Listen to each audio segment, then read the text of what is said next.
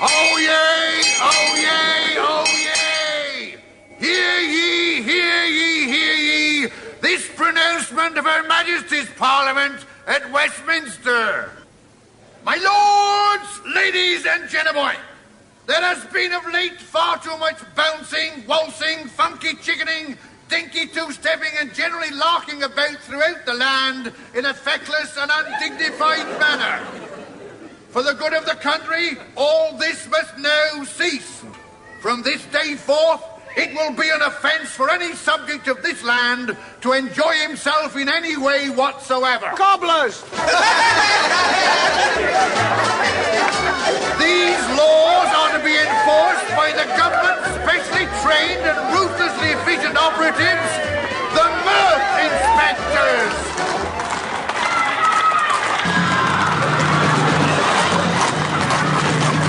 Let it be noted that the aforenamed Mirth Inspectors are hereby empowered to restrain any citizen found in the actual pursuit of pleasure, delight, amusement or entertainment, including all forms of diversion, pastime, pleasure, high life, hot time in the old town tonight, carnival, fiesta, orgy, guests and games, romps, frolics, skylarks, frolics, tricks and foolery. All exaltations, celebrations, dissipation and jubilation are henceforth and forever banned, barred, taboo, out of bounds, and against the law of the land.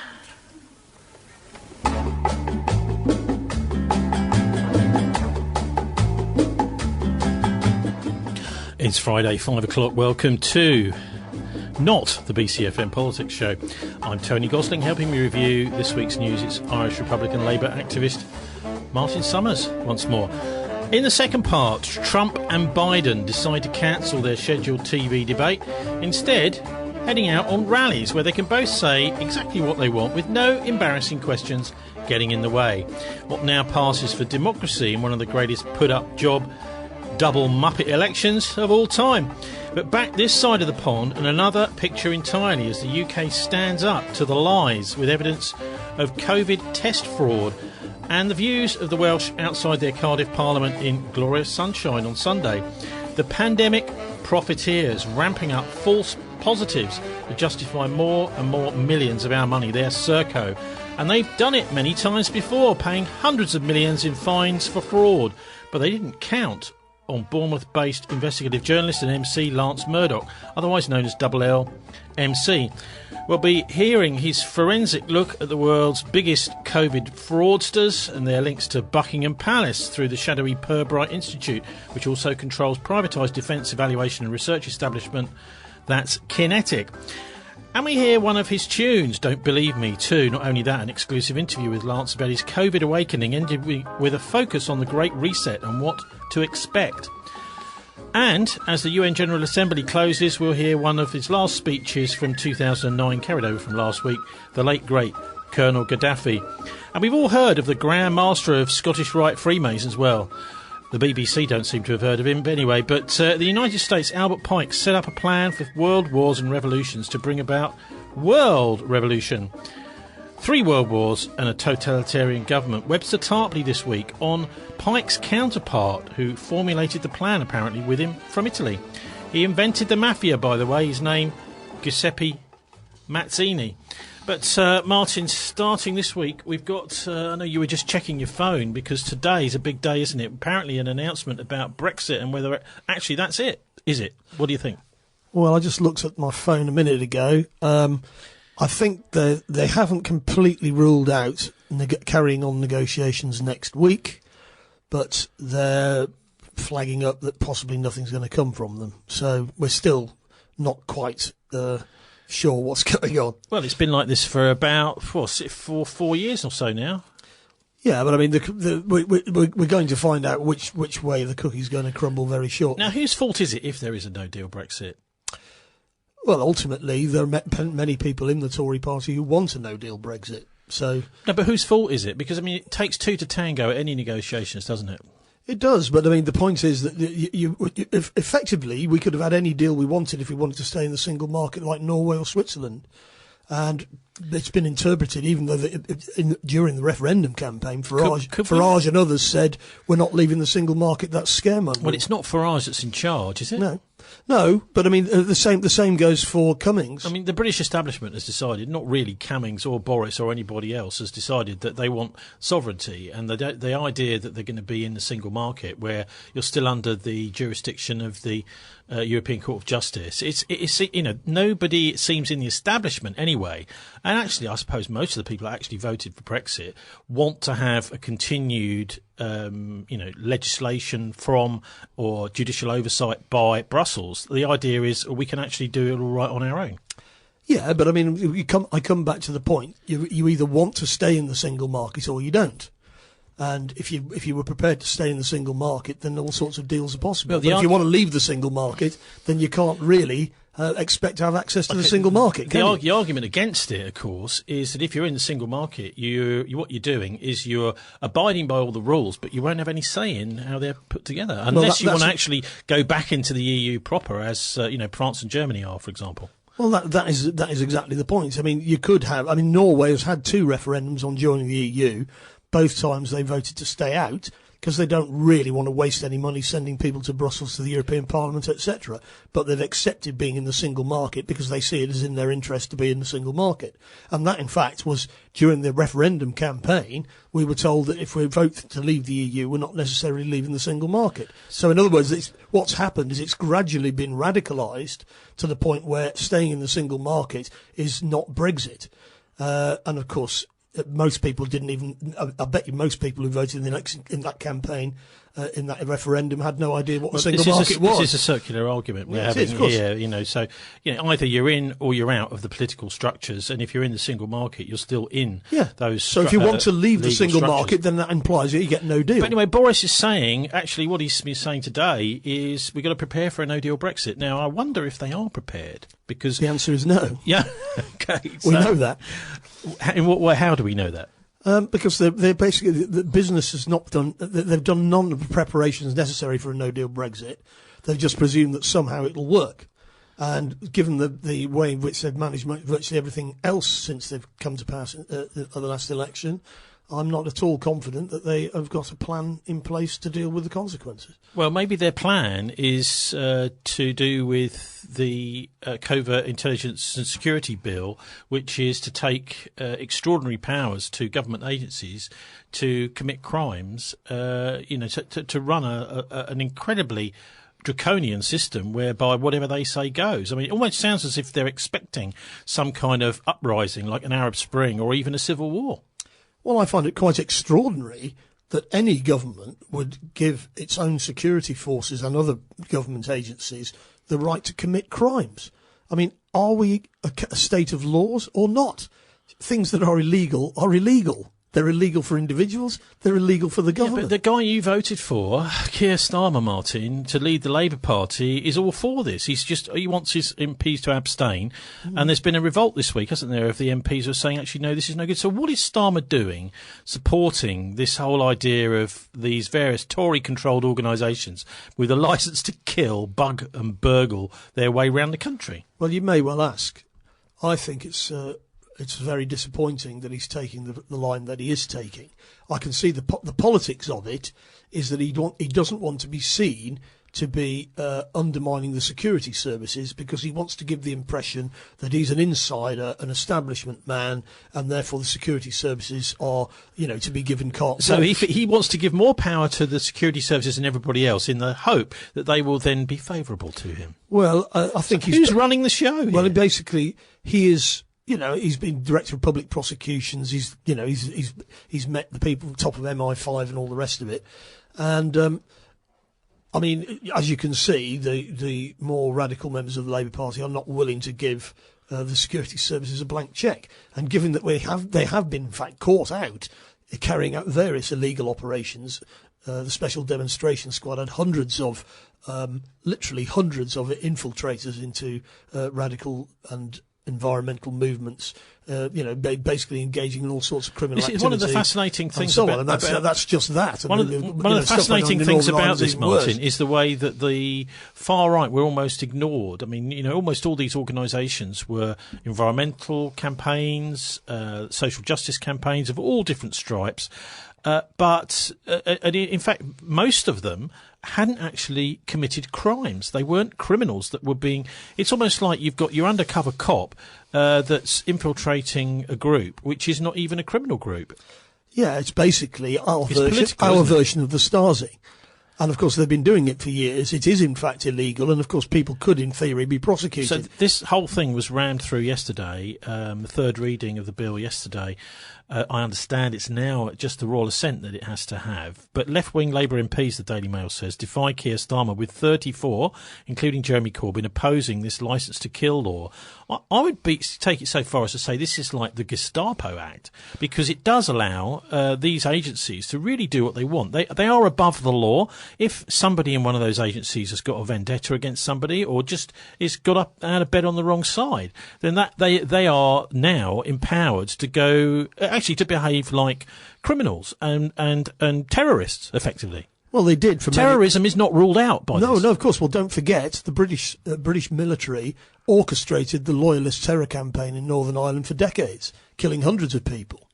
And they knew exactly what they were doing, and they knew it was illegal at the time, but they did it. And in theory, of course, they could be prosecuted, just like the people who bombed Bologna railway station, or Piazza Fontana, or the killings in the supermarket massacres in Belgium. I mean, basically, the Western intelligence services have always been engaged in terrorism. I mean, the only reason, they're now getting a get out. The only way the Tories can get away with this, because there's quite a few Tory rebels against this as well, is because Keir Starmer is so behind it. And if we had a different leader for Labour Party, for Jeremy Corbyn, for example, or even a Labour Prime Minister, this would never have happened. So do you ever feel a bit guilty about, pushing the Remain strategy, which many people think led to Corbyn failing and losing, in order to put Keir Starmer into power in the Labour Party, Martin? Because someone like Rebecca Long-Bailey, you can imagine that if she'd been in charge, you would almost certainly see some much wider revolt against this and much more publicity, because that's the stunning side to all of this. I think this covert Human Intelligence Sources Bill, soon to become Act, is the complete lack of publicity that it's had. And if you don't speak out against it as a politician, and your name is something other than Jeremy Corbyn, because he always gets suppressed by the mass media, hopefully there would have been a bit of a public debate about this, but there's been virtually nothing. Well, I think what's interesting in relation to this is it's not just the Labour Party. I think other opposition parties have voted against. They have. Anyway, the main speech, we heard from Zara Sultana, my favourite MP. I have no bones about saying that, from last week. We heard from her talking about this bill. And so tonight we're going to have a listen to Jeremy Corbyn. And here is his entire speech, which, it was an incredibly short debate, Martin. I think it was only, 2 hours or something. The entire bill was supposed to be debated in its committee stage, and they were really annoyed about it, the MPs. But let's have a listen to the former Labour leader, Jeremy Corbyn, who shot himself in the foot by not backing Brexit and by failing to deal with the Israel lobby within his own party. So in a way, it's his own fault that he's on the backbenches, possibly. So let's have a listen to what he had to say about this covert human intelligence sources bill yesterday. Thank you very much, Madam Deputy Speaker. And the proceedings on this bill today are an absolute travesty of parliamentary accountability.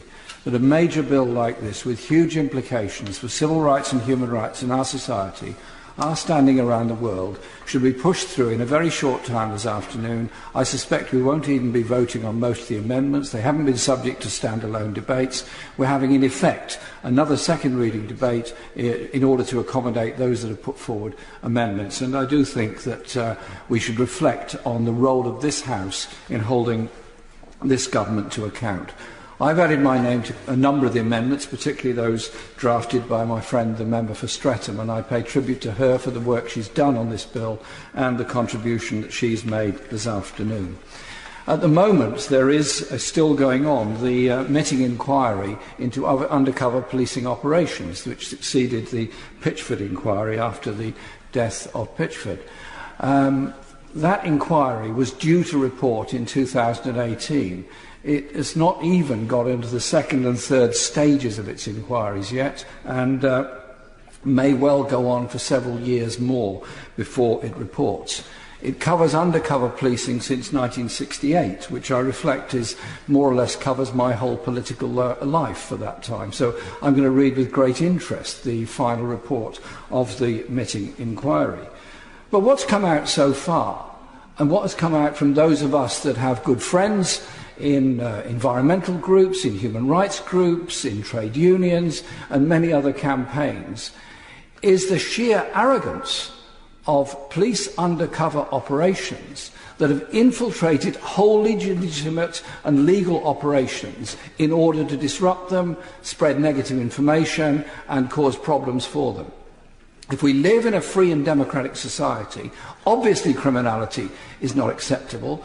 Obviously, policing is required to deal with criminality, but you don't deal with criminality by authorising criminality through undercover policing operations into those groups. And those of us that have had the honour of meeting people, particularly women, in a number of groups that have been infiltrated by the police, and the police have then knowingly formed liaisons, sexual liaisons with those women. Children have been given birth to as a result of it, and then often years later the woman concerned finds out that she was completely duped, completely misled, and her life was ruined by an undercover police operation.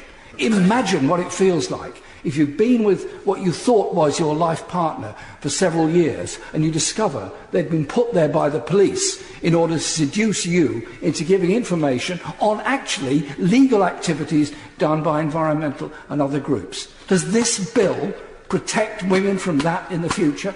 I think we all know the answer to that, and I hope that at the very least the House of Lords is able to make some substantial amendments to this. But I'm disappointed that the College of Policing advice just come out is that it is not necessarily wrong for undercover officers to form sexual relations with people in order to gain information. This is the kind of world that we are about to approve of unless the amendments that have been put forward by my friend, the member for Walthamstow, and others are accepted by the government today.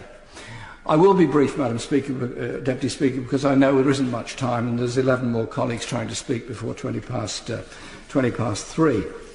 The second area I want to refer to are the points made by my friend the member for Streatham. This bill says that you cannot do anything to undermine the economic well-being of the country. Well, what does that actually mean? Does that mean, for example, that if dock workers decided to take strike action because they'd reached the end of the road on negotiations with their employer and therefore they were withdrawing their labour in order to force a settlement of their grievance, would they be acting against the economic interests of this country because it would obviously disrupt trade, or are they acting in the interests of themselves and their colleagues and other workers in trying to improve their economic well-being? There's a whole big debate about what is economic well-being and what is not. And for those of us that have seen the activities of undercover police operations in trade unions and the blacklisting of wholly legitimate trade union representatives who have spent 20 years and more being unable to work as electricians, as carpenters, as plumbers, because they've been blacklisted secretly by groups of employers when the police knew about it all along. Wholly illegal activities, and the need for the police to recognise what they've been doing is completely wrong is simply unacceptable. So I hope that we'll have a thought for the moment at the more than 1,000 groups that have been infiltrated by the police at some point over the past few years. 1,000 different groups have been infiltrated in some way. And those of us that have spent our lives campaigning for social justice, environmental sustainability and against racism in any form often wonder why there is apparently much less concern and much less involvement and much less attention paid to far-right racist organisations than there are to other people within our society. I think we need to know the answers to all of these questions, but I suspect we will not get them today. My friend, the member for Rhondda, has put forward an amendment which says that activities should in future be authorised only by the Prime Minister, and my friend for Streatham has also put forward amendments on the question of accountability. Accountability is absolutely the key to this. I wonder if ministers actually knew or know what was going on. I wonder if senior police officers always knew what was going on. I wonder how many different quasi-secret operations were being conducted in different police authorities around the country without the relevant police commander even knowing what is happening. And the inquiries into South Yorkshire, over Orgreave and of Hillsborough tend to indicate there is a lack of transparency in the way in which the police operate. The member for Halton, Price and Howden spoke very correctly about the whole issues of where we go to if we go down a road of ignoring human rights and civil justice within our society. He and I spent a lot of time campaigning to try and get British nationals and British residents released from Guantanamo Bay. It's a disgrace, the whole thing. The whole thing is extrajudicial in every conceivable way. Likewise, we were involved in extraordinary rendition of some form as this country and our government here. If we're to hold our heads up around the world as being supporters of human rights, of being signatories to the Universal Declaration, to the European Convention and to our own Human Rights Act, then I think we need to look very carefully at ourselves and what this bill actually proposes to do today. And so I would hope that at the very least, when the Minister comes to reply, he will make it very clear whether the government is committed to continuing to support, recognise and work within the terms of the very historic and important Human Rights Act, or if once again he's going to be appealing to the backwoods people in the Tory party who sort of see human rights as somehow or other a term of abuse and they want to repeal that act or reduce its power and its importance. I think these things are very important. I regret, Madam Deputy Speaker, we've had such a very short time for this crucial debate today, but I'm moved by the hundreds of people that have been in touch with MPs about this, the dozens of organisations, not necessarily all protest groups or on the left, but covering peace, covering civil liberties, covering human rights, that are very, very concerned about this bill. These are people that think very seriously about these matters, and we would do well to listen to them, rather than ramming this thing through in a few hours on a Thursday afternoon and imagining that will be job done. It won't be, because it will all get back in the courts at points in the future. The Metting inquiry report will come out at some point in the future, and many of us will continue our vigilance in order to protect civil liberties and human rights in our society, in our country, and the civil liberties and rights of those who work in the police and other security services. Thank you, Madam Deputy Speaker. So that's the former leader of the Labour Party, Jeremy Corbyn, now backbencher, speaking his entire speech yesterday, because he covered so much ground in that little speech, Martin. He's talking, I think, in a very wide range about all of the different implications of this incredible, unprecedented piece of legislation which was rammed through, as he said yesterday. Yeah, I mean, I think it's quite extraordinary. You've got a majority of 80 for the Tory government, but of course they only got 43% of the vote at the last election, and they're ramming this through in defiance of the left wing of the Labour Party and other opposition parties. Well, it's interesting, isn't it, because the Labour Party was actually subverted, and we know that now, don't we? During the campaign of the general election in 2017 and the end of last year, we know there were covert agents within the Labour Party actually working against the interests of Jeremy Corbyn. So, in a way, one wonders whether some of those were government people or you know, and whether this is a bill which is to cover up the crimes of that. Well, as you know, Harold Wilson was forced out of office by the security services, even when he was Prime Minister. And that was, you know, anybody who looks into it knows that's what happened. Same thing happened to Gough Whitlam in Australia. And that's the reality, is this, they've been engaging in criminal activities for years, but they basically, they're now trying to close the loophole whereby they might ultimately be held to account for things that they've done. OK, so in the news yesterday, MPs reject attempts to specify in law limits on undercover agents. This is Richard Wheeler, Sophie Morris, George Ryan and Lewis Mackenzie at the Press Association in London. Attempts to explicitly ban undercover agents from being authorised to kill, torture or rape have been defeated. MPs voted 256 votes to 213, a majority of 60 against Labour's proposal to specify in the Covert Human Intelligence Sources Criminal Conduct Bill the limits on what agents should be allowed to do. Under the opposition amendment, limits would have included causing death or bodily harm, violating the sexual integrity of a person and subjecting someone to torture or cruel, inhumane or degrading treatment or punishment. I'm rather shocked to see our own Bristol MPs not included in the list of those opposing this bill, Martin. None of the Bristol Labour MPs opposed it. They all abstained, as they were asked to do by Keir Starmer. Yes, and I think if Keir Starmer looks at the other opposition parties, and I'm talking now of the Nationalists, the SNP, the Greens, they didn't have any problem in voting against the bill. I think because he's basically trying to appeal to a swing electorate in the so-called red wall seats, he feels that he can't oppose the bill because that's the sort of thing he thinks they want the security services to do. But I mean, ultimately, if you allow the security services an absolute free rein... It's not rein, just the security services, this, is it? It's no. the Gambling Commission, Her Majesty's Revenue and Custom, and any government agency, including one that they haven't even set up yet, which is designated by the Home Secretary. That doesn't need to go through Parliament by executive order. Yeah.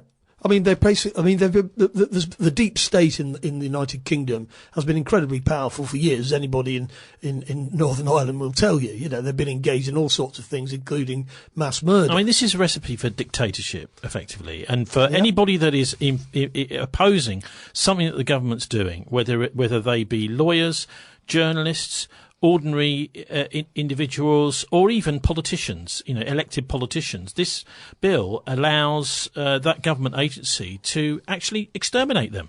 In theory, they could be assassinated, and of course people in Northern Ireland were assassinated with the knowledge and cooperation of the security forces. Everybody knows this, but at the same time, no, everybody knows it, but they don't know it. I find it extraordinary that Tory MPs can think it's okay for people to break the law. It's like, hang on a minute, the law is the law. And even if you break the law, the point is that you've got to do it in such a way that you don't get caught. I mean, you're right and about... because that's in the past is exactly what they did. They broke the law, but they were covered. Everything was covered up, and nobody was ever prosecuted. I wonder whether this is possibly even worse than the Stasi. I mean, the Stasi at least were regulated in some way in East Germany, Martin. And maybe they did, infiltrate groups, organisations, but I'm not sure that they were going around assassinating people. Were they? I think they probably did on occasion, absolutely. And I think what would be extraordinary is that the intelligence services in Russia wouldn't be allowed to have these kind of powers because of the history of the country. They basically say that, they're trying to establish a rule of law there, which is quite tricky. I mean, it's an uphill struggle. I was involved very much as an environmental campaigner in the 1990s, and in 1996 we took over a big piece of land in London. We got a lot of publicity around the idea of eco-villages rather than massive supermarkets and housing and luxury housing being built next to the Thames in Wandsworth. And then in 1999 we took over a whole piece of land at St George's Hill in Surrey in the 350th anniversary of the diggers who were in the English Civil War, wanted to make the earth a common treasury for all. They were also called themselves the True Levellers, so they were involved in the English Civil War, political struggles and faith struggles, and we decided we wanted to do that. Amazingly, we had 350 people turned up on the march exactly 350 years after it, which was great fun. But we were, many of us who were involved in doing that action back in 99, believe, and there were two people that infiltrated, we believe, that campaign. One of them I won't mention because I think she's still alive, but one guy who we've been told has died, a guy called Brendan Bowl, he turned up on site. He wasn't telling the police exactly what we were doing, but then he proceeded to really fracture the organisation afterwards and set everybody against each other, including ditching loads of the campaign's equipment actually I say ditching, but throwing it into a ditch. And we lost loads of our stuff that we'd been donated and everything because Brendan had just dumped it. But so, we obviously are suspicious that something was going on there, Martin. Well, I think anybody who's been involved in the various social movements in this country over the years are very well aware that we've been infiltrated at every stage. I mean, basically, it's come out that the Special Demonstration Squad from the police has literally had hundreds of infiltrators in virtually everything you can think of. I mean, for us environmentalists, the interesting thing about it was we were suspicious about people who were infiltrating our little land rights group, but we at the time assumed that this would probably be the big vested interests like the Country Landowners Association, people like that. But it now looks as if they had managed to strong-arm the police to doing their dirty work for them. Well, I think we've got to presume that that both things are going on. The campaign against the arms trade were infiltrated. The National Union of Mine Workers were infiltrated. Roger Windsor was working for MI5 for years when he was Skylar's But I suppose right-hand man. these big private interests would much rather the police do this for several reasons. One, they don't have to pay. And secondly, the police are probably going to be a lot better at protecting themselves from any recourse to law afterwards if they're found out. Yes, and of course we're concentrating now upon essentially what are legitimate political activities in Britain, but of course in Ireland and elsewhere they have been involved in mass murder. The bombings of Dublin and Monaghan in 1972 were orchestrated via the Glenane gang, but it was definitely MI5. That's what the Guard of Síochána believe. They killed 27 people and injured hundreds of others. All totally innocent Well, I think civilians. you have to say, the same sort of thing was going on from the other side, wasn't it? There was murders on both sides, Martin. Well, indeed, that's the point I'm making is that most people imagine that the IRA were murdering people, but that the British state didn't. I mean, the most British state did. The most horrific things were the sectarian killings, where someone was killed just for their either religious or political allegiance. Well, indeed, nothing to do with whether indeed. They were if you read actually Nemesis, I've forgotten the guy's name who wrote it. Was in the SAS, and he said, "Well, we were eventually just driving around in Catholic areas, just shooting people at random," and that's all. That was what they were doing, and ultimately, of course, you see, if you're going to have a rule of law, in Balthasar Gasson in Spain, when the socialists were in power in the 1990s, he accused the then Interior Minister Inigo of organising death squads in the Basque region, GAL as they called them, and he found him guilty and he sent him to prison. And ultimately, of course, the Royal Ulster Constabulary was disbanded and the Peace Service of Northern Ireland was set up so that there should be a genuine rule of law. Okay, the Nemesis file. Martin, the Nemesis file, I remember reading this a few years ago, and it's actually pretty extraordinary. It's even got colour ordnance survey maps in the book, in the pictures in the middle of the book, which show you whereabouts bodies were buried and this sort of thing. His name's Paul Bruce. Apparently he was a tough, idealistic young trooper in the SAS when he was dispatched to Northern Ireland. His squad's top-secret mission, code sign Nemesis, to execute unarmed IRA suspects in cold blood. And these were just suspects, people they thought he might be in the IRA, so they executed them. Yeah, they also kill people at random, and that's the point at which he decided to walk away and write a book. This is a way to fuel a civil war, isn't it? You don't actually stop a civil war. Well, that's what he says in the book, is when we were going around just shooting people at random, we're pouring fuel on the fire rather than getting rid of key people. But of course, if you're going to get rid of key people, you can say you're doing, but it is illegal. So you can't deny that. But of course, now, something like that would be covered by this bill, and the people could be protected, as the UDA people who killed Finucane were protected. What it suggests to me, Martin, what it suggests to me is that the people that organised and carried out these assassinations and murders in the past are now in charge of our legislation. Yes, I think what's happening is because... They're criminals. Yes, they are criminals, and Brigadier Gordon Kerr, who was head of the Force Research Unit, which was very heavily involved in all of this, Sir John Stevens recommended that he should be prosecuted, but he wasn't prosecuted, and of course he's escaped. I mean, John Ware's Panorama programmes exposed what his role was, and you could argue that, he did no more or less than what the IRA people did. But the IRA people did 25 years in prison, or they got assassinated, and ultimately, they had to have a deal to get them out of the prison. Whereas, of course, the assassins on the state side not only they don't get prosecuted, they get promoted, and they get paid a pension at the state's expense, which is our expense.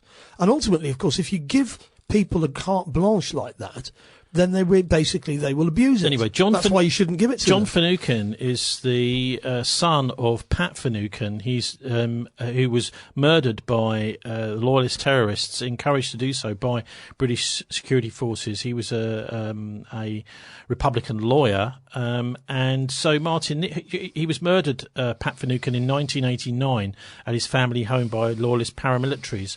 A murder that BBC News called one of the most controversial killings during the Troubles. And we're going to hear now from his son, who's also a Sinn Féin, well, he's actually not also, but he has now become a Sinn Féin politician, John Finucane, who was not really allowed to finish much of his sentences when he was on yesterday on the BBC's Today programme. What alarms the majority of people about this bill is how far it goes. It doesn't place any prohibition on sexual crime, on torture, and it places no prohibition on murder. What essentially it's trying to do is provide legal immunity for the worst cases of criminality that people can imagine. And cases such as ours, the murder of my father, the murder of a lawyer in front of his family, would receive no judicial oversight, would receive no journalistic oversight, would have no mechanism by which people are held to account, because it is in effect legalising what the Prime Minister, David Cameron, described as shocking levels of collusion, what the British government have previously described as one of the darkest periods in our history. The government has already made it very clear that the Human Rights Act wouldn't apply. So essentially it rides both horses. What it wants to do is to seek the power to authorise agents to commit the criminality that I have just described, but it doesn't want the responsibility that comes with that. The government has made its position very clear that it would not be responsible for the actions of agents, and the Human Rights Act would not apply. I think that the danger of this bill is that what you are essentially doing is passing on the power of self-regulation to agencies that have proven time and time again that they are just not capable of having such a power, whether it's the security services, whether it's the MOD, or whether it's the police here. They are not capable of exercising that responsibility, and it almost asks a question that there is a premise of responsibility and moderation. That's simply not the case. Whether you're looking at the conflict here or whether you're looking at the spy cop scandal in England, that simply did not happen, and that's why this bill is so dangerous. Okay, so that's John Finucane, son of Pat Finucane, speaking on the Today programme yesterday morning. I mean, he's really saying there, spelling it out for anyone that needed to realise it, that they're asking in this bill the criminal justice system, those working for the government, to be responsible in this, but they've already proved through these various criminal activities in the past that they're not responsible, and they can't be handed that responsibility. Well, I totally agree with that, but I'd go further. Of course, if we're going to get on top of things like Islamist terrorism, we've got to look at its linkages back to our own security forces. And what we really need is independent police investigation of these so-called Islamist incidents like the Manchester bombing, because, of course, our own intelligence services have got their fingers in that pie. And if we want to control this kind of terrorism, we've got to independently investigate it. So it's not just a question. You see, all these Tory MPs who voted with this are voting on the presumption that the security services and the armed forces are there to prevent terrorism, and therefore they must be given the powers necessary, including criminal powers. But in actual fact, in many cases, they are the terrorists, and therefore they should be prosecuted, and therefore the police should be independent of the government and independent of the security forces, and therefore capable of investigating when they commit crimes, because that is where a lot of this is actually rooted. It's not just that they need extra powers to deal with criminals and terrorists. They are the criminals and the terrorists. So is this a sort of last gasp because of the massive Tory majority by people who are basically criminal networks, hiding within government circles, within the criminal justice system? Is this their last gasp? Well, no, it's not the last gasp. What it is as we've seen with the Assange case, which has got no basis in English law whatsoever, is that we are basically legislating for dictatorship. And, of course, as the economy crashes, the banks go down, we go to war with Iran to keep the Israelis happy, there's going to be protest, and it's going to be infiltrated, and there may be bomb attacks, and people may die, and we won't be able to investigate them properly because the people doing it are covered by this. Well, you would find it difficult to investigate it anyway in those sorts of circumstances, but we're saying here that there's going to be no legal cover for anybody investigating this whatsoever. So even if you did investigate it, nothing's going to happen. That's right. And of course what that means is that the people involved, you see, there is some kind of deterrence involved in this. So the loyalist paramilitaries were well aware that they were getting loads of information from the British Army. British Army are basically steering them, but they try and keep a hands-off relationship with them, and they try to cover their tracks as far as possible because they think that there could be some investigation further down the line. And of course, people like Stalker and Sir John Stevens did come from abroad, from this side of the water to investigate. But once they've got this on the statute book, they don't have to worry about that at all. Well, they do, I think. They can just go out and do what they want. If and when there are investigations into any of these sorts of things in the future, the only recourse is going to be to the gun. Well, that's right, because of course they make the case for that clearly. Because if there is no legal recourse against these things, then that makes the terrorist case quite clearly, doesn't it? So the other thing, of course, is we're living through an era, an epoch, the last few years anyway, with the last survivors of the Second World War dying, Martin. It looks as if we're going to have, potentially anyway, a kind of dictatorship emerging here in Britain. So maybe all that was for nothing. Well, you could say that, Tony. I think the fact is we're in a very desperate situation now. Surely there are these war memorials across the country, aren't there? I mean, what do they actually mean if people were fighting only to see a dictatorship and tyranny start to emerge here in Britain? I think Tory MPs need to look into their hearts and say, how can you possibly legislate for people to be allowed to commit crimes?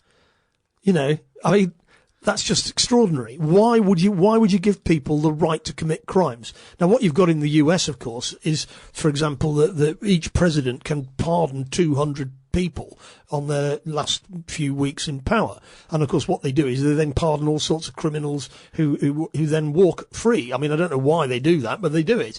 But I mean, it's an extraordinary thing that people are given the right to break the law. I mean, who's got the right to break the law? Well, the actual passage of the bill, there are two stages left of it, actually. There's one at the House of Lords, the third reading, I think it is, in the House of Lords. So they will have a little debate about this, probably very short, curtailed, and then whether the Queen will put her name to it too, and then it gets a royal assent, and then it will become law. I'm not quite sure exactly when. But you were just talking about the states there, Martin. Joanna Cherry MP from the SNP pointed out that actually this goes much further than is even allowed by the FBI in the United States. The approach which the UK government wants to railroad through in this bill stands in really quite stark contrast to that of two of our closest allies, the United States of America and Canada, who of course are two of our closest Five Eyes intelligence partners. The Canadian Parliament prohibits serious offences from these sort of authorisations, including murder, torture, violating the sexual integrity of an individual, and so on. Canada's intelligence service can only use their authorisation process to give agents a defence to prosecution rather than any blanket immunity. And in America, the FBI has for many years run agents using guidelines that expressly ban certain criminal conduct. And according to guidelines issued by the US Attorney General, the FBI may never authorise an informant to participate in any act of violence except in self-defence. So the approach of the United Kingdom government here is really without precedent. And that's why I and my colleagues in the SNP won't be taking any lectures from the government front bench or back bench about our commitment to the security of these nations or indeed the prosecution of serious crime. That's SNP MP Joanna Cherry, Martin, saying, well, I suppose what many of us are thinking, and it's amazing that the big networks don't seem to consider this is really news. It's totally unprecedented. Well, it is, but I think from Starmer's point of view, he ought to take account of the fact that the other opposition parties have all found it perfectly acceptable to vote against this. The Tories can force it through because they've got a majority of 80. But why do you have to vote, abstain and prevent them from, the opposition parties, in my view, should simply vote against it. They push it through anyway. With a few Tory rebels like David Davis and people like that, they probably could have stopped this. Well, I think that was the argument in relation to the war crimes bill, was that if we could get some Tory rebels who have got some civil liberties orientation, then we can perhaps modify it or change it.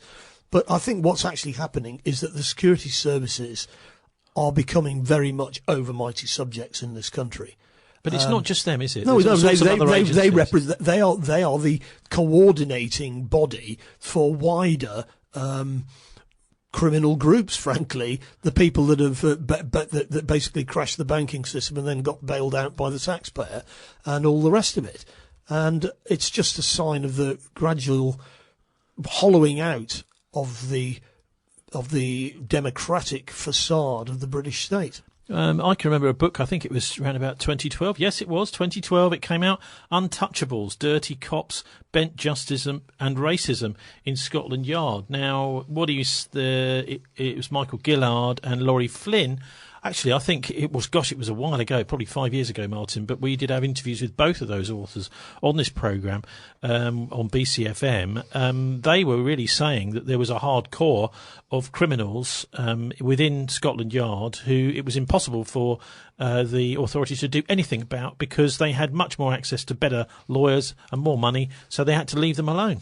Well, I think it was it Sir Robert Marks when he took over in the Metropolitan Police said the bad news is a third of my officers are corrupt. The good news is we know which ones they are and we're keeping an eye on them. And that is actually the truth of the way things. This is not a bill to kind of prevent criminality. It's a bill to help criminals to get their way. And I think it's extraordinary that there's going to be rule bending and all sorts of things going on anyway, but giving people carte blanche from the get-go that anything they do is not going to be prosecutable is basically asking for them to just go out and do whatever they want. So we've got a situation in Britain right now where the best way to rob a bank is to just own one. In fact, they're the biggest bank robbers out there. And the best way to commit a crime is to become a policeman. Well, that's what the implication of all this is. And I find it quite extraordinary that anybody who's had any kind of civic education can accept that the government gives carte blanche to criminal behaviour. Why do we have courts? The courts are supposedly independent of the government, and that's the check and balance. Our institutions are pretty rotten, aren't they? For example, the church being infiltrated by paedophiles, the BBC being infiltrated, Prince Charles' circle being infiltrated by paedophiles. These sorts of things actually tally quite well, in a way, with the establishment institutions being absolutely rotten to the core. Well, the King Cora Boys' Home was used by MI5 to blackmail various political figures in Northern Ireland, and they basically used children in the home as expendable tools, and they were basically sold for sex to the people that MI5 were targeting. Anyway, that is criminal behaviour. Another MP and people should have been prosecuted for it. Spoke up against this bill is Alistair Carmichael, Lib Dem MP. Amendment number 15, Mr. Speaker, Mr. Chairman, I beg your pardon, deals with the question of economic grounds. As things stand, the bill allows crimes to be authorised if they are necessary, quote, in the interests of the economic well-being of the United Kingdom. Now, that conjures up all sorts of delicious prospects. If it's decided that we maybe need another or a different Governor of the Bank of England, can we authorise a CHIS to wipe them out? Or if we decided, for example, that maybe a no-deal Brexit was not to be in the economic interests of the United Kingdom, would this be something which could be used? The possibilities, there are at least 2 or 3 good Netflix series in this, I'm pretty certain. The possibilities are almost endless. But, what crimes might be authorised to entice a foreign investor to bring their money to the United Kingdom, or a car manufacturer to keep its UK plant open? Because, of course, there's nothing here to stop corruption or bribery to be used in these circumstances. That's the Lib Dem MP Alistair Carmichael speaking yesterday in the Covert Human Intelligence Sources Bill. Martin, this is 2 hours and 20 minutes long, as Gavin Robinson, another MP, says. There are circumstances in which, regrettably, life is lost. And there are circumstances in which it is legitimate for the state to remove life. And I do not say that to be controversial. That is a part of our human rights framework. But I do have to say that this process, with 2 hours, 20 minutes of debate for committee stage, is wholly unsatisfactory. These issues are much too important to be left to 2 hours and 20 minutes of a debate. So that was the DUP Member of Parliament, Gavin Robinson there. Even though, Martin, he's speaking for the bill, he's saying this is ridiculous. You can't debate something which is unprecedented, momentous importance, basically turning the whole idea of the rule of law upside down in 2 hours and 20 minutes. Well, obviously you can, and that's what they're doing. I imagine that this bill has been basically prepared by the intelligence services for some time, and they're rushing it through because they've got the opportunity to get it on the statute book. Pretty much like the Patriot Act in the United States, which was passed NEM-CON virtually, and it was, it's a huge act. It's got loads and loads of clauses in it, and it obviously just been sitting there ready to go. And after 9/11, it was just ran through. And this is exactly what happened in Germany in the 1930s. Where basically was passed through the Reichstag that the state should have the power to do various things like this, and after that the Nazi regime was in full control of the society.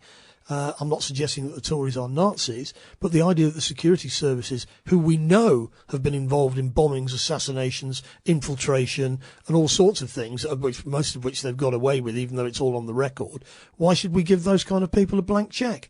Totally unreasonable.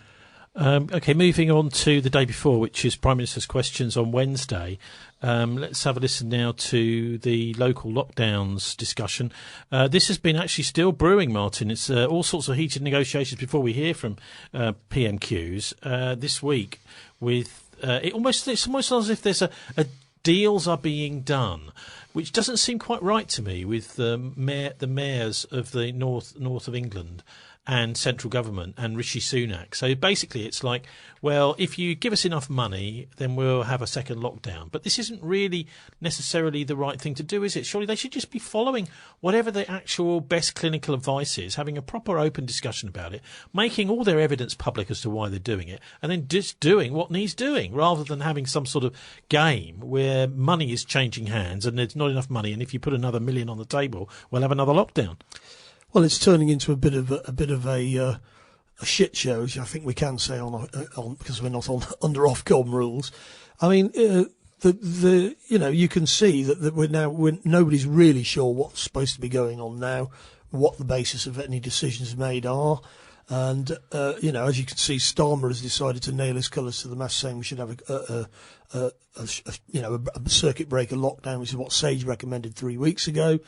And, of course, politically, that puts Sunak and Johnson on the back foot, because they either ultimately do that, in which case Starmer's called for it first, or they don't, in which case they get the blame if everything goes down the drain. The latest on this is that Boris Johnson today has been threatening to force Manchester into lockdown. Now, the problem here is, if you've got a political system in your city and a population that are not going to accept it and that don't wish to accept it, I mean, surely there has to be some sort of understanding that this is something that people are doing willingly, rather than just being told you're going to have a lockdown, we're not going to tell you why, do it, or we're going to arrest and fine you. Yeah, and I think the main point that they are making, and I think this ought to be clearly understood by everybody, is if you are going to have lockdowns, you have got to basically pay people's wages. You can't just say Liverpool has a lockdown, but Surrey, where I'm going to my golf club, we're going to carry on doing everything we want to do. It creates a huge kind of resentment, especially if you're not going to pay people. The government is saying you've got to close the pub. That means you've got to pay the wages of the staff. And, of course, the Tories want to put the lockdowns through, but they don't. They're getting a bit of cold feet now about providing the resources necessary if that's what they want to do, and that's caused a lot of the anger. But what I'm trying to say here is, I mean, I don't know if you've seen the footage during the week in Liverpool, for example, when they had their Tier 3, they call it. I mean, it's obviously the words they use here, tear, a little cry, something to make you even more sad and upset, 3 tears.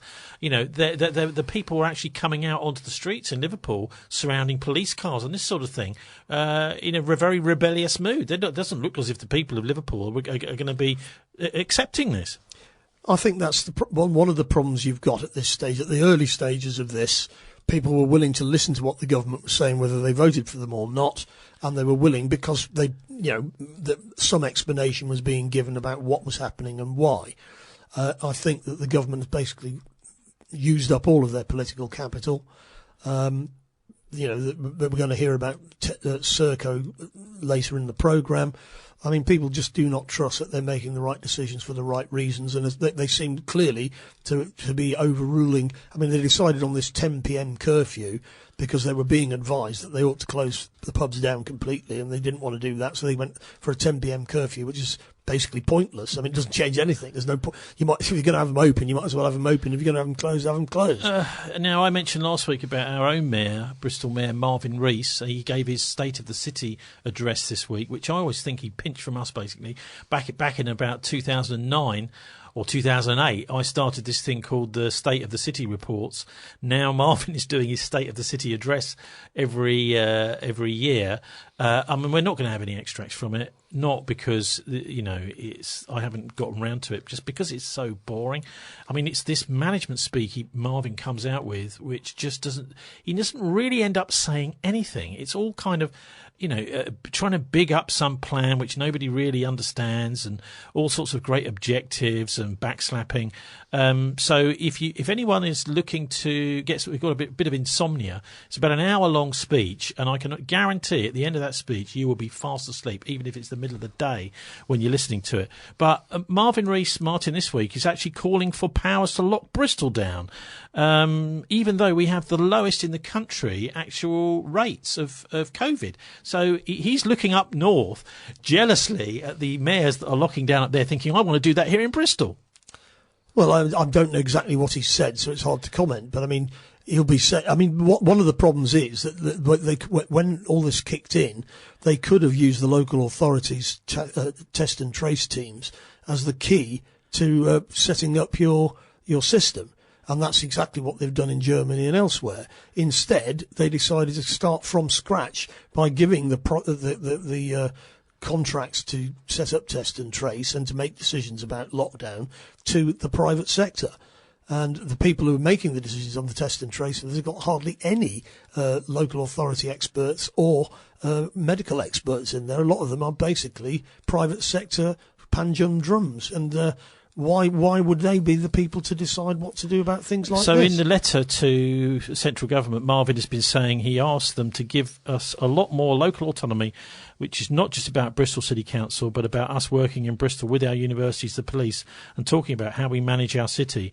So it's the collection of organisations. So he's not saying just he wants it. And one thing he's been absolutely outspoken about is that the 10 p.m. curfew is a disaster, or not even curfew, but turning people all out of pubs at the same time. He said he wouldn't do that here.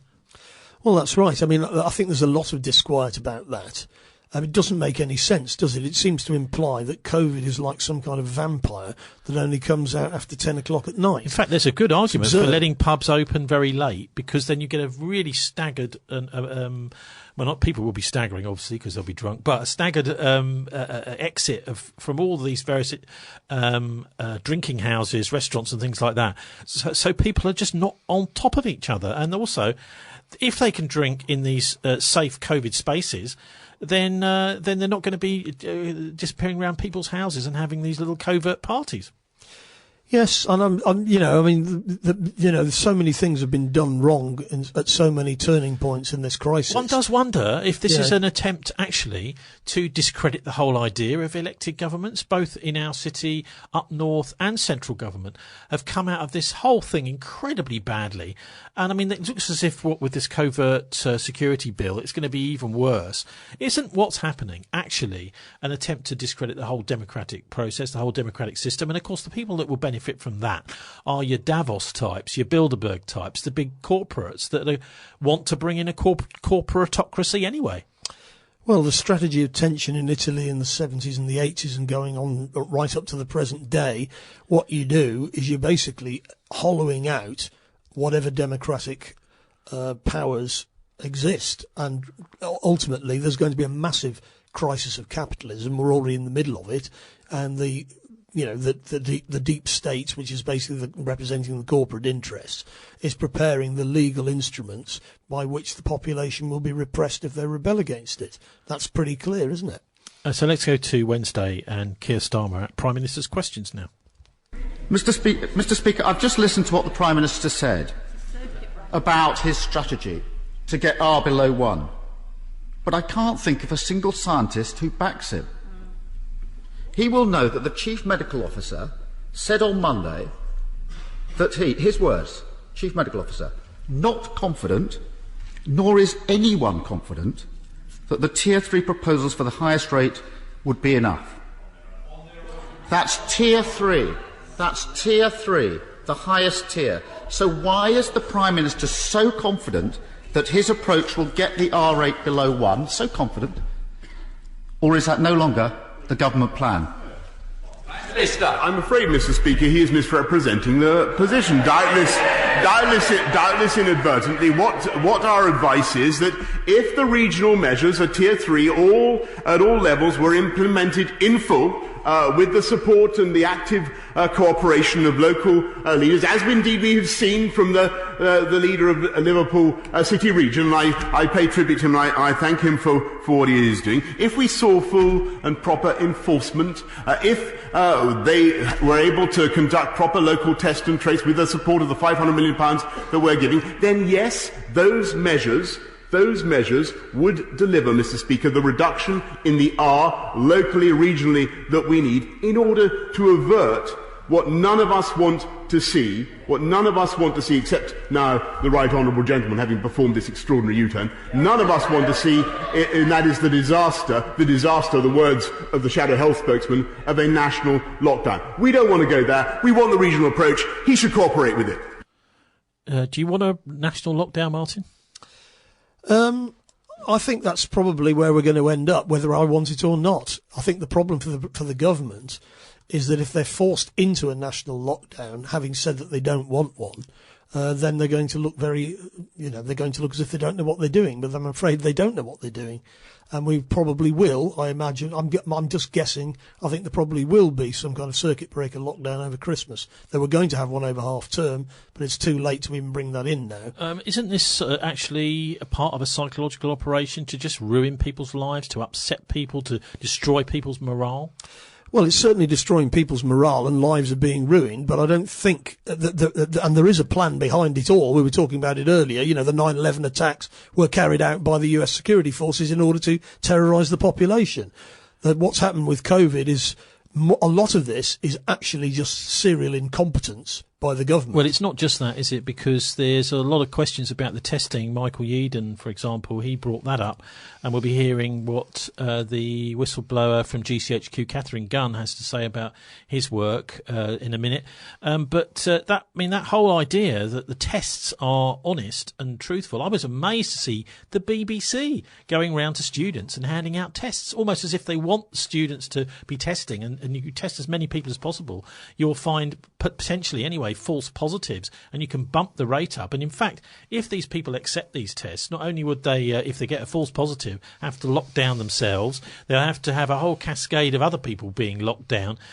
So there is a real serious doubt about whether what we're seeing is not, because the death rate is going up. It's creeping up, isn't it? But there is another possible explanation for that, and that is because all the people who have been going to hospital for the last 2 months or so have been being tested. So everybody that goes into hospital gets a COVID test. If we're getting false positives, there's your death rate going up, because these people who are dying of other things are also being put on the COVID list, the COVID death list.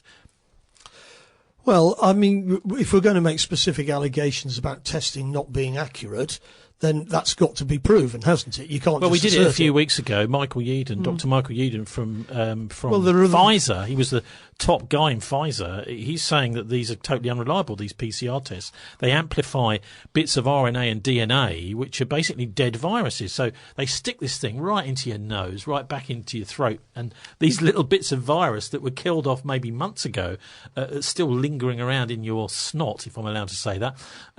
Those would test as a positive test. That's what the Pfizer guy was saying. Well, I certainly accept that the more people you test, the more positives you're going to find. And of course, it may be that there's loads of people out there who've had COVID or got COVID who haven't been tested at all.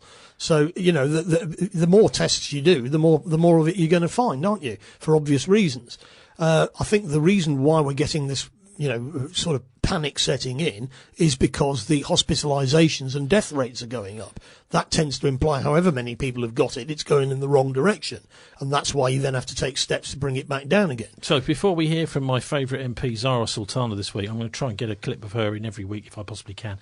We're going to backtrack a little bit, Martin, to the Manchester Arena inquiry is still chugging along. And this, of course, is another potential place where government, state-controlled criminals conducted an attack. What's in a nutshell, your worries about the Manchester Arena bombing? Well, the minimum you can say is that the perpetrator, if he was the only perpetrator, was part of the Libyan Islamic Fighting Group. And the Libyan Islamic Fighting Group have been based in Manchester since the 1980s. They were key players in the Mujahideen in Afghanistan, and they were used as potential murderers of Gaddafi. We're going to hear something from Gaddafi later. That's why Shayla and Annie Machon quit from MI5 and went. Well, they tried to talk to. Well, they blew the whistle, didn't they? They blew the whistle on what was going on. But the Libyan Islamic Fighting Group, who are basically Al Qaeda Libya, have been working closely with MI5 and MI6 going back to the 1980s.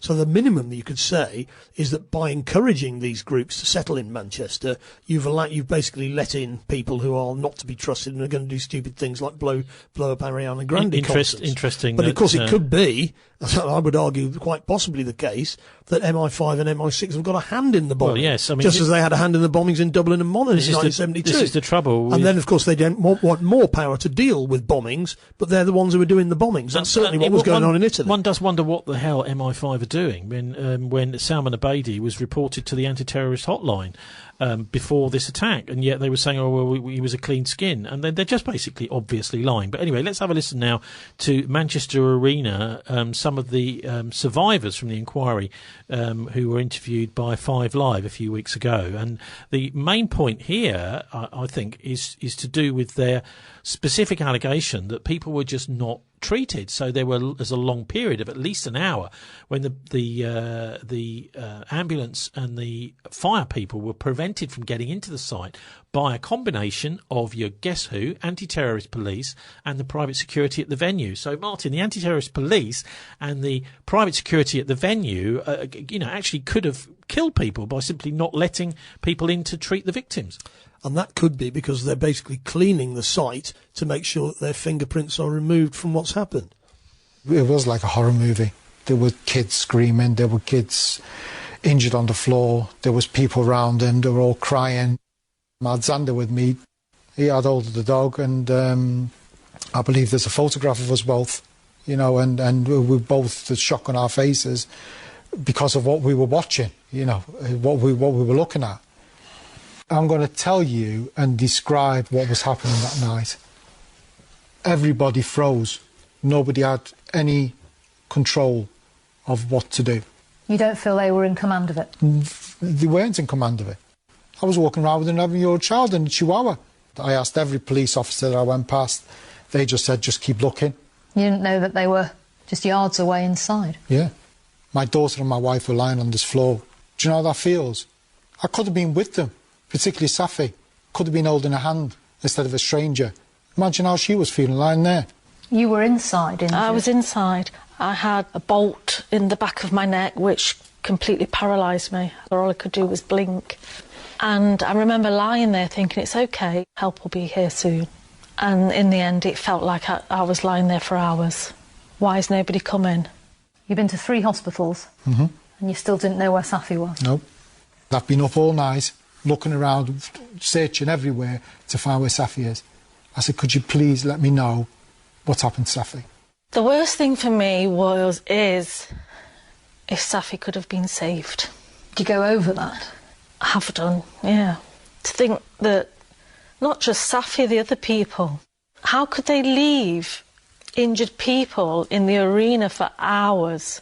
That's your main question? Yeah. I mean, it's just madness. Some of these hearings are going to be held in private because of national security. Of course. Are you worried that you won't be able to ask the questions there that you'd like to? Yes. We've got 5 or 6 law firms representing all the families.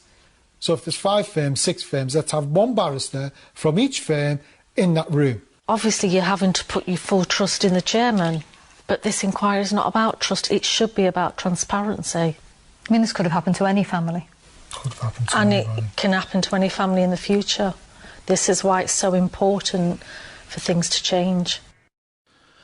Now, I'm reminded, Martin, of someone we've had extensive interviews with on this programme, Graham Fawkes, from the 7/7 attacks, whose son David Fawkes was one of the 52 innocent people killed on that occasion. You were just hearing there from some of the people involved in the Manchester Arena attack. So it's Safi Roussos was one of 22 people. She was the kiddie who was killed there. The parents you just heard. Safi Roussos' parents last year said that the payout they were given was an insult for their dead child. £11,000 apparently. That's shocking, and obviously it's extremely distressing to hear these people's stories. But I find it extraordinary that the elements are going to have to be held in secret because of national security. Now, that wouldn't be that because the guy was actually from the Libyan Islamic Fighting Group, and the Libyan Islamic Fighting Group just happens to be one of MI6's protege organisations, would it? Because that would be quite scary, wouldn't it? And of course it could be that they've just, because they've been in bed with these people for years, they weren't really keeping an eye on them. At the time this was going on, they were allowing them to go backwards and forwards to Libya to help overthrow Gaddafi, and they were basically working with British Special Forces. Now, that's very embarrassing if that turns out to be the case. But I think it's quite possible, as we know in the 7/7 attacks and the 9/11 attacks, that in actual fact the security services are behind the attacks. And that's why they don't want a proper investigation into it. And of course, what happened in the 7/7 attacks is all the so-called bombers were dead, and therefore there was never a proper investigation into what happened or why. And of course, if we know the history of the relations between Salafi terrorist groups, both here and around the world, they are based out of Saudi Arabia and elsewhere, and these people are our allies. As we speak, British military personnel are cooperating very closely with the Saudi Mukhabarat in killing people in Yemen. This is their stock in trade, and it's quite possible that that's what's being covered up. Well, here. Mr. Roussos, who you just heard there, said the biggest lesson and wake-up calls should have come from 7/7 and 9/11, the terror attacks in London and New York. He says that if lessons were still being learned in 2020, nothing will ever change. He even said they shouldn't be using my daughter as some sort of terror training exercise. Yes, and of course that implies that all that's happened here is they've got it wrong and they're not doing the right things. I'll go further than that. I'm quite sure that serious intelligence services all over the world are very well aware of what happened on 9/11. That is clearly carried out by the US security forces. They did it. And of course nobody's been punished. OK, Martin, what's the motive? What's the purpose of an attack like that if it has been carried out by security services, either British or foreign? Well, it allows you to invade Afghanistan, Iraq, Libya, and so on, and take whatever resources you want. Because, of course, most people, ordinary people, would say, well, why are we invading these countries? And we can't find them on the map. We've got no real interest in them. Why would we want to go there? But, of course, once you've got a bloody shirt to wave, you've then got the excuse you need to invade these countries. And, of course, to, ramp up spending on military equipment and to allow a creeping police state. And this is what they called in Italy la strategia di tensione, the strategy of tension, and that's what they were doing in Italy in the 70s.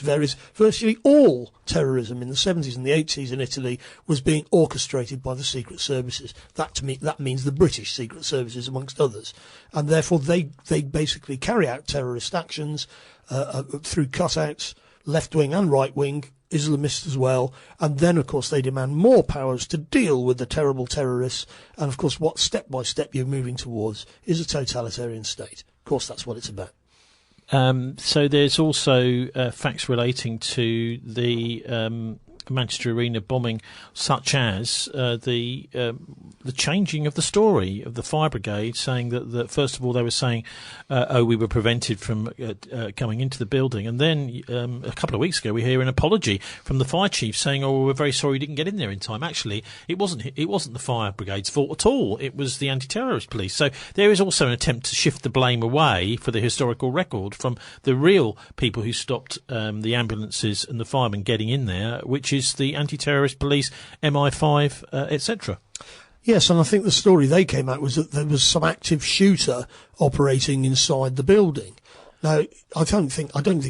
How long does it take to work out whether there is or isn't an active shooter?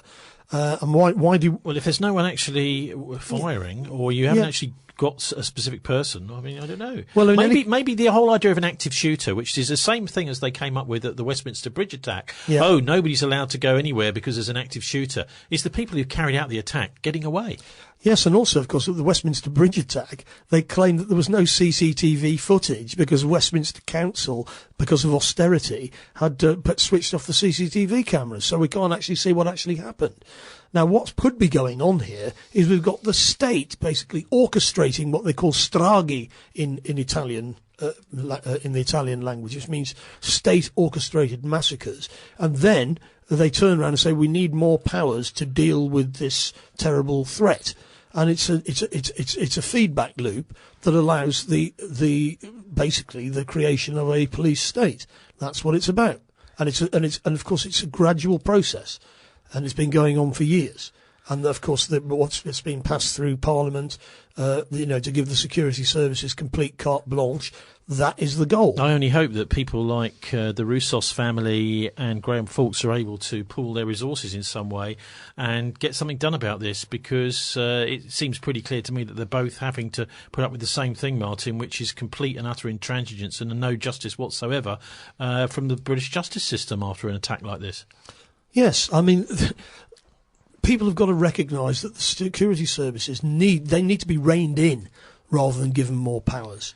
We need independent police investigations by independent police officers, or as in Italy and Spain, through independent magistrates. Garson and Imposimato in Italy, they're independent magistrates. They tried to get to the bottom of what was going on. So as this Act of Parliament goes through, it gets the Lords, the Covert Intelligence, whatever it is, Security Bill, to enable them to commit crimes, murder, rape, torture, that sort of thing, gets the royal assent. If the Queen, I don't know, if the Queen's got a conscience, she won't sign that one, but she's not supposed to have a conscience, is she? The people who committed these attacks, certainly, I mean, our investigations into 7/7, it's absolutely clear that was not just 4 guys from Yorkshire. There was all sorts of other things involved in that, possibly the Israeli intelligence services being behind it.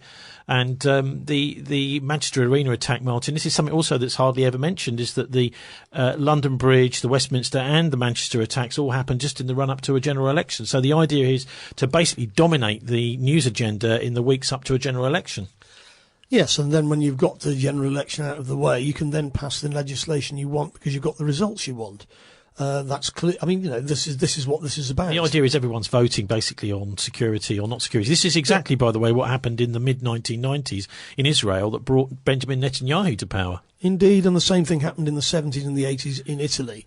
In order to prevent the Democratic Communist Party from having a share in power in Italy, loads of terrorist attacks were carried out, including the assassination of the Prime Minister. But the independent police investigation by Imposimato, as the head of the Supreme Court, showed that this was all being orchestrated by the intelligence services. Anyway, thank you for indulging me in that little excursion into looking at Manchester Arena and all the things to do with that, particularly on the day where the security services, who were so utterly negligent and have been for all those various families, and also hiding behind little screens, they don't dare even appear in court, have managed to get their horrible bill through, which will enable them to go and commit more crimes with impunity. Let's hear from the antidote to all that, which is this lovely MP from Coventry, Zara Sultana, this week. Key to stopping the spread of the virus is giving people the financial support they need to self-isolate when they need to. But millions of working people still don't have that. The government's test and trace support payment scheme is totally inadequate. Only a small proportion of workers qualify, and even those who do, at £500 for up to 2 weeks, it's less than the minimum wage. So will the Prime Minister finally do as I urged him back at PMQs in March, raise the statutory sick pay to the real living wage, extend it to cover all workers, and give people the financial security they need to self-isolate? Mr. Speaker, I just remind her that in addition to the £500, there is also the support of universal credit, and to those who are thinking of not isolating still, alas, I must tell the House that there is a fine of £10,000. Well, that's great, isn't it? So people with no money can be fined £10,000 if they don't self-isolate. How are you going to get the money off them if they've got no money? I really don't know. But of course, you know, if you look around the world, in China, they basically pay people's wages in full when they told them to self-isolate, and they weren't allowed to be sacked either. I mean, it almost seems as if they're asking for people to come out onto the streets, Martin, you know, because obviously people are just not going to be able to put up with this, having no money, no food, possibly being evicted from their homes and that sort of thing. Yeah, I mean, if you're going to have lockdowns, this is what Andy Burnham has been arguing. You've got to basically pay people's wages, and people who are self-employed, you've got to include them in the system. You mentioned universal credit there, but if you put in a universal credit claim, you can't have any money for at least 5 weeks. So there's 5 weeks with no money at all. And then, of course, it's not enough. I mean, Sweden, you know, some people like the sort of lockdown like they've had in Sweden, but in Sweden you get 80 to 90% of your previous earnings when you lose your job, and that goes on for quite a long time. They've got a proper welfare state. We've got nothing. And of course, what happens in the big cities in the north, which, and you know, it's not. If you look at the health inequalities, it's quite clear that the COVID-19 has been much more devastating in poorer communities where people live in crowded accommodation and work in crowded factories. And of course, they've had more. You know, they've died more and they've been more affected than the leafy suburbs. And if you're going to lock these places down, you've got to give them compensation. Otherwise, the local economy in Liverpool, for example, will be destroyed. And you know, once this is all over, there'll be nothing there for people to go back to. Oh, thanks, Irish Republican Labour activist Martin Summers. Join us in a minute as we take our weekly look a little bit further around the world.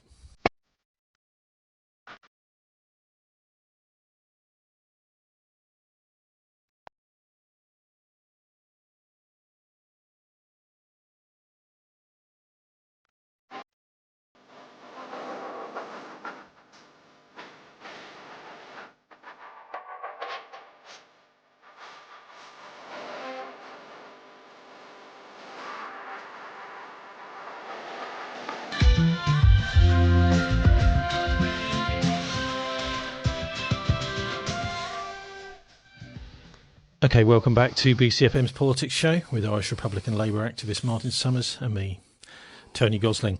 Trump and Biden decide to cancel their scheduled TV debate, instead heading out on rallies where they can both say what they want with no embarrassing questions getting in the way. What now passes for democracy in one of the greatest put-up job double Muppet elections of all time. But back this side of the pond, and another picture entirely. The UK stands up to the lies with evidence of COVID test fraud and the views of the Welsh outside their Cardiff Parliament in glorious sunshine on Sunday. The pandemic profiteers ramping up the false positives to justify more and more millions of our money. They're called Serco. They've done it many times before.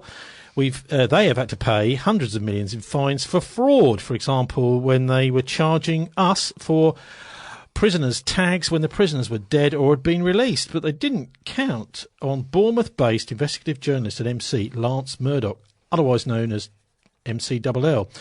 We'll be hearing his forensic look at the world's biggest COVID fraudsters, Serco, their links to Buckingham Palace through the shadowy Pirbright Institute, which also controls a privatised defence evaluation and research establishment, that's Kinetic, into drones and goodness knows what else these days, a privatised version basically owned by the Crown.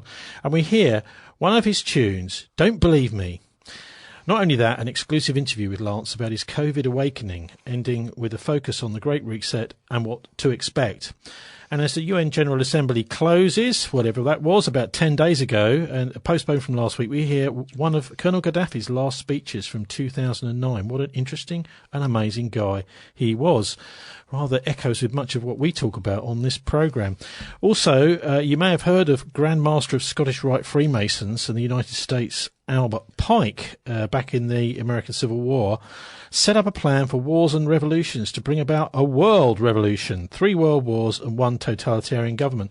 Webster Tarpley this week on his counterpart, who he formulated the plan with over in Italy and who invented the mafia, by the way, a guy called Giuseppe Mazzini. But Martin, I think we better start with the looking at the COVID from an international point of view this week. There are these various groups popping up, particularly in Europe and particularly in Germany, but also all over the place, of doctors who are now saying, actually, we don't agree with the official Chris Whitty and Patrick Vallance and the rest of the World Health Organization type agenda. Really, what they're saying is that this is still going. Many of these doctors are saying the opposite. Well, I mean, there's obviously a spread of opinion here. Some people are saying some people are saying that COVID is less dangerous than some people are saying. Others are saying that it is. They're against. So, what do you think? Well, I'm listening to what everybody has to say. The mainstream is clearly still not agreeing with them. I mean, the Great Barrington people, and of course they're linked to the American Enterprise Institute, which is a right-wing economic think tank. Well, they were funded by them. They're not actually linked. Well, I know, but I mean, they were. Hang on a minute, because I read this thing. You were talking about Nafeez Ahmed's book.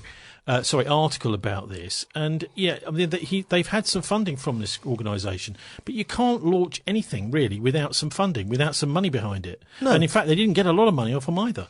No, but the point is that they have got a view, and of course they're also. I mean, let's be clear. Some people are saying that we should go for herd immunity. Now, the fact is that most people in the society do not accept that as a strategy, and it's not been accepted by the British government. I wouldn't necessarily agree with that. I think quite a lot of people do think that that's a good idea. No, some people do, and some people don't. There's an immense amount of confusion about it. Anyway, just looking briefly at international news. The Americans this week have been steaming, in fact, just yesterday, a warship through the Taiwan Strait. Is this the idea here over in the South China Sea, which, well, I think our warships are there too, is to just try and cause a bit of trouble between Taiwan and China, in order to say, well, if to the Chinese, if you're thinking of attacking Taiwan, you're going to have to attack our warships, American warships, first. Yeah, well, I mean, if you look around, you will see that the US, with Britain in tow, is provoking the Russians, the Chinese and the Iranians simultaneously. And we're very much closer to war than people realise. And if one breaks out, then people shouldn't be surprised. You've been saying that for a long time. Why now, rather than the last 10 years? Because the banking system's collapsed, Tony. And they need a cut. It's what's the cash points are still working. They were earlier on. At the moment, yes. I mean, hang on, Martin. It's what they call flight forward. You've been saying this for a long, long time, and surely, I mean, you're in danger of being, me pointing the finger now and saying you've been crying wolf. Well, the war in Nagorno-Karabakh is because the Turks have been put up to it. I mean, Prigozhin, who's an oligarch close to Putin, is saying the Americans are behind this. And of course, so why is Pompeo this week criticising Turkey's role in the Nagorno-Karabakh conflict now? Well, there's a lot of people are trying to analyse what's going on there.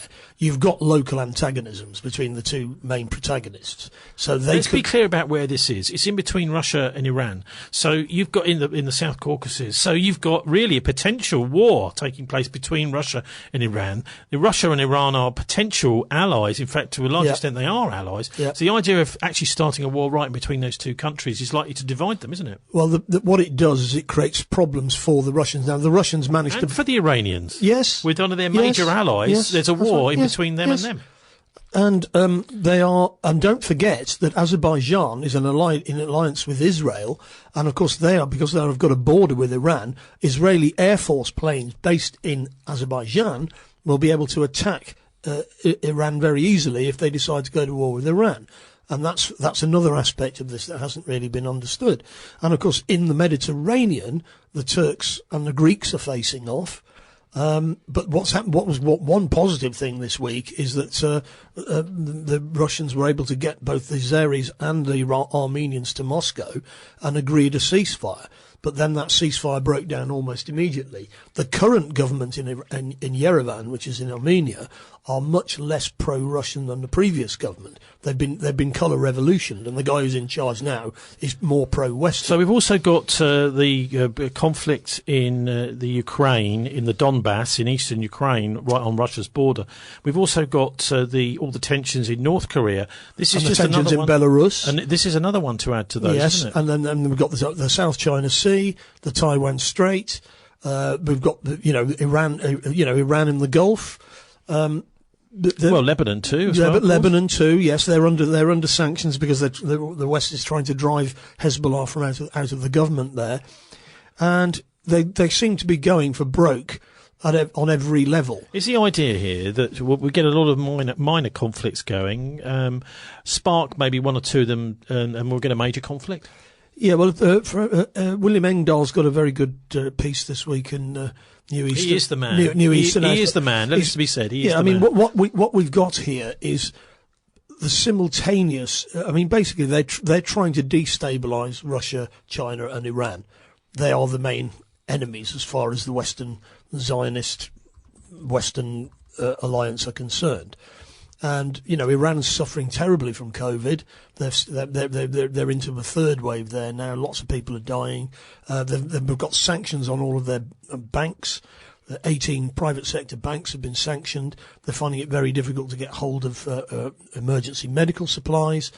The whole situation is drifting rapidly towards confrontation.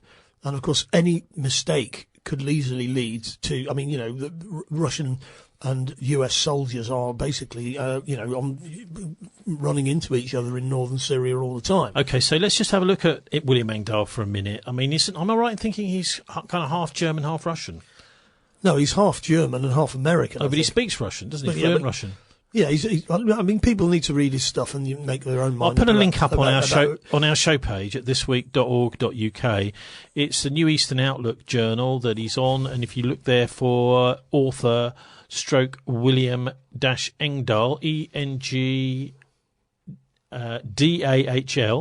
not the easiest word to spell. You'll find some of his latest articles. Martin, one of them is looking at MBS. He's saying twilight in the desert for Saudi and MBS. It appears as if Saudi de facto ruler Crown Prince Mohammed bin Salman is on a mission to destroy the world oil giant by one after the other. Ill-conceived economic decisions. Now MBS orders yet new desperation cuts in Saudi oil prices. His economy is imploding from all sides, from the stupid Vision 2030 plan to even the traditional oil sector. So he's really saying that things are not looking good for Saudi at all. No, and of course the other thing I was talking about the article that I read. I read that article, but the other one about there is a concerted attempt to pressurise Russia. So you've got Belarus, you've got the situation in Ukraine. Let me just come to that in a minute, because he's done another article as well. These are his most recent three. The Gates vaccine spreads polio across Africa. He's looking at Microsoft founder Bill Gates, who's made himself the global vaccine czar. But his foundation has been spending billions on spreading new vaccines globally, while much attention has been given to the role of Gates behind the corrupt World Health Organization. What about Gates pursuing an oral polio vaccine across Africa, which has actually been spreading polio? So although most of the natural kinds of polio have been banished by whatever means over the years, this is a new kind. The vaccine is actually spreading it. Yeah, Engdahl, he's got a wide oeuvre, and people need to read it. Some of the stuff he comes out with I don't necessarily agree with. Other stuff I find quite convincing. Okay, so this article you're talking about is a useful person to read. Is extremely good, I think, one of the best. And Rand and the Malevolent Encirclement of Russia. That's the one I'm talking about. This is the Rand Corporation. Over recent weeks, he says, a series of events in the states surrounding the Russian Federation has erupted that certainly are not being greeted with joy in the Kremlin. Each crisis centre of itself is not a definitive game changer for Russian security, but taken together they suggest something far more ominous is unfolding against Moscow. A recent Rand study prepared by the US Army suggests so. He's saying, who are the Rand Corporation and why might they be behind some sort of plan to destabilise Russia, encircle Russia, threaten Russia and possibly even topple Putin? Well, the Rand Corporation have been around for quite a long time. I think they started in the 60s. And they are basically, a think tank, supposedly research and development is what Rand stands for, I think. And, they're basically a deep state organisation in the US which, plots to to dominate take the world. over the world. That's right, the Rand Corporation. Yeah, around about the same time actually as Ayn Rand was around. I don't think there's any. Well, I mean, there is some connection. I think they were both founded within a couple of years or whatever. Well, her first book was published the same year as the Rand Corporation. Yeah. Well, I don't think the word. I think it's a coincidence that Rand and Rand are the same. I don't think there's any linkage there. But of course, yes, she would certainly have been one of the people that would have been influential in. Okay, well, it's a pity you're not that keen on the COVID articles by William Engdahl, so I think they're excellent. And I'll put a link up to that on our show page at thisweek.org.uk. Very interesting to see the way that the Russians are being encircled, and really rather worrying. So I thought we'd start our second section this week with a look over to the continent, because there's this new organisation. There are various of them now. And this new one is called Doctors for Truth, and it's Dr. Elke de Klerk, who's the founder we'll hear from first, followed by one of my favourite doctors, the epidemiology professor, the Irish woman, Dolores Cahill. Hello, I'm Elke de Klerk from the Netherlands, and I want to state that we do not have a medical pandemic or epidemic. We also state that COVID-19 should not be on list A for any longer, because we now know that it is a normal flu virus, and the normal flu virus isn't on list A. So we are also starting a lawsuit to the state of the Netherlands to bring this in with a large group of doctors and a really large group of nurses also, because we have contact with 87,000 nurses that do not want the vaccine that is being prepared for us. I want to state, if there is no pandemic, I am wondering why our kids are in schools with masks. There's absolute constitutional rights, and they cannot be infringed or infringed for any medical reason. There's no reason for panic. Also in the medical practice, there's no reason for panic. The panic is created by these false positive PCR tests. 89% until 94% of those PCR tests are false positive. They don't test for the COVID-19, and also the rest is false negative. So we have to look at clinics. We have to start looking at clinic. Medical doctors have to stop looking at those tests. That's very important. Let's go back to the clinics and to the facts. We have in the Netherlands now the regular press publishing the news that the PCR test is not a correct test. So I'm very happy about that. So there is hope. Thank you. Statistics have come out that up until April 2020, there was 0 deaths in Ireland. These are the official statistics from the CSO, the Central Statistics Office. The first death was in April. And in the whole country in 2020, we have 98 deaths out of 5 million people. So in Ireland, 30,000 people die every year, 10,000 from cardiovascular disease, 10,000 from cancer. The 98 deaths in Ireland are preventable if they had been given prevention and treatment. And we see now that probably there will be thousands more deaths in Ireland just from cancer. So that's Dolores Cahill there finishing off. She's obviously part of this Doctors for Truth organisation, started on the continent in the Netherlands by the founder there, Dr. Elke de Klerk. Now, the point, Martin, here is not necessarily arguing with what they're saying, but the fact that we're getting almost zero. In fact, I haven't seen any of this sort of stuff on the mainstream press at all. These are qualified doctors. They're speaking out. They're actually possibly risking their jobs too. And yet we're not hearing anything about what she's saying there is 85 to 94% of these PCR tests could be false positives. Well, that's a claim, isn't it? I mean, the question is it true? I mean, other people are saying different things. She's a doctor. She's quite qualified to say that sort of thing. Yeah, but we're not. Why are we? I mean, this is the main point, isn't it? Why is the mainstream press censoring people like her? Well, I mean, in a nutshell, one of the things you do with a pandemic is you try and control the narrative about what's happening, so that everybody knows, this is what we'd like you to do, folks. So there's a system for deciding how to tell people what to do, and up to now, the government has been listening to the mainstream academics who've been telling them what to do. But of course, in science, like everything else, there are going to be different views. And these people have got a different view. And of course, you could argue, well, we don't want to. You see, of course, the big tech giants are saying, well, we're going to push these views to the margin because they undermine the messaging of the government. About what but is, I mean, aren't we safe. in danger here of having media, news media, journalism, current affairs that it's actually mimicking advertising? So the idea is that people with an axe to grind are pushing their specific message, selling an idea, selling a narrative, the same sort of thing as we got immediately after the September the 11th attacks. Well, yes, of course, but I mean, if let's just say, for the sake of argument, there was another pandemic, not this one, a different one. You would probably expect, and you would see it all over the world, that governments will give you a clear message of what they think is happening and telling people what they want them to do. And so, for example, in China, that's what they told people: there's a pandemic, this is what we're doing, we're locking Wuhan down, we're testing everybody, we want everybody to do X, Y, and Z.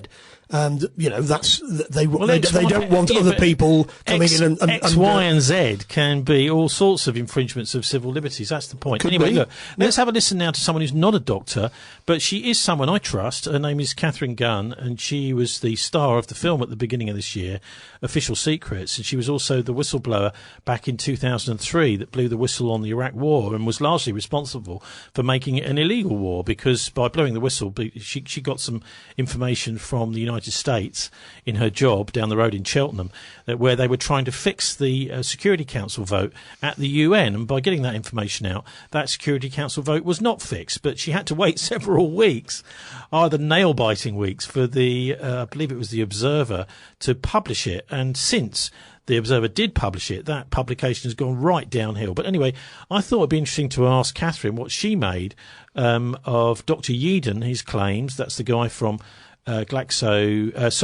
Pfizer, who's been talking about massive numbers of false positives coming out of the PCR test, and the COVID situation generally.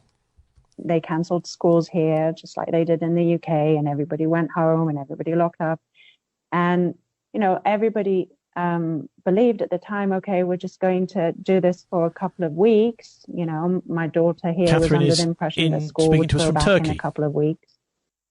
And everything was meant to just kind of, let's just wait until this thing blows over, until it sort of calms down a little bit.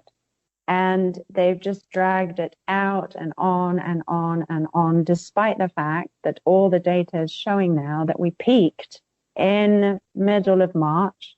The infection rates peaked in March. The peaks of deaths peaked in early April. And ever since then, it's been going down and down and down. And Dr. Yeadon, he intimated that the Ofcom, basically at the start of the declared pandemic, sort of Ofcom sent out a coronavirus broadcasting type of guidelines, which basically, prevented TV, radio, and print media from challenging what was coming out of number 10, what was coming out of SAGE, what was, coming out of WHO, World Health Organization. So that's extraordinary, isn't it? To think that Ofcom would literally basically put parameters around a scientific debate and say we're not allowing any sort of discussion on this. Well, I mean, we were subject to that Ofcom ourselves, and our station manager chose to take us off the air in Bristol, even though it's only a little tin pot community radio station, with a decent audience, though I must say, amongst the opinion formers and politicians, etc., in the city. But if you look at the actual guidance that was put out by Ofcom, it was really just saying basic stuff about medical accuracy. It wasn't saying anything specifically about you must trot out the government line, but it was saying that if you're making statements which don't go along with medical accuracy, that you were likely to get sanctioned by Ofcom. Now, the irony of all this is, of course, that much of the guidance that was being given by government, such as to clear hospitals and move people without being tested into care homes, was actually horrendously bad medical advice, which possibly led to the deaths of thousands of people unnecessarily. So right, the premature deaths, which caused the so-called peak. And I think at this stage, finally, I think a lot of medical professionals were very cautious about speaking up at the beginning because they themselves didn't want to be seen to be negligent or saying anything that was possibly harmful to others. But we've now had at least there's 4 that I've counted now, 4 different independent sort of declarations by a community of doctors around the world. So first off, there was a Doctors for Open Debate, which was a Belgium initiative, and they got 622 medical doctors to sign their letter, and 1,991 medically trained professionals to sign it. But that I shared that on Facebook, that Doctors for Open Debate, and of course that got fact checked. And on their letter, they said, so I quote, they say, "There is no medical justification for any emergency policy anymore. Current crisis management has become totally disproportionate and causes more damage than it does any good." So that came out about a month ago, I think, at least a month ago. Then we have more recently the Barrington Declaration. And I just checked their website. They now have 25,269 medical practitioners who've signed, 9,500 medical and public health scientists, and over 450,000 citizens who have signed. And then there's an Australian initiative that has also started a petition and a letter. And they say in their letter, let me just see what I've written down here. They're called the Australian COVID Medical Network. They say many Australian doctors and other health professionals consider the lockdown measures to be disproportionate and the case of widespread suffering for many Victorians, and the cause, of widespread suffering. Thereby, we, in solidarity with thousands of international doctors, call for the cessation of all disproportionate measures that contravene the international Syracuse principles. Now, I haven't heard of the Syracuse principles, but basically they lay it out for you. Number 1, it is part of the International Covenant on Civil and Political Rights. Number 2, it is recommended by the WHO. Number 3, it requires all public health management policies to meet standards of legality, evidence-based proportionality, and recognize our basic and non-derogable human rights. And finally, there's the German doctors who have another organization that I think hopefully all these groups will come together and work together. It's called the World Doctors Alliance. So I think finally, we're getting a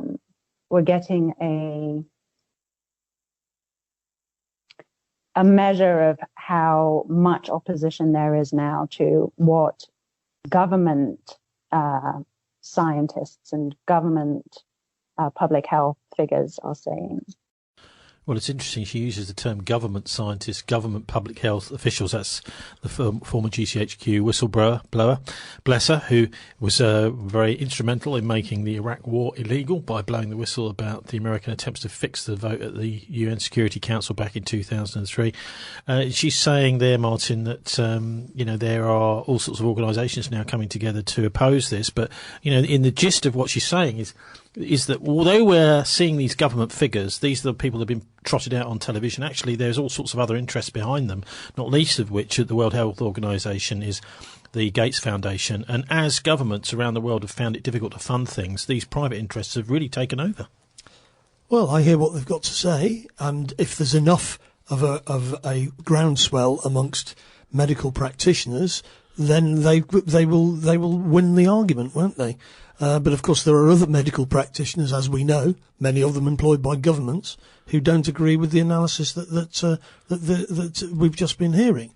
As a non-medical person, I listen to what everybody's saying, and I'm just, it's like lots of other things. If you're not a specialist, you've got to to some extent defer to the people who are. Okay, well, no, Catherine Gunn is not a specialist, but she's very good at detecting where someone might be trying to start a war or do that sort of thing.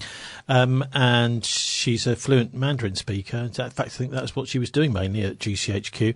The point here really, Martin, is, that's a longer interview I did with her, so that'll go up on our show page at thisweek.org.uk, which is about 40 minutes altogether. But I think she did a very good job there, and I'd love to think that I could pay her to do such a thing, which is to summarise the various different groups around the world there are that are now coalescing together with doctors resisting the lockdown and actually saying herd immunity is something that is much more sensible, particularly with all these so-called false positives, although, of course, these things are all disputed.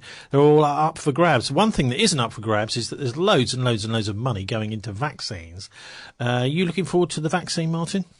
Well, the Chinese are testing their vaccine and the Russians are testing their vaccine. What about you, though? I will make the judgment when I see what it is and who's offering it to me. The person in charge... But, of course, the public sector vaccines in China and Russia have got no money behind them at all. What about the public sector vaccine here? It's not a public sector vaccine, that's the problem. But it's a private sector vaccine. It's public money, but it's being developed by the big pharma companies. So who's in charge? Well, it's a woman called Kate Bingham. She's the UK vaccine chief. She's the chair of the UK Vaccine Task Force, and she spoke this week to Rachel Burden on BBC 5 Live. I think it was Wednesday morning, and I just thought it'd be interesting to see what she makes of the whole idea of whether a vaccine is going to do very well, and she answers some of the questions from people who were phoning in, although there was nobody really saying what the sorts of things that I would be asking her about, all the massive financial interests behind them, and Bill Gates particularly, his track record in actually causing epidemics with his vaccines around the world and using them to spy for the American intelligence services and that sort of thing. So anyway, let's have a listen now to a clip from this. Again, I'll put the full version up on our show page at thisweek.org.uk of the UK vaccine boffin, if you want to call her that, chair of the British Vaccine Task Force, speaking earlier this week. We're starting with a blank sheet of paper. We have no vaccine for any human coronavirus, so we don't have any template to follow. And as you correctly point out, there were efforts to try and find a vaccine for SARS-1, and they didn't go anywhere. Now, in part, they didn't go anywhere because the SARS-1 pandemic petered out, and so then there wasn't the same incentive to do it. Here, this pandemic is not petering out. This pandemic is gathering speed and getting more and more aggressive globally. And there is enormous global commitment to getting a vaccine. So the fact that of the 6 vaccines we have procured for the UK, 4 are now in phase 3 late efficacy studies, and we're only in October for a virus that we knew about in January. That is astonishing. And as I mentioned, the phase 1, phase 2 data, where you look at the immune responses of those people who've had the vaccine, those responses are excellent. excellent. So the vaccines are generating very strong immune responses. But what we need to see in the big phase 3 studies, so these large efficacy studies, is do these vaccines actually work in the people who are most vulnerable? So does it work in the elderly? Does it work in Black, Asian and minority ethnic populations? And does it work in the people with severe underlying diseases? Because we, in a way, we couldn't be in a better position than we are now, but we don't have the answer to that absolute critical question, which is, does it actually protect people from infection? Well, she doesn't actually say in that interview whether she's a member of Common Purpose or not, or anything else really much to do with her qualifications for the job. But she's saying, Martin, that we've got 4 vaccines in the UK which are getting close to possibly working. The other thing she doesn't address is this whole business of the PCR tests and whether they are delivering a whole load of false positives. Bizarrely, of course, you could have somebody who's tested positive for COVID-19. They take part in one of these trials, and actually they never had it at all. All they had was some old scraps of old DNA, and then if they come out of it without actually catching anything, and then they could be told, the result could come through. Oh well, this is a wonderful, masterful cure. This vaccine has cured them, when actually there was nothing wrong with them in the first place. So there's all sorts of problems with this, not least of which is it's actually quite difficult to find anybody with symptoms nowadays of this COVID-19 that can be pinned down to it being COVID-19 symptoms in order to try these vaccines on. So, it just sounds like to me, Martin, a bit like the blind leading the blind, and yet here she is saying it's all going swimmingly well. Well, I hear what she says, as we heard from the other side earlier on. We're trying to, like most of the human population, we're trying to make sense of contradictory information that we're being given by different sources. But I'll just make a point about this. The Chinese and the Russians' public sector are developing vaccines. And, of course, what happened with the Russians, when they put their Sputnik 5 vaccine, they're still testing it. The Americans put sanctions on the laboratories which had developed it on the grounds that they were biological warfare laboratories. And they're trying to squeeze these vaccines out. There's a whole other issue about whether vaccines should be developed by the private sector. And, of course, if the vaccine is developed by the private sector, it will be developed for private sector Would you ever take a private sector vaccine? I would be much less likely to take a private sector vaccine developed for private profit than one that was developed. What about a Russian or a Chinese? Well, the Russians and the Chinese are developing that. They're trying to develop vaccines. And, of course, they are basically saying if we develop vaccines, we are going to run these out for free to people all over the world, which will undermine completely Gates and Big Pharma. But, of course, then becomes the question is vaccination the answer to this anyway? And the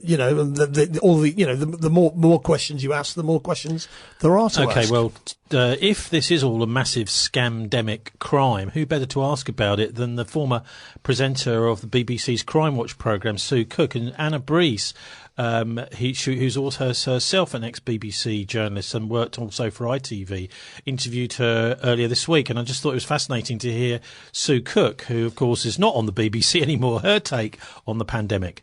Things have changed a lot since the days I worked for the BBC. I think we were much more investigative, whether it's to do with money or some kind of ethos coming from above. I actually don't know, but we would have been straight down to investigating all sorts of things. We don't take anything on trust.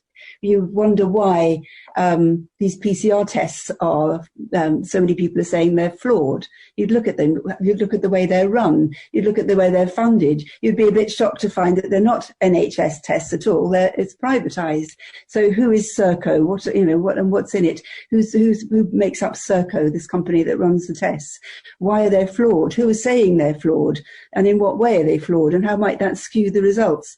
That's one investigation. I'd like to investigate who SAGE are. Who's on the SAGE? Who are these people? I gather they chop and change. It's not the same people on the committee all the time. So I'd like to know who they are. PHE, what is PHE? Who's on that and how is that funded? And I thought the government had announced that they weren't going to be talking to PHE anymore, but Chris Whitty and Patrick Vallance are up there on the press conferences, so presumably they are still talking to PHE. But that's the sort of thing that I'd like to investigate. I'd like to look into all the figures. I'd like to investigate the legalities of everything. I did present a programme called Out of Court for BBC Two for 5 years. And we'd have been all over the legalities of these restrictions that are being imposed on people, the lockdowns, the fines of £4,000, which are an untenable amount of money to fine people. The lack of democracy, you know, how can these things be the law when there's been no democratic way of ratifying them? All the people who represent us, the MPs, what do our MPs think? I mean, I'd like to go out and talk to the MPs and find out what they think, get them on, but you don't see them platformed. I think that's another thing that annoys me about the BBC is the people they choose to platform and the people they don't. So I've seen on Twitter and on various other media some really interesting people like Professor Carol Sikora, Carl Hennigan, Ivor Cummins, all kinds of very interesting, Mike Yeadon, Michael Levitt. But all you see, you see for some inexplicable reason, you see Neil Ferguson all the time. You see Neil Ferguson being wheeled out. What a discredited, what a load of things he's got wrong in the past. But I would like to see some other people, other voices. And the other person they wheel out all the time is Devi Sridhar, who just negates everything and fearmongers and doommongers. And so I don't know. I feel there isn't enough balance. And I don't want to give my opinions on things. That's not a BBC journalist's job at all.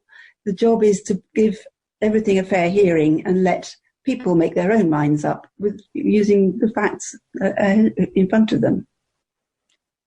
Any phone call I have, conversation will always turn to the media, and people will be saying, what is the matter with the media these days? It's so scary. Loads of people I know say they don't watch it anymore. They don't watch mainstream media at all. Loads of people say that, which is a real worry because, how are you going to get your facts? How are you going to know what's going on if you're not watching anything at all? Everyone from the butcher to, somebody else walking their dog and walking possibly in the street will all say, what on earth is going on with the media? And I have to say, like you, I felt it was such a privilege to work for the BBC when I first started working for them back in the 70s. I was just knocked out by how wonderful it was to be working for the BBC. And I've been so loyal to them for years and years, but the last couple of months, it's really, I'm afraid, disillusioned me terribly. And I've actually stopped listening to the Today programme for the first time in about 20 years. I've now listened to talk radio because I get my concerns addressed on talk radio. I don't hear people being insulted and interrupted and talked over as they do, I'm afraid, on the Today programme. I think one of the problems is we've got too much technology now. So these tests, we're seeing 40,000 cases or whatever the numbers are, all these cases, but they're not actually illnesses. But I think that these tests are actually, it's only my opinion, and what do I know? I'm not an expert, but I would like to see these tests ditched. I'd like to abandon the tests, except for people in health professions and care homes and so on. But this mass testing, I think, is skewing our view of what's really happening. You look at the curve; it was the classic Gompertz curve.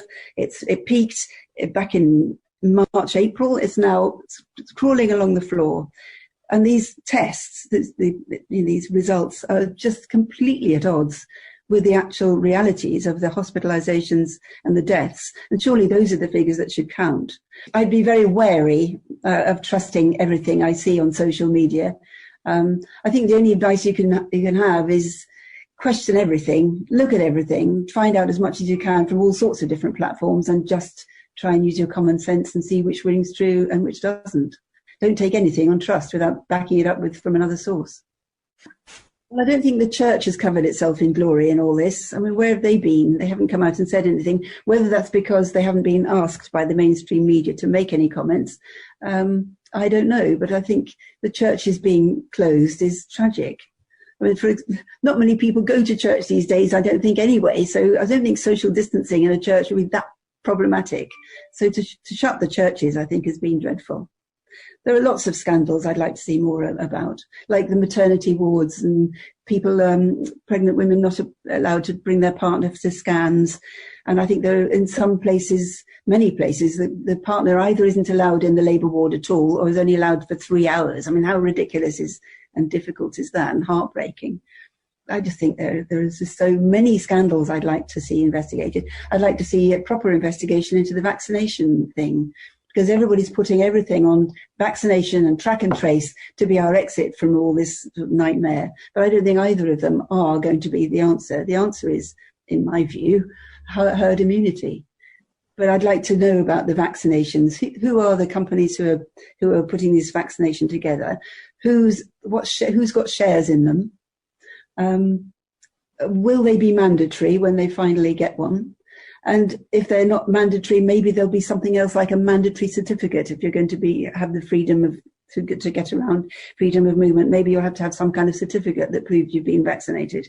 But I'd like a proper investigation into that, and because otherwise the vaccination is going to suddenly be with us, and then we're going to be taken by surprise about how to manage it. You know, I've mentioned vaccinations and the legalities of things. Care homes, I'd like a proper investigation of care homes and what actually goes on. A lot of them, the government got the blame for a lot of the problems in care homes, but actually most of them are privately owned. So the private ownership needs a bit of looking into.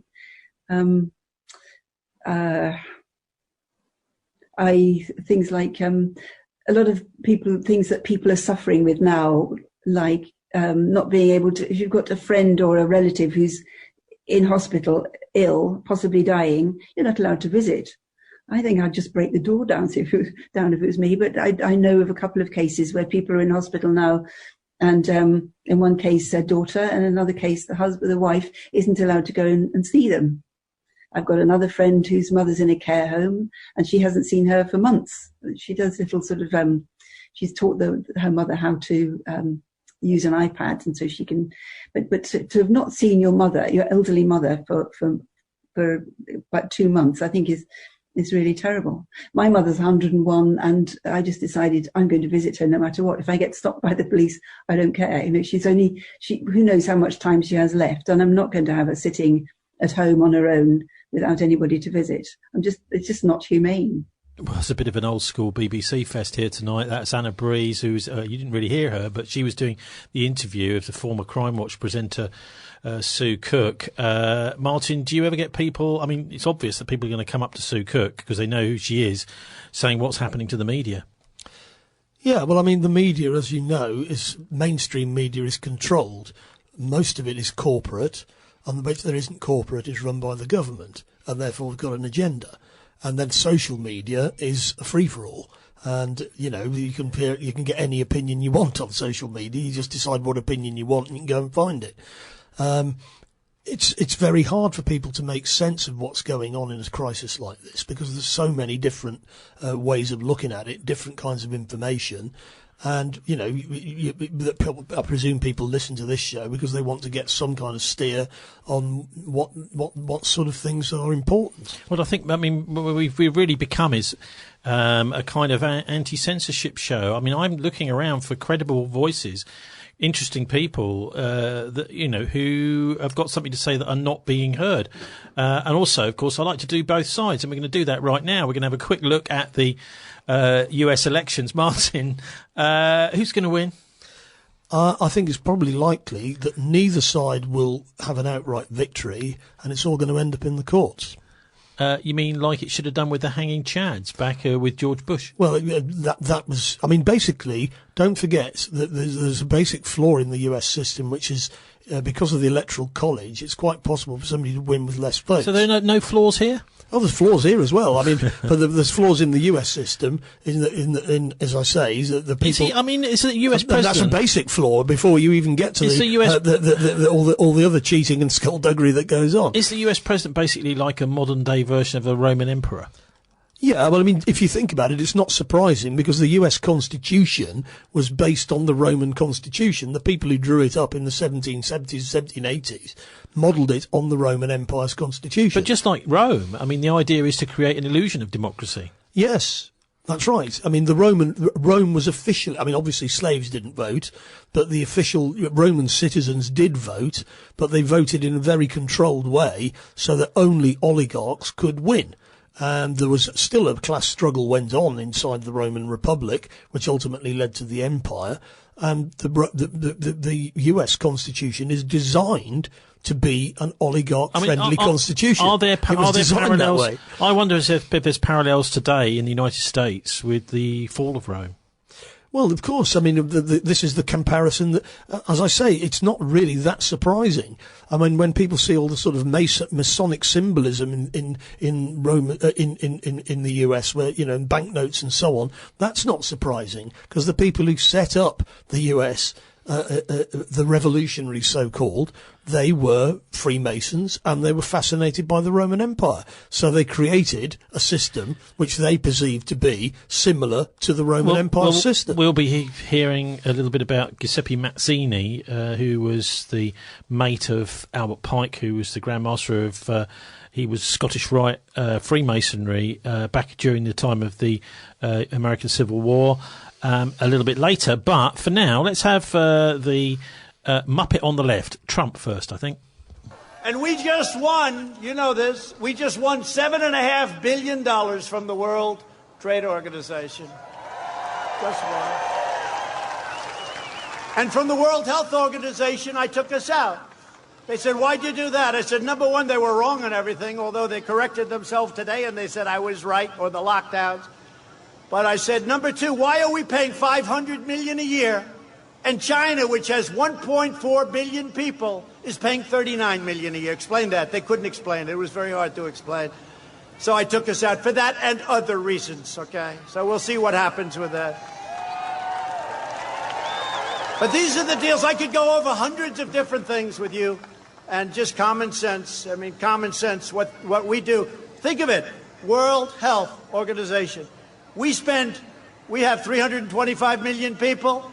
We spend $500 million.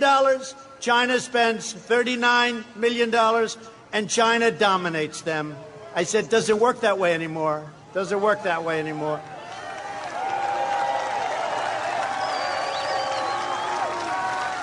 They'll take us back in so fast at much less money.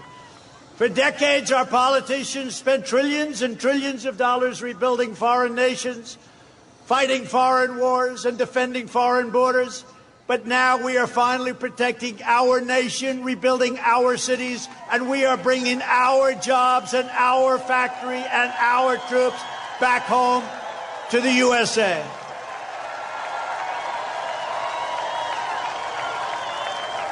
Well, big round of applause there for Trump down in Florida, Martin. He's not interested in having awkward questions asked during debates. This is the way they're doing it. But anyway, what do you make of his performance there? He's really talking up what he's been doing. He's saying things like the World Health Organization, we're better out of it. We were paying so much more per person than the Chinese, for example. Well, the Chinese are a developing country, so they haven't got the same resources. I mean, if they want to leave the World Health Organization, they can leave it, but nobody else has left it. And everybody else is going to operate. The Chinese basically are going to dominate it now. And if the US don't want to be in it, they don't have to be in it, do they? Is this really what this is about? All these big international institutions, including things like the International Athletics Federation, FIFA, for football, it's like either the Chinese or the Americans are dominating all of them now. So the idea that they're going to be fair arbiters is almost out the window. Well, the US has never been a big, they've basically tried to avoid being part of supranational organisations. So they've tried to sabotage the International Criminal Court. They haven't signed up to the law of the sea, the UN law of the sea, even though they're trying to enforce the UN law of the sea in the South Pacific, the South China Sea as they see it, but they're not signed up to it.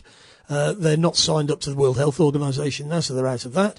I mean, basically, they want to do unilateral things. I was listening very carefully. They don't really want to be in a rules-based system. I was listening very carefully for anything to do with foreign policy. I'm not hearing anything from Trump. Well, he said he's going to bring troops home. That's what he said. We shall see. Anyway, I said the puppet on the left, referring to Trump, and this is actually deliberate because I don't really believe in left and right. I think the whole thing is some kind of false dichotomy that's been put to us. You know, the idea is you've got to be on one side or the other. There's fatal flaws in both sides, the way I see it. And so let's have a listen now to the puppet on the right, Joe Biden. And here he is, and this is an interesting rally. It was a drive-in rally, so you can hear when people are approving of what he's saying. I'm not sure if they listen to what he's saying on their car radios. That sounds like fun. But if they like what he says, they toot their horns. So let's have a listen to that in Las Vegas this week now.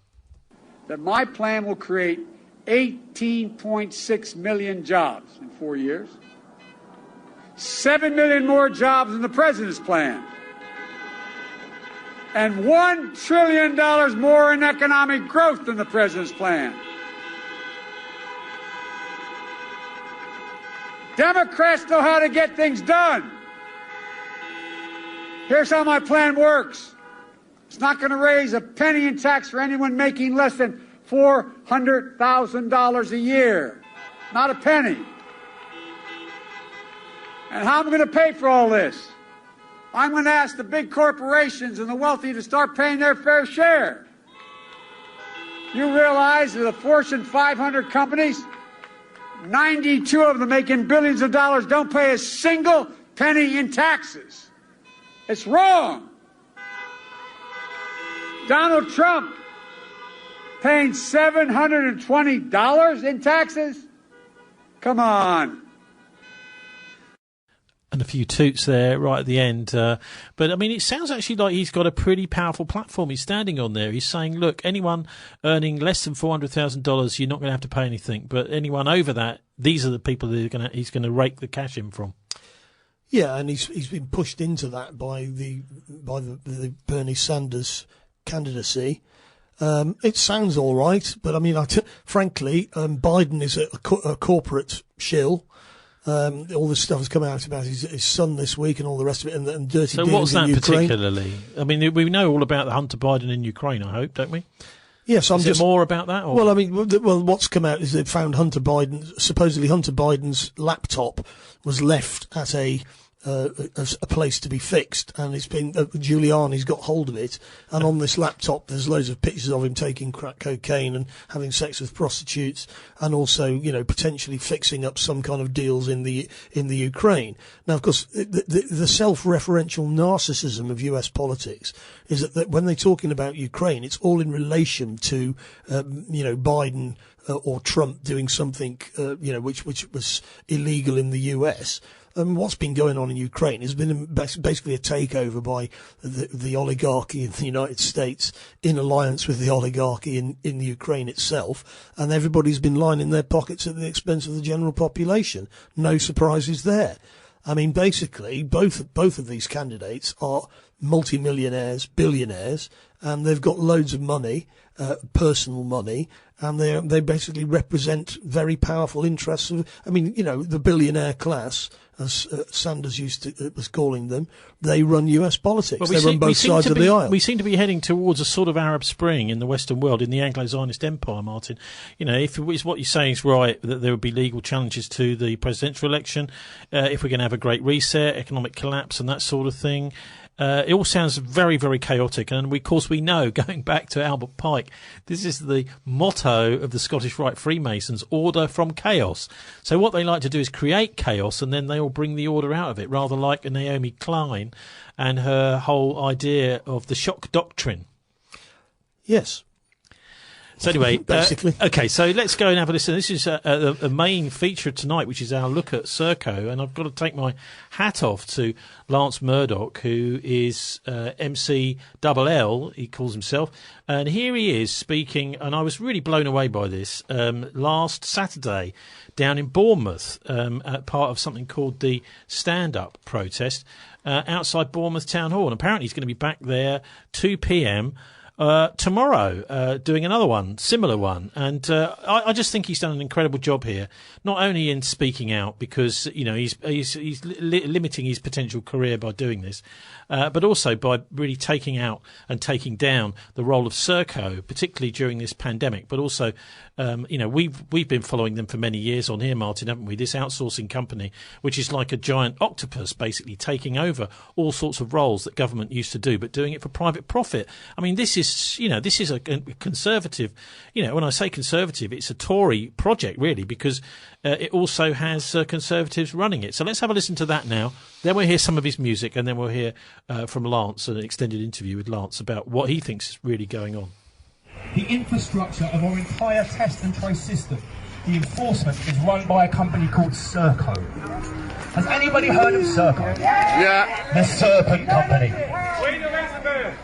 Right, now before I tell you about Serco, this is how it works. The law changed 2 weeks ago. If you are asked to isolate for any reason, you do not need a test, you do not need symptoms. You can get a little notification on your phone saying stay at home, and you can get a £1,000 fine, and if you break the rules you get up to a £10,000 fine. This is administered by Serco, okay? Who are Serco? Here we go. Go on, Lance. Right, Serco are the multinational company that employ more people than British Armed Services, 125,000 people. They've got 40 subsidiary companies across the globe. They are the largest outsourcing company in the world, and they win 70% of the contracts they bid for. They turn over £5 billion a year. Here's a short look into what they do. They cover waste disposal all over the UK, transport, half of London's traffic lights, all of Dublin's. Ontario, Canada, they issue your driving licence. In New Zealand, trains, ferries, all across the UK too. In Australia, they have a presence on every single military base. That's just in Australia. Serco are contracted to run the Federal Emergency Management Agency, FEMA. Does anybody know what FEMA is? They administer and run 2 whole FEMA camps worth $600 million. 17 states they run FEMA.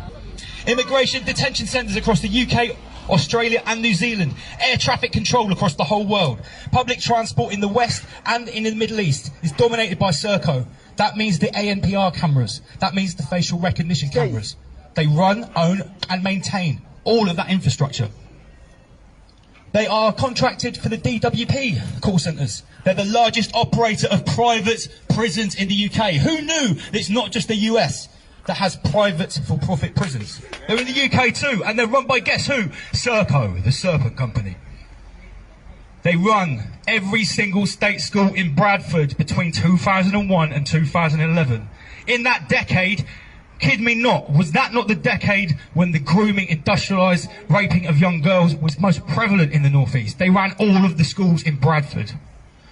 Political persuasions aside, that happened, and they were in charge of every school in Bradford. Along with G4S, they are the largest contractor for services for vulnerable children. They run the infrastructure of the Child Protection Services. They run the UK ballistic missile system and our entire nuclear arsenal. They run 3 UK naval bases. Serco are contracted to administer many UK hospitals. The entire NHS blood bank is run by Serco. Does anybody starting to get an idea of how huge this multinational conglomerate company is? It is the octopus, it is the snake, it is the spider at the centre of the web. Obscene. Serco have contracted for our high defence Skynet, i.e. Terminator 2. Skynet satellite system, Serco run that. They also run and administer the US Patent Office. They issue every patent in the US. Serco have been involved in scandals in every one of these areas. They were fined £22 million. They run the ankle tagging for prisoners. So all the prisoners in the UK that have got an ankle tag on, that's Serco. £22 million fine for charging the government for dead prisoners. Who knows about that scandal with Nigel Farage? What you think about Nigel Farage at the window? That scandal of those immigrants that have been picked up in the Channel and been put into hotels. Guess who's doing that? Serco. They run every single immigration centre. Guess what they also run? All of the high-speed rescue boats for the Border Force. Every single one of them is issued, serviced and ran by Serco. They're on commission to pick up every immigrant. They get £900 a pop to put them in their own immigration centres. And if they're full, guess where they go? In the 4-star hotels. Serco pick up the bill, and they probably double it before they give it to the government, and we have to pay for it. Wow, we die. Holy shit. Yeah, £900 a pop for each asylum seeker. A very infamous asylum detention centre in Yarl's Wood is run by Serco, and it's infamous for sexual abuse and prostitution rings. They've lost lots of contracts for malpractice. In August, they got £108 million to run test and trace. And for the first few months, everyone was just sat around watching Netflix. They had contacted an average of 2 people each. £108 million we spent on that. So, who owns Serco? Serco is owned by CCL, the Crown Corporation Limited. Who owns the Crown Corporation Limited? The Crown Estate. Who owns the Crown Estate? The Crown. It's owned by the Crown. Corona means crown. Did anybody know that? Yeah. Corona is a crown virus. It's the virus of your highness. Okay. CCL and the Privy Council have the golden share in Serco, based in Hook in the southwest. There are two other companies I'm going to expose. They're all in the southwest too. Who's heard of Kinetic with a Q? Who's driven out past Verwyn, seen that big sign? Kinetic are the cyber defence and military wing of Serco. They are also owned by the Crown. They are the same institute. Serco have an $8 billion US defence contract and Kinetic have a $9 billion US defence contract. There is also another institution of this unholy trio. Who's heard of the Pirbright Institute? The Pirbright Institute in Surrey was responsible for foot and mouth. They also work at Porton Down. It was started by Lord Pirbright, Edward de Worm Rothschild, linked with Cecil Rhodes and the Round Table and the Pilgrim Society. Does anybody know who those people are? Starting to paint a picture, guys, yeah? It's not just a private company. Pirbright Institute owns 200-acre site with Kinetic with a satellite defence system and an underground base. Now, Pirbright have the patent to a coronavirus. Who knows how many patents for coronavirus? It's in between 60 and 70. For various different strains, there are 60 to 70 patents. Pirbright has the main patent on coronavirus. Guess who granted the patent? Any guesses? It was Serco, because they won the patent office. Painting a picture yet, guys?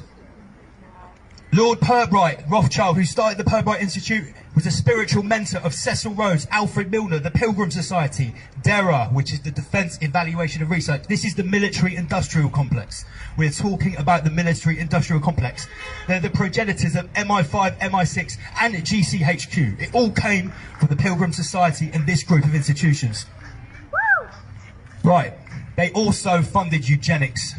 Does anybody know what eugenics is? It's racial selective science. Along with the Rockefeller Foundation, the Pirbright Institute and the Round Table Society are involved in funding Nazi experiments. After the Nuremberg trials, they continued to fund it. They also created the idea of concentration camps in the Boer War. So we have the theme of concentration camps, eugenics, vaccines and defence companies, all involved in this unholy trio of track and trace. Enter the Gates Foundation, our great friends Bill and Melinda Gates. Does anybody know how many shares they have in Serco and their particular avenue of private prisons? 200,000 shares, worth about $20 million. Pirbright, guess where it's got a massive office and it works with the Viral Institute? Wuhan! Surprise, surprise. Now, although Serco is owned by the Crown and the Golden Share, does anybody know who the CEO of Serco is? Sir Rupert Soames. With his brother Sir Nicholas Soames, does anybody know who their grandfather is? Winston Churchill. 5 points for the man over there. Nicholas Soames, Rupert's brother, is best friends, literally best friends, famously with Mr. Prince Charles, Mr. Captain Reset. And, yeah, we all know. Famously, Nicholas Soames warned Princess Diana 6 months before her death to stop investigating landmines. Do you know why? Because he's the CEO of Aegis, one of the biggest military-industrial contractors, which is also involved in landmines. Right, I'm now going to go down a bit of a further rabbit hole. Nicholas Soames is best friends with Prince Charles, so by default, guess who he's pictured with many times and also good friends with? Jimmy Savile. His brother Rupert Soames, the CEO of Serco. Guess whose flight log he's on with his wife Millie? Jeffrey Epstein is intrinsically linked with some of these military-industrial complexes through Lockheed Martin. Okay, so this little island of debauchery is actually linked intrinsically with the military-industrial program, with defence contractors. It gets so deep, even I was totally blown away by what I found over last weekend. So basically, the man that is the CEO of Serco, owned by the Crown, is going to administer a system that when you sign your permissions to the app, now, you know, when we have apps, everyone is so scared about the permissions for Snapchat. Oh my God, what's it going to do? What's this flashlight going to do? Can you imagine when you press I accept on the Test and Trace app that comes from Serco, the biggest military industrial contractor in the world? Can you imagine what the small print says in that app? I can tell you now that it is probably, it's not probably, I've seen the research, it's the biggest backdoor into your phone that you can imagine. That's one thing. You're also entering into a contract where you can get a notification at any time for any reason because you've been near to someone that allegedly had a test that's totally inaccurate for coronavirus, and you have to go home right now and you get a £1,000 fine. Who's going to be administering it? Serco, the people that administer the ankle tags for prisoners, the people that administer mobile prisons, nuclear defence, blood banks. Is this the kind of people that we want to be entering a contract into? And they're going to be able to say to us and dictate to us what we can and can't do. Does anybody want to enter into that contract? No. Has a single person here downloaded that track and trace app? No. Good. I've got some bad news for you. I've got lots of people that contact me from various different sources, different places. I was contacted last week by a young lad who has not downloaded the app. He showed me a screenshot of his Google settings. He's got COVID-19 turned off and he's still got a notification. It knew his name. And it said, you've been near an infected person, you have to isolate. And I informed him that's at risk of a £1,000 fine. He said he'd leave his phone at home. Has anyone researched the Chinese credit system? Yes. Has anybody researched what's happening in the Xinjiang province in Western China? They are using a social credit system linked in with a COVID-19 app that uses a QR code that is red, yellow or green. Maybe, no or yes, which dictates your entire life. That's now been integrated with the Chinese credit system, and in one province it's used to decide who goes to the internment camps, or the re-education camps as they're called. The BBC admits they have 1 million Uyghur Muslims in concentration camps that are put there digitally. Now, in Xinjiang, they're not allowed Facebook, so you don't have photos uploaded and it's not tagged. We do this willingly. We willingly give our facial recognition details to the beast. In Xinjiang, if you don't comply, they strap you down to a board and they forcibly scan you. And once you're scanned to the facial recognition, you don't even need the app, you don't need the QR code, it's your face, a digital patch. And when it's scanned, it says trustworthy, untrustworthy, or maybe. And if you're untrustworthy, you've already got 1 foot in the internment camp. Is this surprising to anybody here, or did you guys already aware of quite how bad this is? Some new news. Because unfortunately, most of these poor bastards walking up and down here, some of them think we're completely insane. Yep. Some of them think we're just nutters that have watched one YouTube video and come to these crazy conclusions. Well, I urge everyone to listen in or to watch the whistleblower thing tonight. I'm looking to get whistleblowers on my channel. My channel is called Double LMC, that's my name, it's my artist name, and the show is called Rise Above. So, for everyone that's tuned in, thank you very much. For everyone that's sharing what I'm trying to put out, please do, because things are getting so close. The World Economic Forum has now said that the Great Reset happens in January 2021. Straight from the words of Klaus Schwab, the head of the World Economic Forum. It's talked about by Prince Charles, it's talked about by David Attenborough every day this week in the mainstream media. It's coming. Secure your assets, batten down your hatches, make networks of like-minded people, and prepare for the storm. Guys, thank you very much. Rise above. So that's Lance Murdoch there speaking last Saturday in Bournemouth, Martin. I mean, I think there are certainly some errors there.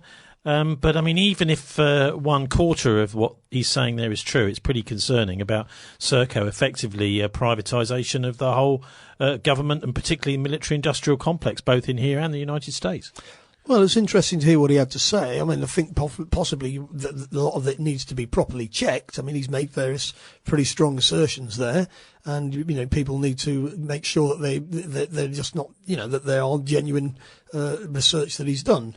I mean, some of those things he was talking about, we've covered on the show. Yeah, I mean, the idea that these monstrous companies are a threat is quite clear. I mean, you don't need to be, you know, I mean, that's obvious. Why, for example, should any private company be running prisons? I mean, it's normal practice in the US, and it's become normal practice here. But I mean, I think it's absolutely extraordinary that people should be making a private profit out of locking people up. His big, I suppose, implication there is that this is effectively a kind of contract fraud. The idea of privatising these services. Yep. Should be being put out to tender, so Joe Bloggs and anybody can tender for stuff. But actually, these people have got an inside track, so they're getting it all. It's effectively a giant cartel. Indeed. And, of course, it's not just Serco. You've got G4S and various other companies as well. And you've got BlackRock in the US, which has basically taken over running the Federal Reserve and the Treasury, even though they're a private company for private profit. This is a process by which oligarchs all over the world are taking over the government to make it pliable to their needs. But of course, he talked there about what's going on in China, and yes, there are definitely issues in China about human rights and the system that they're setting up. But it's not a Serco system, is it? It's the Chinese Communist Party. Well, maybe system. Serco are copying what the Chinese are doing. Well, I mean, but everybody's doing the same stuff. Because ultimately what we're talking about here is World War III, and World War III will be organised on that kind of basis. China whoever's doing it. A little bit similar to our 3-tier system where we're doing in our various regions. Anyway, 3 seems to be the main number that people like to use because apparently it's big enough for people to kind of understand. If you start getting 4, 5 and 6, people just kind of lose track of it. But 3, people can get their head around. Anyway, we're going to be hearing later from the Vox Pops in Cardiff last Sunday, the day after that recording was made by Lance Murdoch there. And we're going to be hearing also from an exclusive interview with Lance after we've had a good old look at the Great Reset, because I think the Great Reset, we need to hear from the people who are doing that. Klaus Schwab from the World Economic Forum, who seems to be in the process of taking over from the United Nations. They've had a partnership agreement last year where many campaigners around the world are saying, well, actually, this puts the World Economic Forum in the driving seat of the United Nations now because they just have the money to do it, whereas the UN is strapped for cash, so they're taking over the UN. It's a kind of hostile takeover bid. But let's have a listen now to some music from Lance, and this is called Rise Above. The actual music is called Don't Believe Me. Don't believe me? Don't believe me? Don't believe me? Go study history. Go study history. Politicians, professors and scientists, controlled by some rioters. Through 2 world wars they've been trying it. Corporate investment, no matter who the finalists. Don't believe me? Go study history. Check the activity of bloodline dynasty. Sumer, Egypt and Rome. Consistently pan-European imperial misery. World conflicts enact social change, so they want it.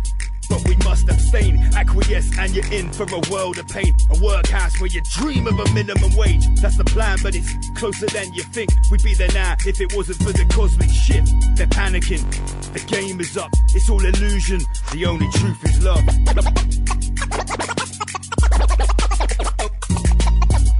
Don't believe me? Don't believe me?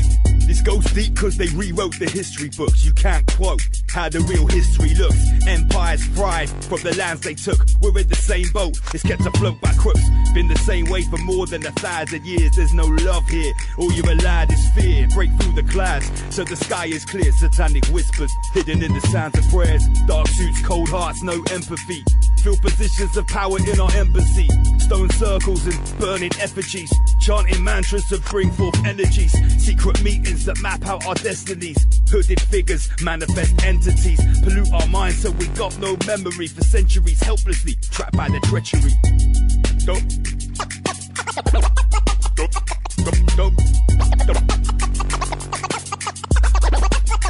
Don't believe me? Obelisks and illuminated torches. Landmarks of malevolent forces. Sorcerers aim to contain your mind state. Open your eyes where you're already blind, mate. You want the truth, better ask and why. Your worldview got squeezed through a needle's eye, and here's the proof. They extinguish lives. Conflicts built on evil lies, no surprise. We don't know of no agenda. Disguised from the light from the moment you enter. Survival of flight, you're a lifelong member. That's right, since they sliced the placenta. Now, welcome to the slave race. Very few will ever find out how the game's played. Unless you wake up, keep on playing it. They look at me and think, why is he saying it? Don't believe me? Don't believe me? Don't believe me? Go study. Don't believe me? Go study history. Go study history.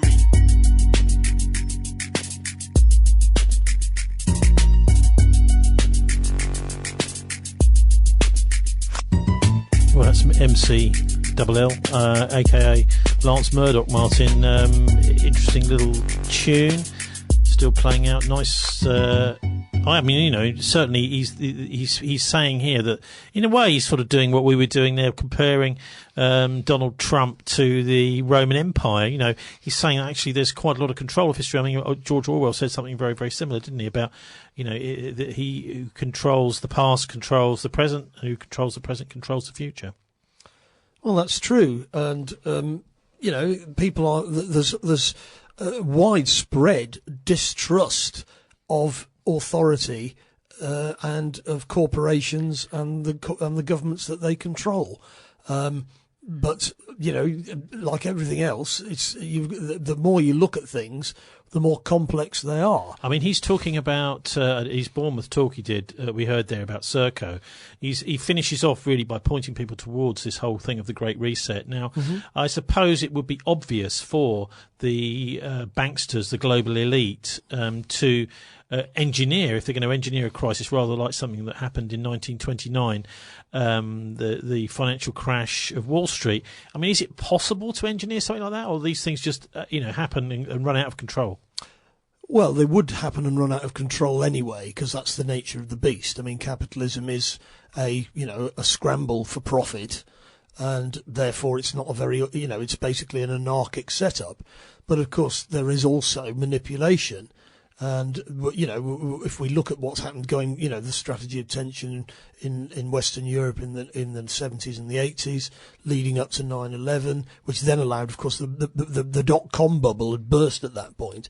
And what should have happened is that capitalism should have reset at that point. But they stopped it because they said, because of 9/11, we've got to pump loads of money into the financial services sector to prop it up. And then, of course, every time the financial services sector has crashed, they've come back in with even more stuff. I mean, what do you make of to prop it up? 1929, though, the Wall Street crash? Yeah. There are all sorts of different theories about that. Some saying that it was just happened, but there are others who are saying actually there was a knowledge amongst the financial elite that the stock market was due to topple, and so they decided that they wanted to topple it at the time that was most convenient for them and make as much money as possible. Well, interestingly enough, I was reading about this morning. People were Trump and various of his colleagues were briefing Wall Street that the pandemic was going to be much worse than they were saying. In public, they were saying, we're not too worried about this, we think we've got it under control. In private, they were saying to their Wall Street chums, it's time to short the market. So does that mean they're helping them make money out of the crash? Basically, yes. It's insider trading. It's insider trading, that's right, yeah. And it's so normal that it's actually, it's what goes on. Well, that's supposed to be a crime, but of course, now apparently if you're a government agency, it's not a crime anymore. Exactly. I mean, this is the way things have always run. But the Great Reset is certainly worth looking into, and we'll be doing that in a minute with Lance himself. But before that, I thought we'd have a listen to Sky News Australia, whose Rowan Dean has also done, and there's a much longer piece, and this is just an excerpt from it, 7 minutes long or so, where he has a really good look at the Great Reset. So here's an extract with some of the interviews with some of the big players like Klaus Schwab at the World Economic Forum and our very own Prince Charles. The World Economic Forum in January 21, which will serve as a global summit devoted to the Great Reset.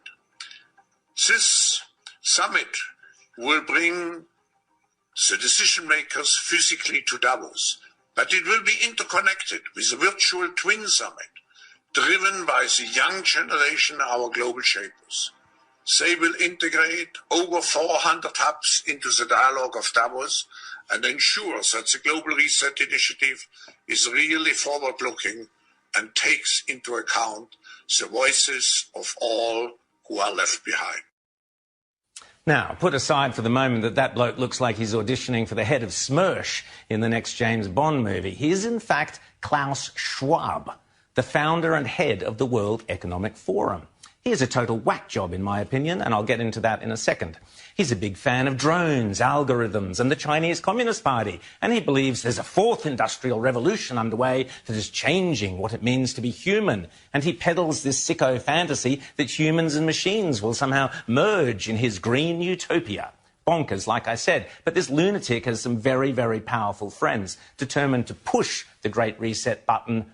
Now is the historical moment, the time, not only to fight severe virus, but to shape the system. We have a unique but rapidly shrinking window of opportunity to learn lessons and reset ourselves on a more sustainable path. It is an opportunity we have never had before and may never have again. So we must use all the levers we have at our disposal, knowing that each and every one of us has a vital role to play. Now is the time to think what history would say about this crisis. What is it that would make it so that history would look at this crisis as the great opportunity for reset? The Great Reset is a welcome recognition that this human tragedy must be a wake-up call. It is imperative that we reimagine, rebuild, redesign, reinvigorate and rebalance our world. Rebalancing investment, harnessing science and technology, and advancing the transition to net zero emissions, all elements of the Great Reset, are fundamental to building the future we need.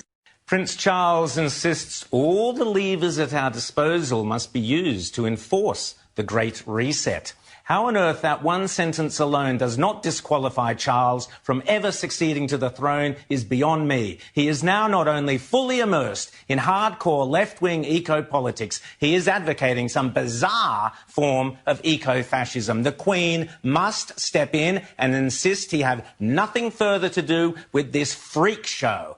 After all, we are currently seeing in Victoria just what it looks like when all the levers at our disposal are being used to enforce the COVID-19 restrictions, which include curfews, lockdowns, enforced mask wearing, shutting down of businesses, making you stay within 5 kilometres of your own home, not visiting the dying rellos, and on and on. Remember, it's not me linking COVID to climate change. It is these lunatics, including Charles and the United Nations and the IMF, who want to replicate the global response to COVID and repurpose it for climate change, to enforce zero net emissions. Just to remind you, this bloke Schwab is the kingpin of the World Economic Forum, the chief body that wants a globalised world with a partnership between government and big business, globalisation that basically runs the show.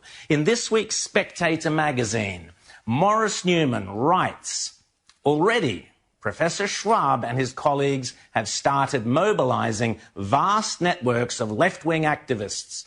Those who scoffed at claims that climate change was a stalking horse for a new world order should think again.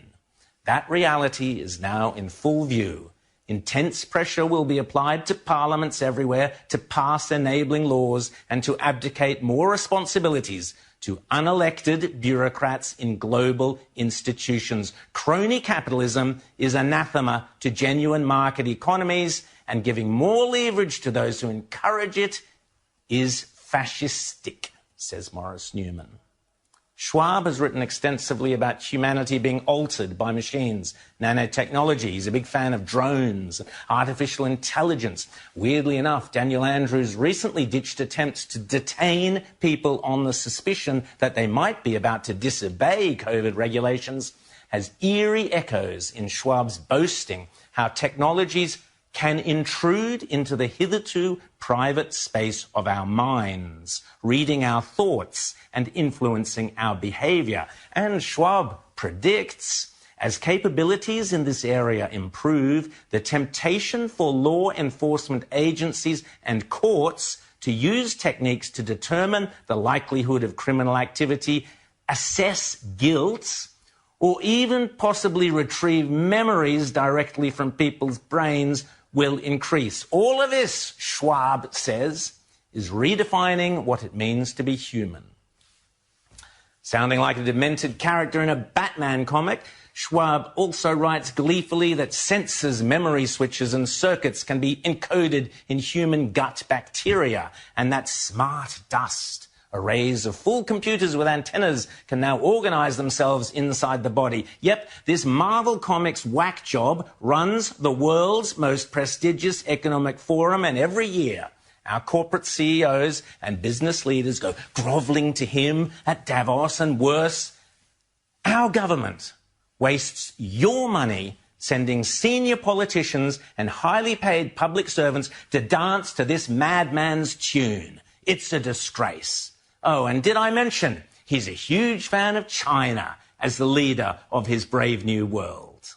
It was very appropriate to invite the president to join us, and he, as the leader of the country, to talk to us about the future's engagement of China in global affairs and the leadership role China will assume in determining and constructing our global future. And why China? Well, apart from the drones and the surveillance, chat to the Uyghurs about that, they also pretend to care about climate change. And China has already taken the lead. Just look in the negotiations in Paris on the environment. COVID, China, climate change. The Great Reset is a toxic, poisonous, ugly offspring of fascism dressed up in the frilly frocks of environmentalism. It's a horror show. So what to do? Our Governor-General must insist to the Queen that Charles ceases all involvement with this travesty. The Morrison government must refuse to send any delegates to Lucerne in May, and any Australian businesses that participate in this grotesquerie deserve the full wrath of Australian consumers and shareholders. Okay, so that's Rowan Dean on Sky News Australia. Martin, very, very prejudiced, biased piece, really, one-sided against this. I mean, don't you think actually that at some point something has to give here, that we're going to have some, replacement for the IMF? Because as you've been saying for the last 10, 12 years, that capitalism is going to crash. Now, at least it looks like the World Economic Forum, Schwab, Prince Charles, etc., have got a plan. Well, what's going to happen is there are various plans to deal with what's coming next. And the capitalist class has got its own idea of how it's going to resolve the crisis. And that, Schwab is very well connected to coordinate all of this. He's, he will know the people at the head of Serco, at the head of G4S. He will know the BlackRock people. He obviously knows Prince Charles. I think the assessment of the Chinese, because you've got a very right-wing Australian commentator there, as far as he's concerned, the Chinese are just part of this. I think that in actual fact there are contradictions between what the Chinese want to do and what the Western powers want to do. That doesn't mean that they haven't got overlapping interests. I mean, that's exactly what the Chinese would say, is, look, why can't we work together? But in actual fact, they're at daggers drawn. Well, maybe. So that doesn't really fit I'm not so sure it? about that. I think there's quite a lot in the West that would like to have the same sort of authoritarian power, biometrics, that sort of thing, control over people's lives as they've got in China. Yes, but of course the Chinese are doing it on their own bat because they've got their own agenda. And of course, there's some people like Schwartz, and there are elements within the Western capitalist elite that want to do deals with China, and there are others that don't. And in actual fact, there's a contradiction there, because they can't quite work out whether they want, are we going to beat them or are we going to join them? Okay, well, let's get Lance Murdoch's take on this. MC Double L and his channel Rise Above, Double LMC. Because we have an extended interview with him now, which is about 45 minutes long, where he really goes into why he's gotten into why he believes that there's some serious stuff going on there, and also I suppose winding up by looking very, very closely at this World Economic Forum project. May, we just heard from the Australian guy there, but usually the Davos happens in January in Switzerland. But anyway, so here's Lance Murdoch and his take on COVID and where we're all heading. My name's Lance Murdoch, aka Double LMC. For the last 20 years, I've been an MC in various different capacities, mainly a rave MC at drum and bass things for like 15 years. I've done, presenting work, some radio work. In the last 5 years, I've mainly been concerned with combat sports MCing, which has sort of eventually taken me all over the world. That's really taken off in the last 5 years. All over the world. I mean, for instance, in July, I did a 4-week stint out in Romania and Sweden with an outfit called Brave Combat Federation, which is actually owned by the Sheikh of Bahrain. So that was a very interesting experience. And I got to see what Sweden is actually like firsthand, because I spent 4 weeks in Stockholm throughout July, which is really, really eye-opening. So what is this combat sport? Can you tell us a bit about that? Well, all types of combat sports. Kickboxing. I have a professional boxing MC license. I've done some work on BT Sport. Whether I'll ever get booked to work on BT Sport again is another question after I've said some of the things that I've said recently. So yeah, Cage Warriors Northwest, lots of cage fighting events, boxing, kickboxing, Muay Thai, all types of ring sports and cage sports. I am the guy that says ladies and gentlemen and gets everyone riled up before the guys. So can you just tell us a bit about how you got into this, Lance? Well, I've always been an MC. Always wanted to be an MC since I was 12 years old. After listening to a Wu-Tang album, Enter the Wu-Tang, one of the most seminal hip hop albums of all time, I decided I wanted to be a rapper at the age of 12. By the age of 18, I was on stage up in London at raves and stuff. And then for the last 20 years, mainly up and down the UK, I've been resident at the Full Moon Party in Thailand in Koh Phangan for the last 10 years. I do a lot of work out in Southeast Asia at various different parties and raves out there. But while this has all been going on with the music for 20 years, I've also been an absolutely avid researcher into the hidden story of what's really going on in the world, government cover-ups, false flag, terror attacks, who's really behind the power structure of the world. This all started for me in 9/11, so it was 19 years ago. So that's how long I've been looking into all this stuff. And basically, when I came back from Southeast Asia in January this year, I knew last year I'd been researching the UN and the World Economic Forum and the global reset, as everyone likes to laugh about it back then. Nobody's laughing now. Back in January, when I flew back through Suvarnabhumi Airport in Bangkok, I already heard about coronavirus, and immediately I passed it off as what I thought was just going to be a bit of a red herring like SARS and MERS. They're bigging it up. It's not really going to be anything. But when I flew back, there's more Chinese tourists in Thailand, where I spend a lot of time, than all the other tourists put together. For instance, there's a lot of Chinese people there. And I watch all of the international news channels, a lot of the Asian news channels, especially the non-communist Chinese news. And as I flew back and I saw what was going on in the airport and I got back here, I think it was the 15th of January, which I decided that this virus, whatever it was going to be, was going to be the event that tipped the global economy into the grand reset. And then lo and behold, I started saying this online, etc., etc. People laughed at me.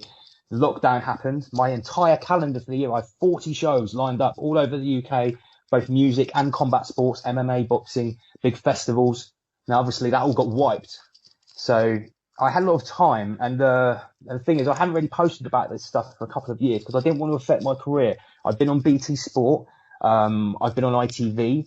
I've been on some really mainstream news stations, and I stopped talking about this stuff. But then when the lockdown happened, after I was quiet for a couple of weeks, and then people online started asking me, like, what is going on? Like, what do you think?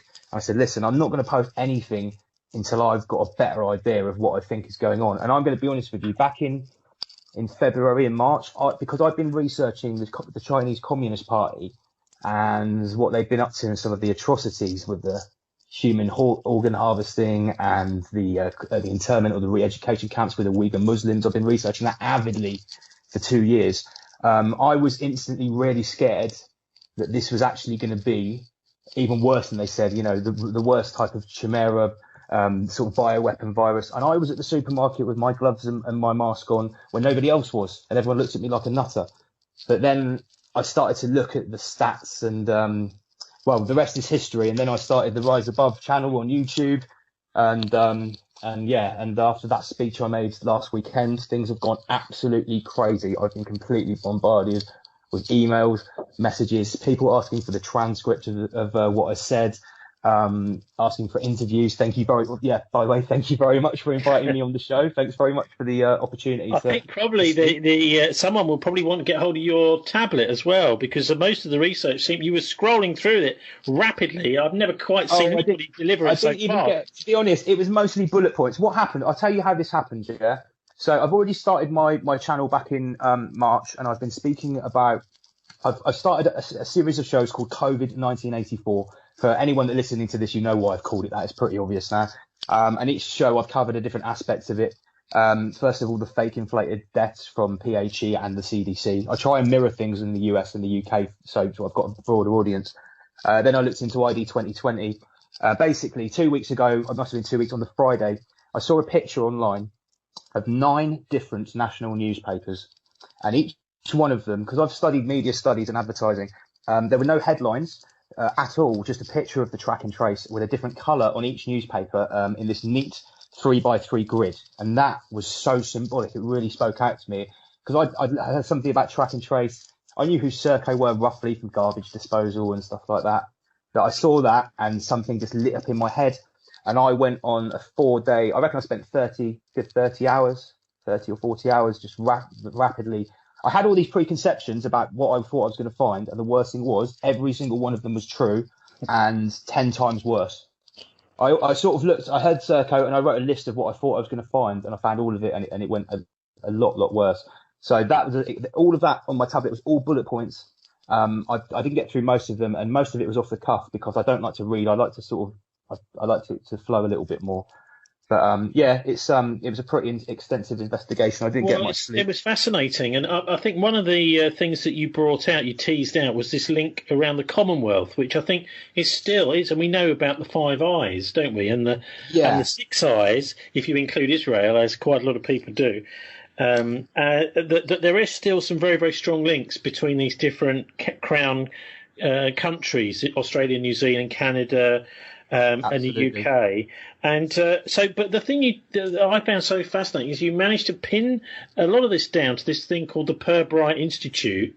So who are these? They appeared on my radar back in February. I'd heard of Pirbright because it's in my part of the world. Funny enough, the 3 companies, or not really companies, whatever they are, arms of this octopus that I've started to expose, they're all quite local to me. They're all in the southwest. Hook in Hampshire, Pirbright in Surrey. That Kinetic, I drive past a huge Kinetic like installation almost every day. They are heavily embedded around me, so I've always been aware of these companies, and I knew from my research from a couple of years ago that Pirbright was essentially, I'll say it, they were responsible for the foot and mouth outbreak. They were fined heavily for it as well. And if you look on the map where the foot and mouth outbreak were, like you can see, it's just a circle, and Pirbright Institute's right in the middle. So they were instantly on my radar when all this kicked off. And I realised that, it wasn't hard to find a link between the Wuhan Institute, the Gates Foundation, and Pirbright. There's a paper, they don't cover their tracks. There's a clear paper trail. It's I think when people think about privatisation, I mean, obviously you mentioned in your talk DERA, the Defence Evaluation Research Establishment, which was privatised around 2000 and then became Kinetic. It seems like in 1999 there was a lot of things that happened financially, and a lot in 1999 was a very pivotal year for a lot of these corporations and being privatised. I've noticed that as a year that keeps coming up. Yeah, but the point being that a lot of these institutes are supposed to have been sort of privatised, so kind of anybody can buy shares in them around the world. We were talking on our show last week about the number of public utilities, gas, electricity, water, that sort of thing, that have been bought up by big Chinese companies. But these seem to have been sort of transferred from government to crown. And I wonder if you think it's fair to say that. Well, absolutely. This is the thing, right? Everyone was losing their rag because they thought that Serco was a private company, and they really only went that far as making that statement, oh, it's a private company, it's not the NHS. Well, if you really look at it, is it really a private company? Because like Kinetic, Serco is owned by the CCS, which is the Crown Commercial Services. And above that is the Crown Estate. And as my research read, they still have what's called like the golden share. It's a thing that works through the Privy Council. But also, who else has 200,000 shares in Serco? It's Bill Gates, not the Bill and Melinda Gates Foundation, their trust, worth, I think, $25 million, particularly in the private prison sector of Serco. And that seems like a really weird investment for such a kind philanthropist as Bill Gates. Yeah, there's something a little bit fascistic about these private prisons, certainly, because if you've got a crooked and corrupt judicial system, which it seems we're heading towards that way in the UK with the Assange trial and things like that, you can actually start stuffing your prisons with prisoners and make a private profit out of it, which is obviously a little bit dodgy. But look, can I just ask you, and take a step back from all of this, because I think for many of us, we want to know what's going on. Something is definitely not right about this. Anybody who perhaps back in April, May was saying, well, OK, this will be all right for a few months. They've now realised that it's not going to be for a few months, that we're not going back to normal until there's some enormous changes in society. And one of those changes seems to be that the government is going to be able to do, and as it already has been doing, things without real recourse to Parliament, or they can change the laws really by clicking their fingers. Yeah, I mean, like on my channel, I've exposed. I think it was the 28th of September it's before that, when they changed the laws about the rollout of any type of vaccine to do with COVID-19. They've basically removed all liability from anyone advertising, producing, administering, or recommending any type of new treatment for COVID-19, which would include obviously vaccines. So, like, if you look at how many millions of pounds in this country, and I don't know how many it is in the US, has been paid out in vaccine damages over the years, that is like a sweeping bill. So that means that now, if you have brain damage, paralyzed, etc., there's no comeback, there's no recourse. So if I was then to recommend a cocktail of strychnine and belladonna as a cure for COVID-19, I would be indemnified, would I? Well, I read the document, and I couldn't see anywhere in it where it actually differentiated what you could and couldn't prescribe. It basically said, it took away every piece of red tape and bureaucracy, every regulation, any level of testing, any level of anything. It sort of just opened the door that you can prescribe anything you want or recommend it with no recourse whatsoever. So what's going on here, Lance? I think this is what people want to know. Do you want me to tell you what I think at the highest level of what's going on? Yeah. Okay. Like I said, back in August of 2019, I've had people that follow the markets for me, and I heard about something called the Great Reset. I knew already that for over 10 years, our fiat monetary fractional reserve lending system, which is basically money, Kabbalistic money magic, it's fake and it can't be, and it's been artificially inflated for at least 10 years, so it has to go. I use an analogy of a hot air balloon that's going down because it's got a tear in it, but they're pumping more hot air in it to make it go up, but it's making the tear bigger, so the balloon is getting bigger, but it's falling faster.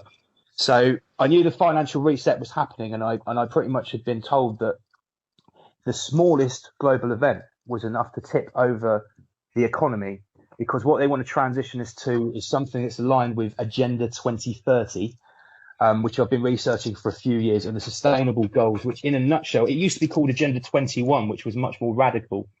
But Agenda 2030 is something the UN has sort of tarted up a little bit and made it all about sustainable developments and equality. But it's essentially the end of free movement, the end of private property. They want everybody off the land into cyber cities. Obviously, I'm generalizing here. So this Great Reset, what it is, COVID-19 is essentially a red herring. There is another coronavirus in the mix. We've had coronaviruses around for decades. There've been many before, SARS, MERS, etc.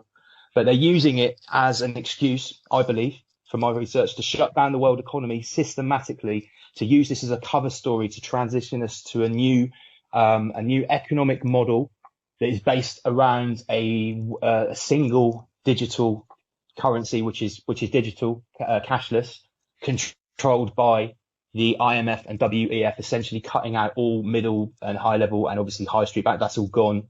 In layman's terms, it's what people have been calling the New World Order, the one world government, for a long time. And I believe that's literally what they are trying to do as we speak, all around the world. At least in most countries that are going along with the WHO and the UN plan. Not all countries are playing ball.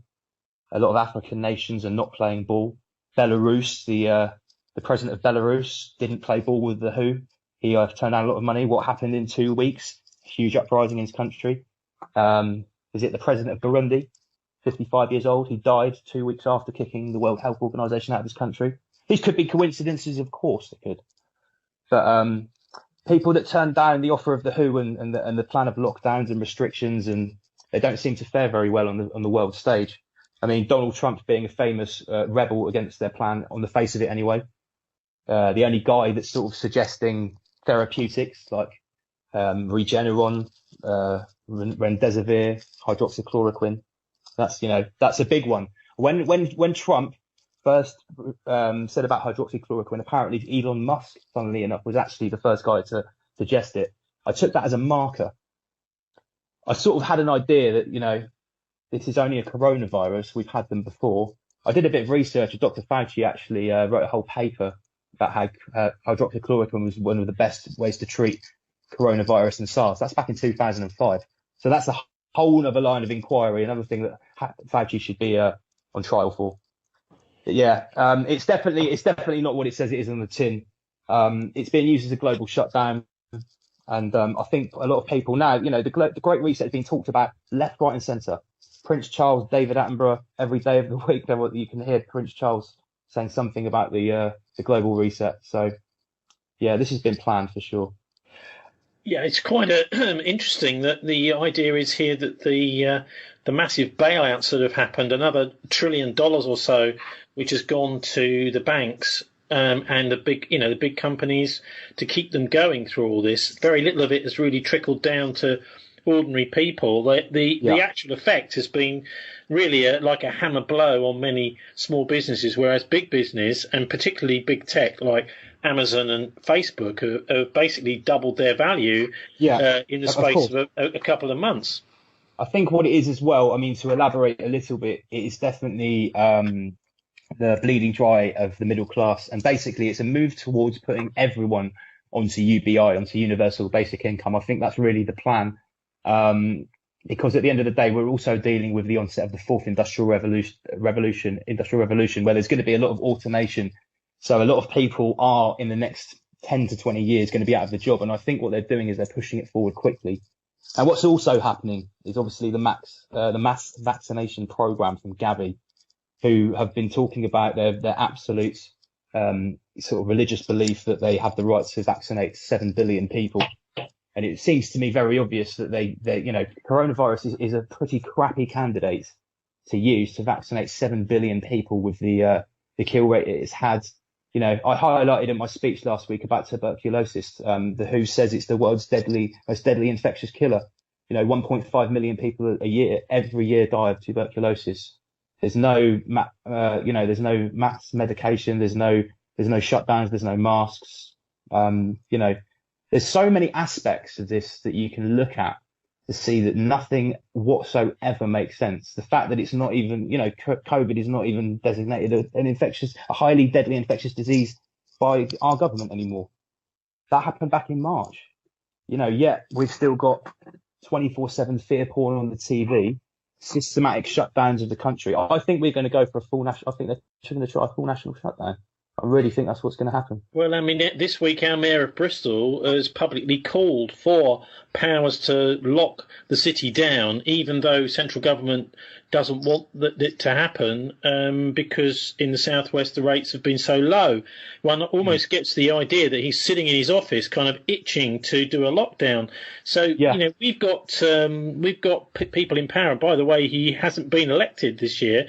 He was supposed to be re-elected in May, but the election was cancelled. So really, he's got his he's a dictator year where he's not actually be elected. So I mean, at the end of the day, can be quite scary. In fact, more scary than COVID is the political power, which is coming to a very few people without any checks and balances, almost like a kind of authoritarian rule. So have you got anything to say to listeners who are a bit nervous about that? I think because we kind of need a bit of light at the end of the tunnel, something to keep us going, Lance.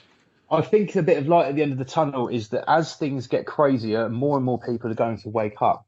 And the fact is that I truly believe this, that we actually have to consent to our own enslavement. At the end of the day, all of these small, little, ludicrous measures that we're asked to do, like businesses restricting how many people they can come in, this track and trace, et cetera, we have to have the power to say no. It's about acquiescence. And I've studied the more esoteric side of what these people at the very top believe. And whether everyone else believes in that stuff or not, they do.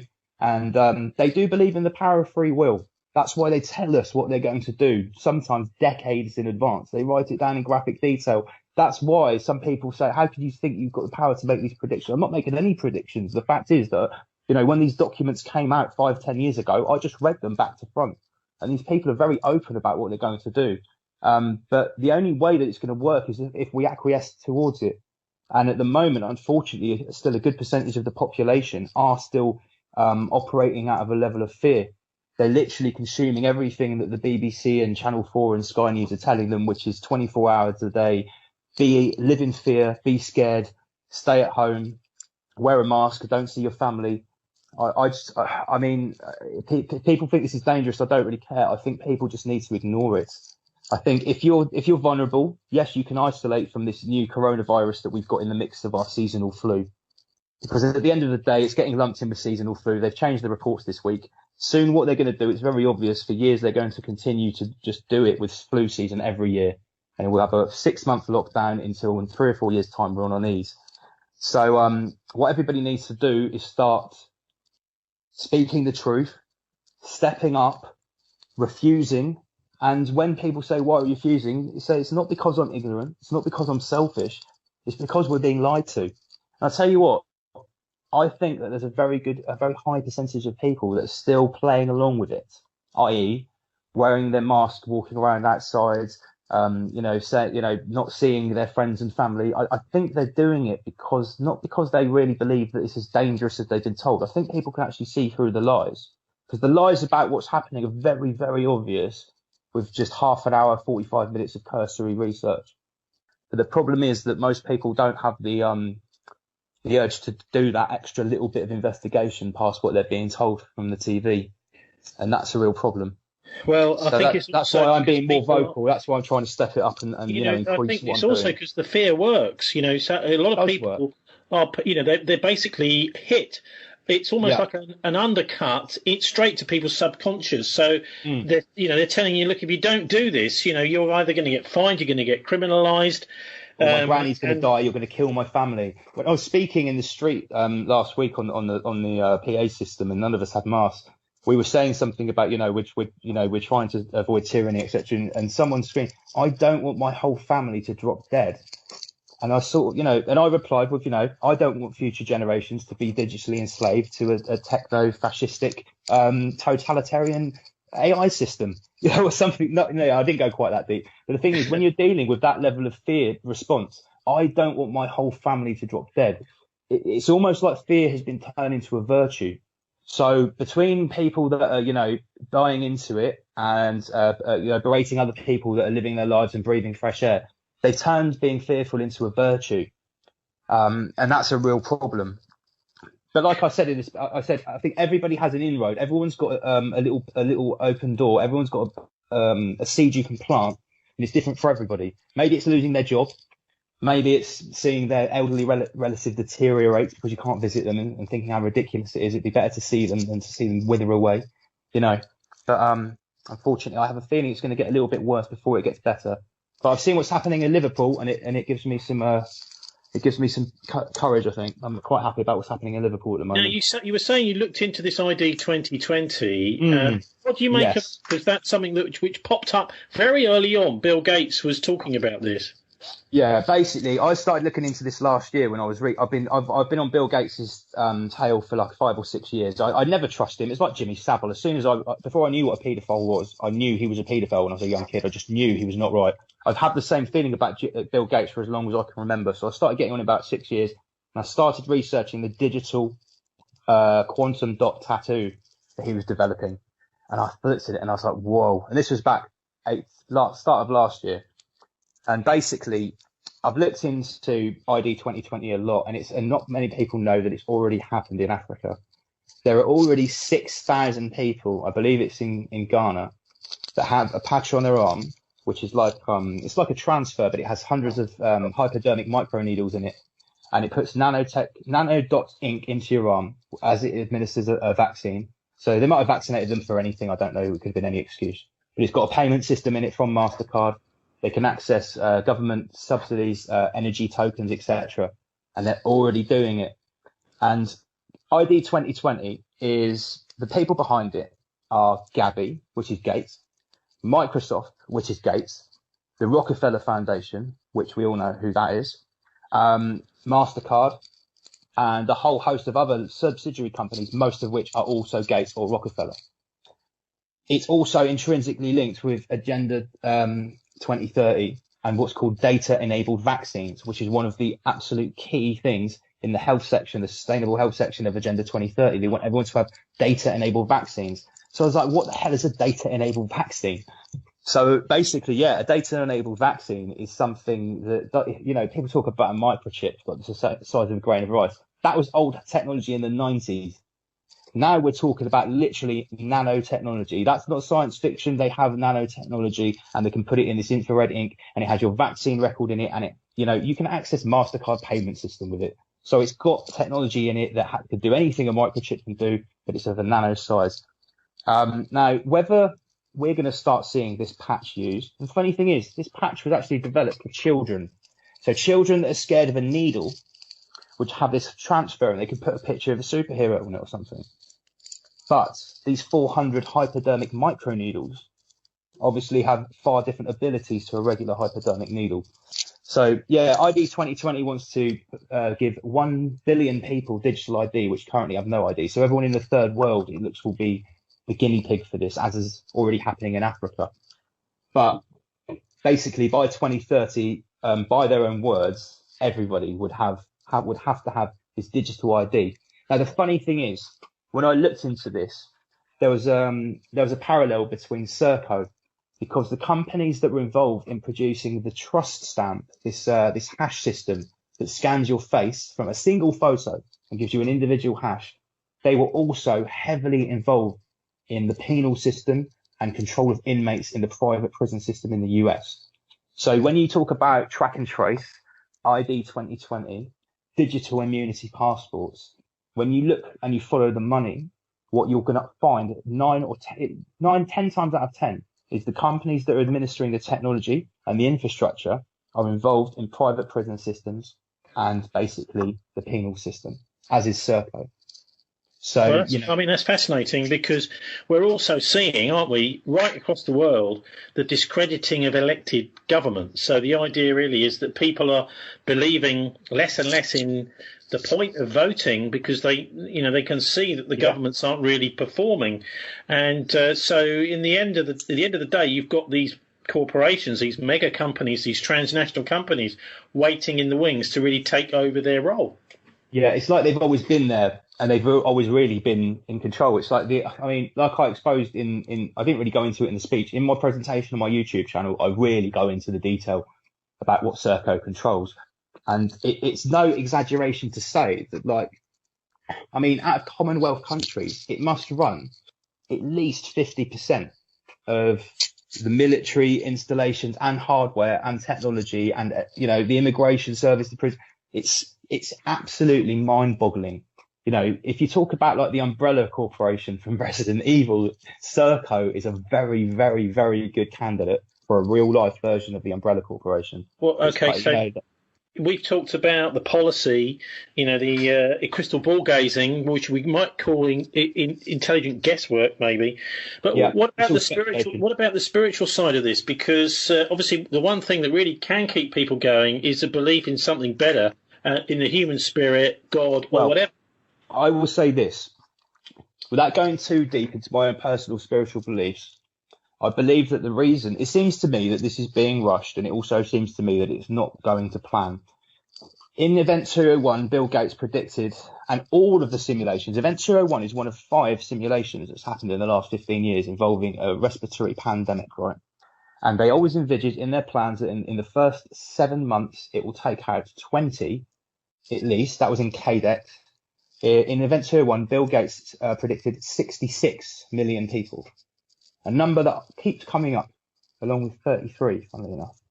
So it seems to me that whatever plan they had, because these people are depopulationists, they definitely wanted to, they need to cull the population to get us all into the cyber cities for Agenda 2030. There's no way there's room for 7 billion people.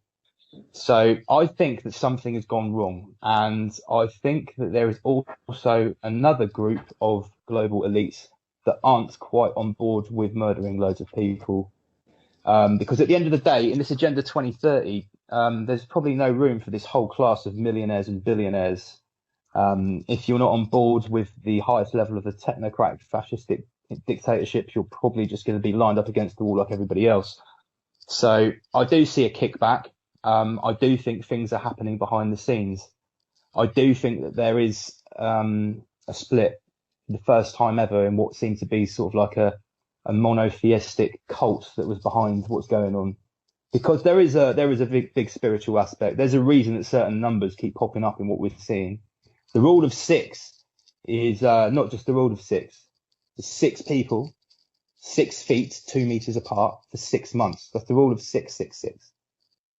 33 is a number that keeps coming up a lot at 66 as well. And this got asked of me in the speech why. And I said, whether people want to believe it or not, at the highest levels of the WEF and the UN and the WHO, these people are occultists. Whatever you believe about occultism, these are dark occultists, and they do believe in things like natural law and the power of numbers and symbols, colours, frequencies, special dates. And I feel like this is being rushed through because I feel like they're trying to clamp us down, because at the end of the day, if everyone takes in 7 billion people an RNA gene editing vaccine and you have a digital that's a Bible prophecy, and I don't care what anybody says. And I'm not a Christian. I study many different world religions. So I don't necessarily follow any of them, but there's definitely a lot more going on than just a pandemic, than just a political overthrow, than just a global financial reset. There's also huge astrological alignments and lunar cycles that are linked into this as well. For instance, not many people know that this month is there's a blue moon this month. It's very rare. It's roughly every 36 to 40 years. The first moon was on, I believe it was on October the 1st when Boris announced the rule of 666. And the actual blue moon is on the 31st of October, which is also Halloween, All Hallows Eve. And I have a feeling, and I'll make a prediction. I don't care if I'm wrong, but I have a feeling we may go into a full lockdown by the 31st of October. But I feel like these people are rushing, and the more it gets crazy, and the more obvious that they're fudging the figures by mixing it with the flu, the more reports of empty hospitals, the more whistleblowers from the NHS, the more doctors speaking out, people are going to realise what's happening. I really don't think people will accept this vaccine.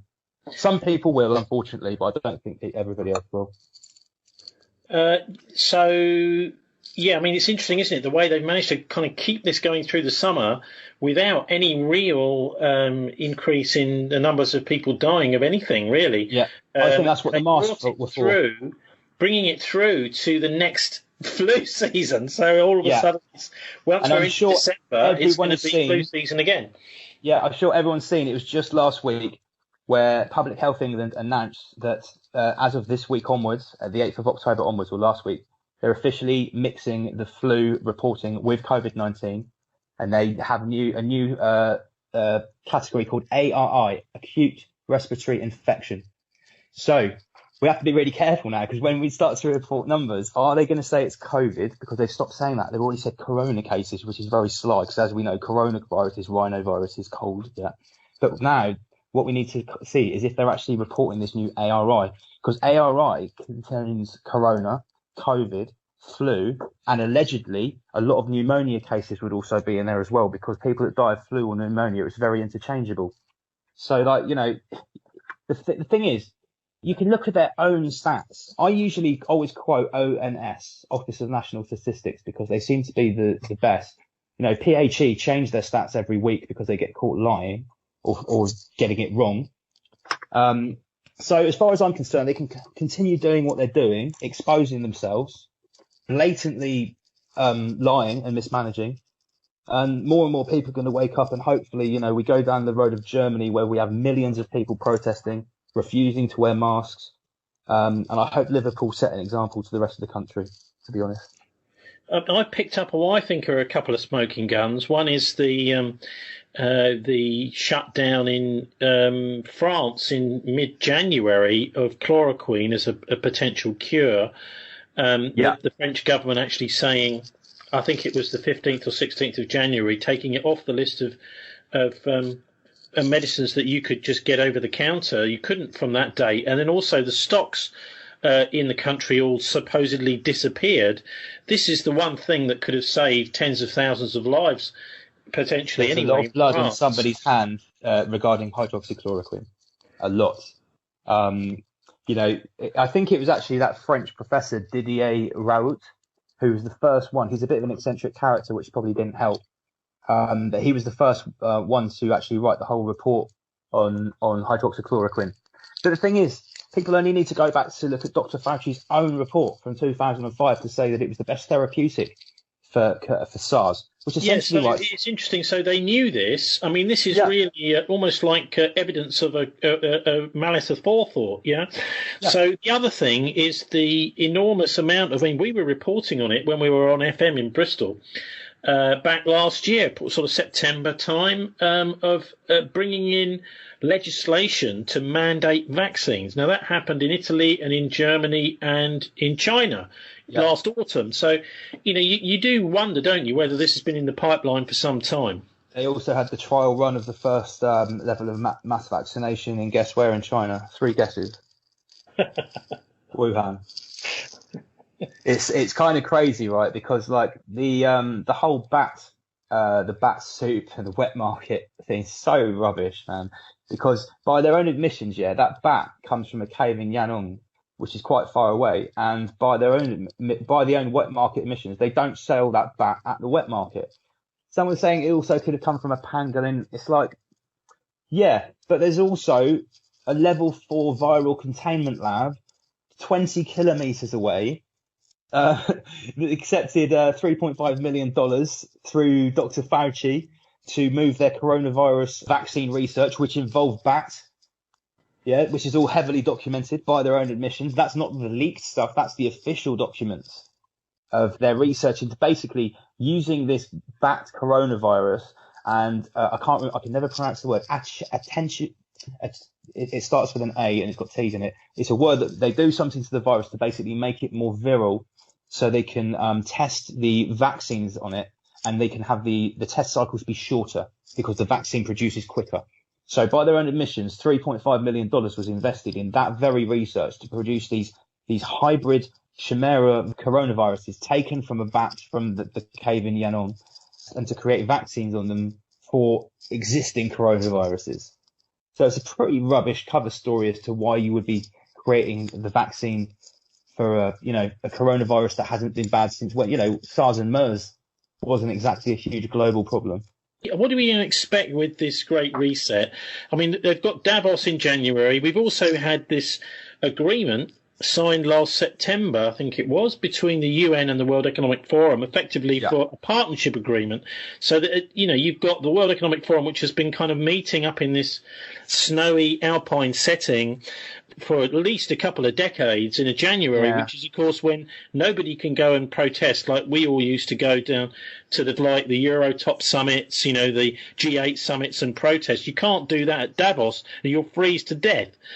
So, but anyway, what do you think's going to come out of that? Well, what can we expect? Here's the thing, for a long time, everybody had their eyes on the Bilderberg Group, and by all intensive purposes, the Bilderberg Group was, the think tank behind the all world governments and the highest level elites. For me, what the Great Reset means is they call it stakeholder capitalism. Now, I'm not sure exactly what that's supposed to mean, but to me, it sounds like it means it's capitalism which is owned by huge stakeholders. Average people in normal capitalism that can have a business, they don't sound like stakeholders to me. So it's also linked in hugely with the Green New Deal. And it was always the way that these world elites were going to do one of two things. A nuclear war in the Middle East through the Zionists, or saving the environment from us and, Agenda 2030. It looks like they've gone for the latter. Or both. Well, both, yeah. But, thermonuclear war hasn't happened. I think the idea is that something has to happen, some terrible global event, before we will be herded into the cyber cities and we have no private property and we live like, all the dystopian sci-fi futuristic films that we've seen, all those mixed together and worse. Because, I've read all the papers and I've read the articles that the article of A Day in the Life in Agenda 2030. I own nothing. The house I live in doesn't belong to me. Someone else is in another room using this room to do that. In the house that you live in, someone has just walked in and started using a room to do something because you don't own anything. Travel's restricted. We don't ever leave the cyber city. 95% of the Earth's surface is left for rewilding. So it's basically, we're talking about a whole global digital cyber city gulag where, they're painting it as some sort of, full-scale luxury communism. you know, where you have everything you need, but you don't have to work, you don't have to pay for anything. But the scary thing is, you know, and again, this is something I exposed quite early on this year, I think in February. Bill Gates has a patent with the numbers 2020 and 666, and you can Google this. It's true. And when you Google this patent, the patent is for a device which is an interface between a human body, which mines cryptocurrency based on the electromagnetic reactions from the human it's attached to. So what this means is, once you've lost your job because of the fourth industrial revolution and you're sat there at home with nothing to do, you can wear this patch and you can essentially sit there for hours consuming media, watching adverts, and based on your reaction from adverts, you can mine cryptocurrency with this device that's linked to a blockchain owned by Microsoft. So as soon as I saw that, I said, well, that's what everyone's going to do afterwards. When no one has a job anymore because everything's automated, or so they say this is what it's going to be. Obviously, these are their predictions. You'll be able to sit there just on your ass, basically watching vacuous adverts and commercials all day. And it'll be, you know, the same as they farm our information from Google and smartphones on our reactions of social media. But this is talking about an actual a physical biometric implant that mines cryptocurrency. And I thought, Jesus Christ, you literally couldn't, you know, I've said it in my video, a sci-fi writer would get an erection over something like that. That's so farcical. I couldn't believe it was true. But lo and behold, Bill Gates has the patent. I suppose, I mean, you know, the way money operates is, you know, you can use it as a lure for people to pretty much do anything. I mean, people don't really seem to use morality as a value very much anymore. Most of what they're thinking about when they're making decisions about their life is to do with, is this going to actually bring me some cash in so I can survive or not? So what you're suggesting there is that, you know, you can say to people, well, you know, you can make a bit of money by sitting and watching adverts. Well, you say money, but what it will be tokens that will more likely only be redeemable through the network from which you've harvested of some sort. Yeah, credits. So it's like, you know, This is the ancient Egyptian form of currency. This is what the ancient Egyptians had. You didn't have any money as an Egyptian citizen. You had a credit with the Egyptian authorities, basically. So we're going back to that sort of system. Yeah. Well, basically, we're also going to an exact, almost textbook episode of Charlie Brooker's Black Mirror, where everyone is in this futuristic world, and I think they're on exercise bikes all day, watching TV to earn their credits, wearing Lycra. Okay, Lance. I don't think there'll be any Lycra in Agenda 2030. I don't know. All right. So, and it's also interesting, isn't it, that we had Agenda 21 and we're just about to move into 21, and then 30 takes over. There seems to be quite a lot of kind of coded language in all of this. Look, have you got anything to sort of say to cheer us up to think that humanity might actually make it through this without being enslaved? I think that at the end of the day, right, the yin and the yang has a white and a black for a reason. It can't go all the way black. The pendulum has to swing all the way back. The universe won't allow it. I think the very reason that we're having this conversation and the people are thinking this all around the world is that enough people know what's going on. And I think what's going to happen in the future, if I was going to look to the brighter side, is I think that unfortunately, I think certain countries are going to go for this, and what's going to happen is that other countries are going to break away. Maybe in the future we might have some sort of soft-core Mad Max sort of techno scramble. I've looked at the Rockefeller plan, and they have a four-way axis. The axis that they're going forward on is called Operation Lockstep. Top-down, technocratic, digital control, quarantine, etc., etc. But there's four other options. One of them is called Smart Scramble, and one of them is called Hack Attack. And they involve total decentralization of power, people using different cryptos, different forms of trade to interact, people scrambling for different technologies to solve problems. There's some conflict in there as well, but I think we're going to go back to basics. I don't think they're going to win. People, even the most asleep people that are totally alien to any of this exterior knowledge, it's going to come to them and it's going to hit them in the face. So I have a saying.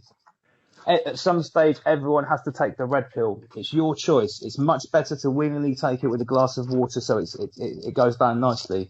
If you leave it too late, you will always have to take it. But if it gets administered to you against your will, it's not going to be so much fun. So yeah, I'd say please everyone check out my channel. I try to what I try to do on my channel is present the information in a way that you could give it to someone that has never heard of this alternative way of looking at things before, what's going on. But it's also going to give a bit of an insight to people that have already been looking into this as well. So I start easy, and then I tend to take it a little bit deep, and I'm just doing my best to wake people up. I don't know what I wouldn't be able to live with myself if I didn't, to be honest. Now, one thing I'll just add to that is a bit of a sort of caveat and a warning is that one thing for sure about the global elite, the people, the oligarchy, really, you could call them, is that they like to control both sides of the chessboard. So they're very good at creating movements that seem to be, against the establishment, but actually, absolutely. So just be very careful, folks, in any sort of movement that you're part of. Be absolutely confident that it's not one of these kind of controlled oppositions. So anyway, Lance, thanks ever so much. Double LMC. We're going to finish double with LMC on YouTube. tunes. Sorry? I was about to say on YouTube, I'm the word double L and MC. And the show's called Rise Above. I also make music. There's music videos on there, and I do not talk about anything apart from these subjects, as I have done since 2016. A lot of the music on there is from 2016 when I started talking about this. So when did you write the song "Don't Believe Me"? I actually wrote that 10 years ago. I recorded it last year, and I made the video in lockdown in a disused naval base. I broke into it. Well, we're going to hear it now. Do you want to just tell us what's the inspiration behind it before we hear it? Basically, it covers all aspects of a different hidden history of the world, and it's basically, if you don't believe me, go and study history. Check the activity of bloodline dynasties. It's all about history. It's all about the occult forces that are controlling us. It's quite a fun tune as well. It's not too serious or dark, so it's enough for anyone. Yeah, check me out on YouTube, double LMC, Rise Above. Yeah. Lance Murdoch, thanks very much for joining us. Thank you very much, Tony. It's been an absolute pleasure. So that's Lance Murdoch there speaking to us earlier this week. We're not going to hear that song right now because we heard it a little bit earlier. Don't Believe Me. But Martin, he's really showing there that he's, I think, got a real depth of understanding of essentially what he's talking about is a kind of system which is all ready to go, which is going to enslave humanity if we're not careful. Well, I'm definitely of the opinion that there is an attempt to enslave humanity, and it's great that people are questioning what's going on. But the answers are still complicated and messy. So, thanks very much again to Lance. But we're going to go now to look at my appearance over in Cardiff last Sunday, which was one of the stand-up protests. And I was absolutely gobsmacked to see so many people there, something like 300-400 people as I came around the corner next to the Welsh Parliament. And I gave my little talk, which you can find online somewhere, no doubt. Maybe I should stick a link up to it on our show page at thisweek.org.uk, which was mercifully short, about 15 minutes or something. But I did actually, while I was there, spend quite a bit of time going around the crowd, talking to some of the punters that had turned up from all over, mostly from South Wales, about why they were there. My name's Alistair. So, yeah, my take on it is I think that potentially they've rebranded the flu, to be brutally honest. Look at the flu cases for 2020 so far. I think they were 347 cases reported from the Office of National Statistics in the data this year. There's normally around 10,000 cases a year, so where have those gone? It's a completely disproportionate response, and it's obviously clearly part of something far bigger as a tool of control. And I think economically as well, there seems to be an agenda to transform the economy on the back of it. Some people talk about the Great Reset being the main reason for doing all of this, really. So something to maybe look into is something called the Great Reset. Some people say that the ultimate agenda is to have a one world government and complete police state dictatorship and a cashless society. So a lot of that has been constructed under the guise of climate change as well. So they're kind of both aligning. The pandemic is aligning with the climate change agenda as well. Chaz, it's just what a massive scam, massive agenda. We're just under attack. It's just tyranny. It's a police state. and it's just getting worse. It's just going to get worse unless we stand up to them. And the pharmaceutical was safe and effective. I have one word for you: thalidomide. For those of you who don't remember thalidomide, it was a... Hiya, I'm Meg. So I've come here today because I don't agree with what's occurring at the moment. I think in Wales we're under draconian law, and I feel as if, for example, I'm a student, and at the moment in halls there's police patrolling every night in hazmat and full PPE, and they're scaring all of the young students who have just joined university into submission. They're not allowed to have parties or even social gatherings within the same building. They're even going into people's flats and putting social distance stickers on the floor of people's flats within the same household. 2 doors down from me, police were called on some friends. The police were called, and 4 occupants of this household, once everyone from the party had left. There are 10 people in total just having an evening in together, and the police were called, and the occupants are fined £200 each. We have to wear masks now in the shops, and I feel for those who are exempt. They are scared to leave the house because they are constantly challenged about wearing masks. They're told to put them on. They're forced into doing it. And first of all, you can't leave the house without wearing a mask to go to the shops. What's the next stage? Is it going to be vaccines? You can't leave the house unless you've got a vaccine. It's one step to another, and it keeps getting more and more intense. But what about the virus? The virus itself, well, when you look at the cases in comparison to deaths, the thing is, it's got a 92% survival rate, and the only people who are dying, the main age group, is 80 plus. It's not a case of the average everyday person. Actually, Chris Whitty, in the beginning of lockdown, he was giving a press conference, and he said that a very small minority would die of this virus. He said most people would get the virus and get over it. The small majority of that being the 80 plus age group and those who have pre-existing health conditions. How are students generally reacting to all this? The majority of them want to comply just to have an easy life, especially with things like TikTok and Instagram being very left-wing, very on board with the mask, making masks cute, making them fashionable, making them part of accessories, and making this whole situation like a bit of a fun, bit of a joke. Like, that's fine, but I feel they are our future. We've got to make them realise that what they're subscribing to is completely draconian. Having someone tell you what you're going to wear on your body, and then potentially next having someone tell you what you have to put in your body, because it's happening. They're working on a vaccine, and Matt Hancock wants to roll it out. Your sign you've got here, singing, dancing, band. Are we ruled by the Taliban? It's actually a sign. That rhymes. Well done. It's actually a sign that my friend made, so I can't make the credit for it, but she needs, obviously, people to hold them up. But I do agree with this statement. I mean, this is the thing, this is, I think, highlights the most important thing. We are quite jolly people. We're British. We're ultimately, unapologetically, humorous, fun-loving people. We've got satirical sense of humour, and we love a good sing-song. We love a dance. We love going to gigs. We love going to pubs. We love socialising. We're social people. Especially in Wales, everyone loves a chat, singing, dancing. That's what I used to do in school. Now the kids can't do it because their germ patterns will be in sync, This is what is happening in primary schools. They're not allowed to sing and dance. And I remember I used to sing hymns in primary school. I used to be in the school choir. And those things are so good for children, music and dance and just being close. What happens if a child falls over in a playground? I used to want a hug if that happened to me. Now, Where's it ultimately going, do you think?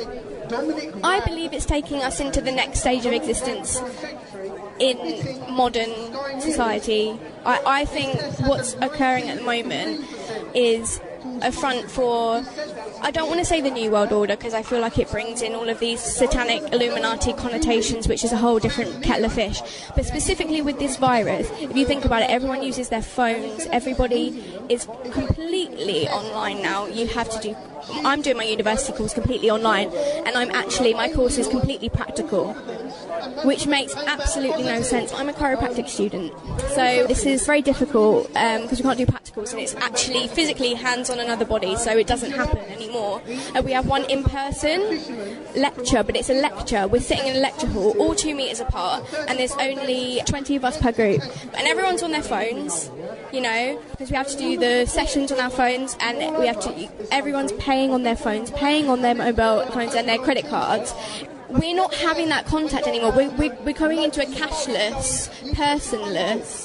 I do believe that technology serves us for a good purpose, and it is wonderful, but at the end of the day, we don't need to be separated. We're creatures of community, and in a tribal setting, humans have always been creatures of community, and now we are isolated. There are 18-year-old students that this is their first year of university, and they're in a room on their own, and they're not allowed to mix with other people. They're not allowed to see their friends. They aren't allowed to have that sense of community that you need so desperately. Susan, do you find there are some young people that want to catch it? I would happily catch it. I've had the flu twice. I'd happily add another one to my collection. Why not, you know? They know how we tick.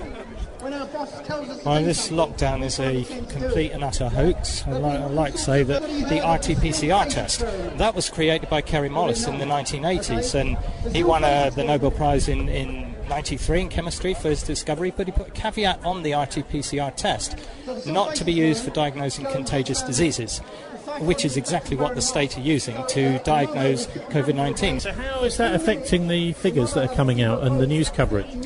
The RT-PCR test collects your DNA, your cells, your bacteria. It's then sent off to a laboratory to be magnified. Now, you need perhaps 10 cycles to get the magnification of a positive, but NHS and so forth are going way beyond that. They're going up to 40, 45 cycles. With that, you will find everything that you would ever want to look for in the RT-PCR test. And they're not looking for COVID-19, they're looking for a genetic sequence based on your RNA. They're looking at 9 primers, and if they can find a match, which is just below 80%, then you are deemed to be positive.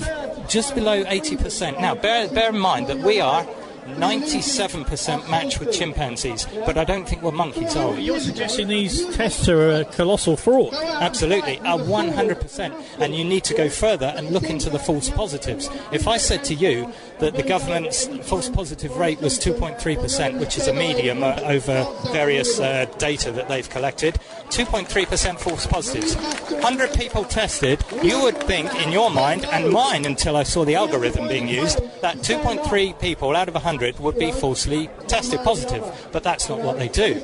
Let me give you some numbers. If they're using 10,000 people as an example, then 1 in 500 people are testing positive for the COVID virus test. That means 20 people from 10,000 prove positive, but they build in their false positive of 2.3%. Now, 2.3% of 10,000 is 230. Added to the 20 that were positive, you now have 250 cases, but only 20 that were tested positive. And the chances of dying from being diagnosed as positive, if you're over 70, is 0.26%, and dying under the age of 70, 0.04%. So we are being scammed with the figures big time. You seem to have a lot of detailed knowledge about this. Are you a professional interest in it, or have you just been swatting up? Just a lay person that's kept his ear to the ground. That's all. My name's Reese, and I just think at the end of the day I speak for a mass majority of people out there who I personally speak to in my business, work colleagues, friends, family, and the thing is, it's just the numbers just do not stack up with this. Whether you're a conspiracy theorist or not, it's irrelevant, because the numbers don't stack up. There's 98% of us on this planet, and this thing is only affecting a very small percentage of us, yet our government is shutting down the economy, risking jobs, risking people's mental health, making people destitute, you name it, cancer treatments, the list goes on, child abuse, domestic abuse, the whole thing throughout these lockdowns are affecting people massively for a very small percentage of people, and we just got to get on with it now, in my view.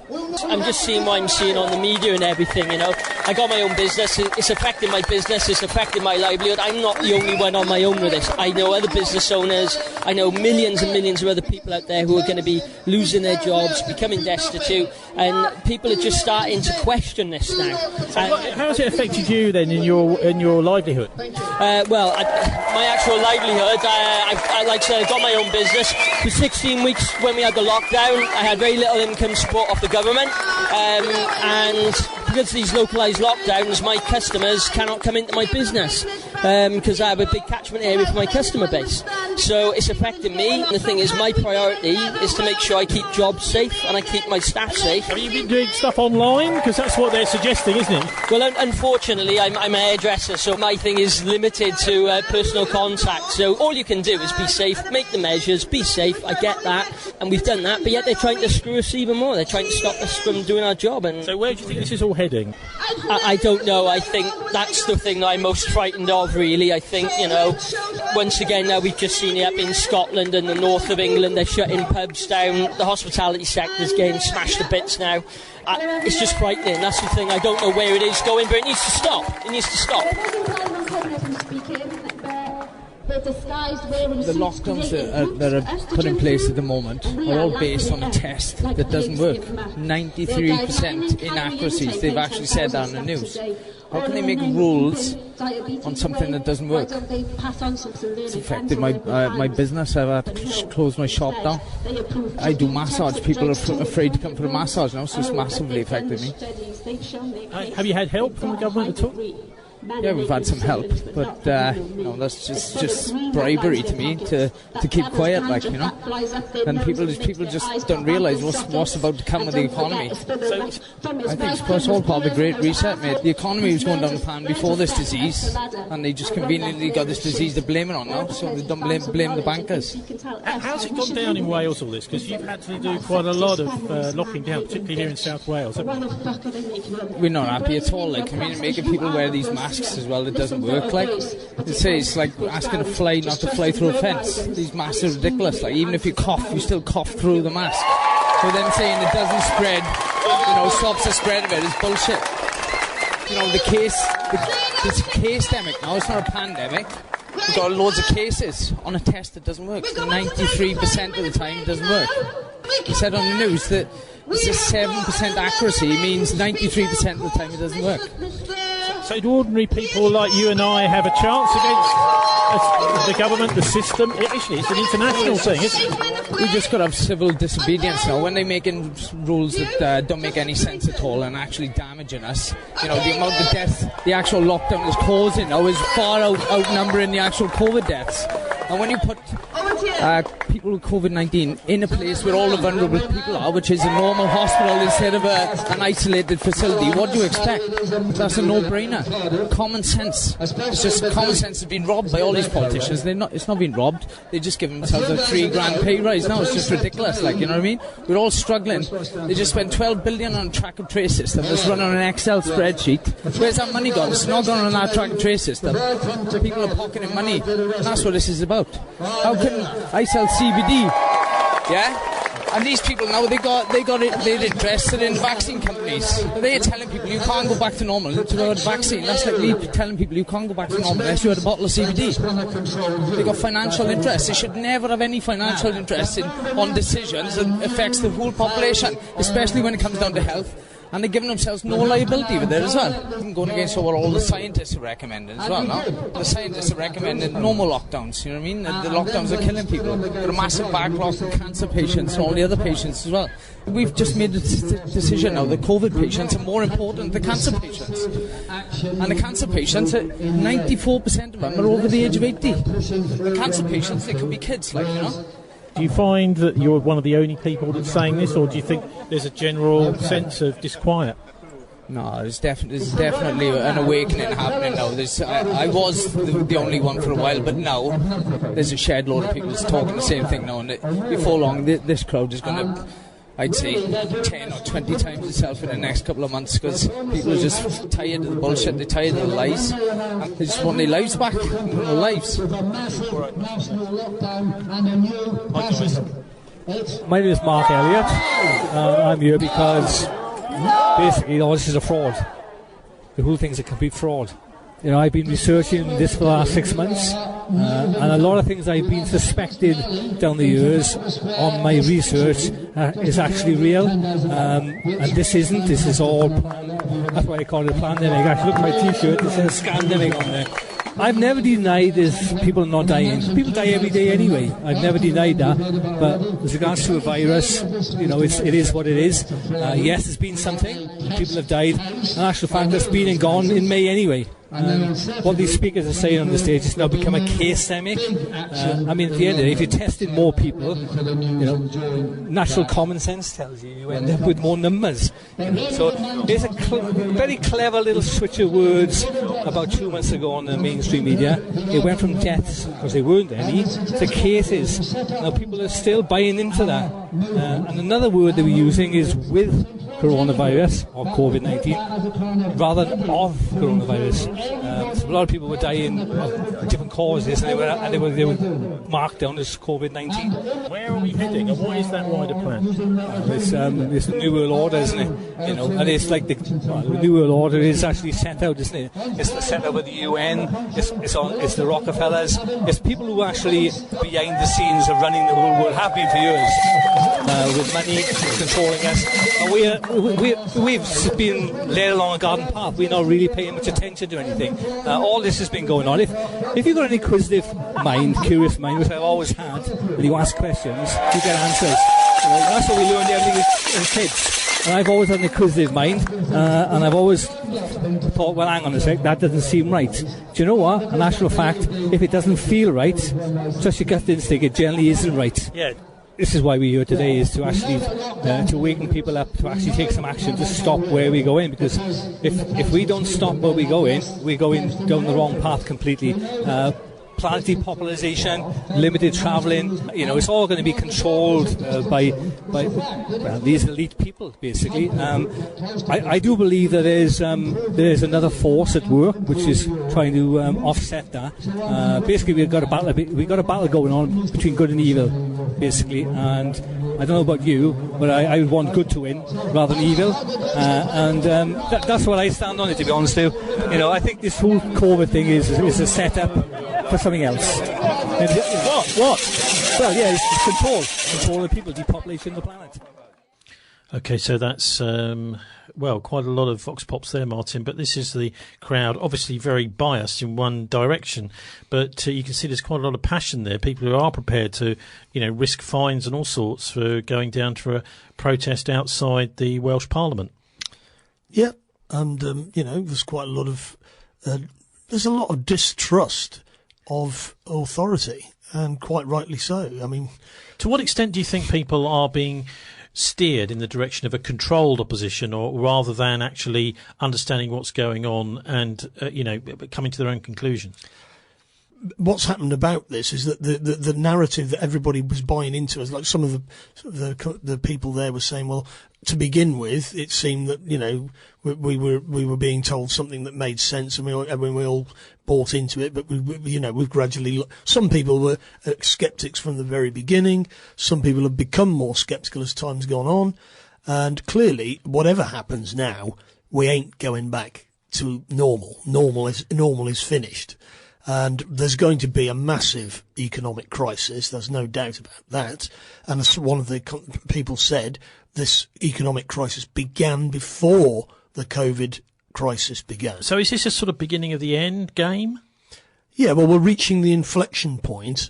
What do you mean by that? After World War I and World War II, you've got things like the 1929 crash. You've got World War II. We are at a similar inflection point.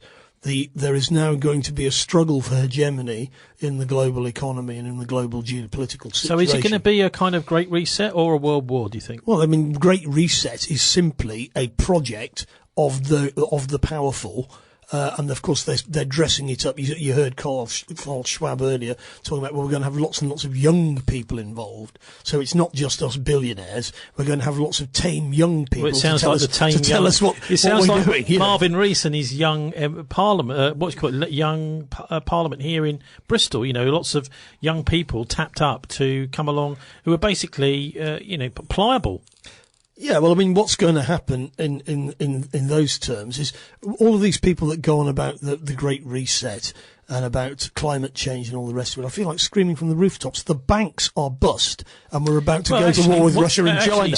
Several people there brought that up. Oh yeah, but that's why I mean, people are starting to question lots of different things, and that's a good thing. It's good to see, isn't it, that they're down in Cardiff there, picking up all sorts of different perspectives on it, and able to actually decide which direction they think things are going. I did have a quick word with the police, a very quick word at the end.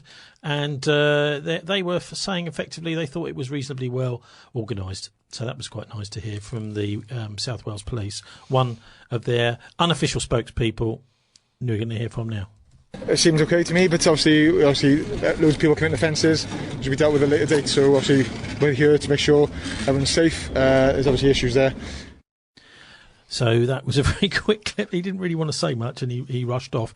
But one of the most interesting people I spoke to there was talking about what he believes is actually an enormous amount of test fraud. So in other words, people being sent positive results where they can't possibly have been positive. So let's have a listen to that now. And his main appeal here is for other people who had similar experiences to get in touch with us, get in touch with him, and see if this is more widespread than he's experienced personally. My name is Keith, and I'm a therapist. My wife is a school teacher. A friend of hers in school, one of the teachers, decided to apply for the test. On the morning, she was unable to attend due to the fact that the car wouldn't start, and about 14 days later received a communication to say that she'd need to self-isolate because she had tested positive.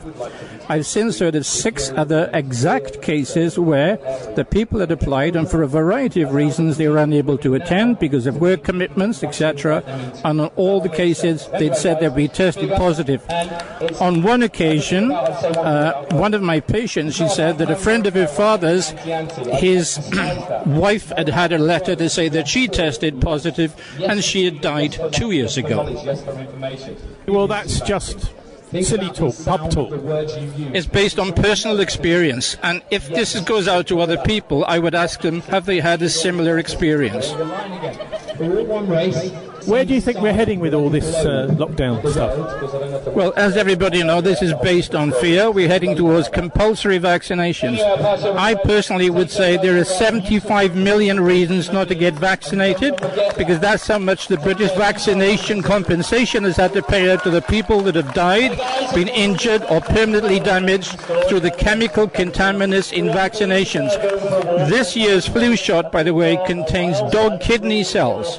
Dogs naturally harbour a form of the coronavirus, so anybody that's had the flu shot this year will automatically test false positive for the coronavirus this year. Professor Carl Hennigan in the Centre for Evidence-Based Medicine in Oxford recently stated that in order to test for the efficiency of a virus or a vaccine, then you need to look at the error rate. This government has refused to say what their error rate is, and he has postulated that the error rate, if the error rate, is as low as 0.1%, given the fact that there are no more deaths or very low admissions to hospital, then at least 50% of all those tested will be false positive. Dr. Mike Yeadon, who's the former chief scientific advisor for Pfizer Pharmaceuticals, has said if the error rate is 1%, then they're all false positive. The other person that I would really listen to is a wonderful lady that I met in Trafalgar Square on the 29th of August, and she is called Professor Dolores Cahill. She is a top epidemiologist and virologist, and she has worked for the Max Planck Institute for 20 years. She's also said that if anybody is concerned about their health, to take some hydroxychloroquine, 200 milligrams, 1 or 2 tablets, which coincidentally cost 10 pence. It's been tested by over 500 doctors in this country with a 99% cure rate. Okay, well, not the BCFM politics show fact check. Actually, no, apparently it's 50 pence, not 10 pence for a tablet of chloroquine. But Martin, I mean, this is a pretty interesting allegation, evidence we're getting from this chap. He's saying that people are getting positive tests when they haven't even been tested. Yeah, because the test and trace system is an absolute scandal, isn't it? It's basically they've scammed loads of money out of the taxpayer, and they've not done the job that they claim to be doing. So there's plenty, there's wide understanding of that. Whatever your views about coronavirus. Here we've got the possibility of companies like Serco, whoever's running these centres. In fact, we've had a scandal, I believe, this week as well. Where people who are completely unqualified were being employed in these labs. There's an article in the Independent Coronavirus Health and Safety Breaches at Testing Lab. The watchdogs found material breaches in 5 areas at the coronavirus lab, handling 40,000 tests a day, which doesn't sound like you're going to end up with getting accurate tests out of a place like that. One of the whistleblowers there says the induction, he felt he was surrounded by people who didn't know anything about biosafety or handling infectious pathogens. These people don't realise they're in harm's way, and it's quite easy and straightforward to train them. They're not, and this is what is so deplorable. So they're not being trained, these people. He said he saw a complete overloading of the biosafety cabinets, and when you do that, the airflow has nowhere to go. They had racks full of tubes plonked right in the front grate, and I saw that numerous times, so people were getting no protection whatsoever. I'm convinced they were putting themselves at risk of infection. They didn't know it because they haven't been properly trained. Well, that's interesting, isn't it? If people are actually getting infected in these labs, then they could be also contaminating the tests. But there's no actual checks being done on this. It's called the UK Biocentre that runs this particular, I think it's called Lighthouse Biosafety Centre. So partly because this has been privatised, this whole thing, this is all considered commercially confidential and it can't be scrutinised. Yeah, well, I think whatever your views on what's happening with coronavirus, the fact that Dido Harding, whose husband is a Tory MP who's on the record of saying he wants to get rid of the National Health Service, has been put in charge of so-called NHS Test and Trace, which is now being run for private profit, is absolutely, and of course that's the sort of thing that's going to happen. They've actually trained. You've got local authority test and trace teams already in place who've been talking to people for years, like catching AIDS, catching stuff like that, and they've not been used. Although now, of course, they're talking about they're going to give some of the test and trace activity to local authorities as part of the deals they're trying to do with northern mayors and so on. You feel like saying, well, why didn't you do that from the get-go?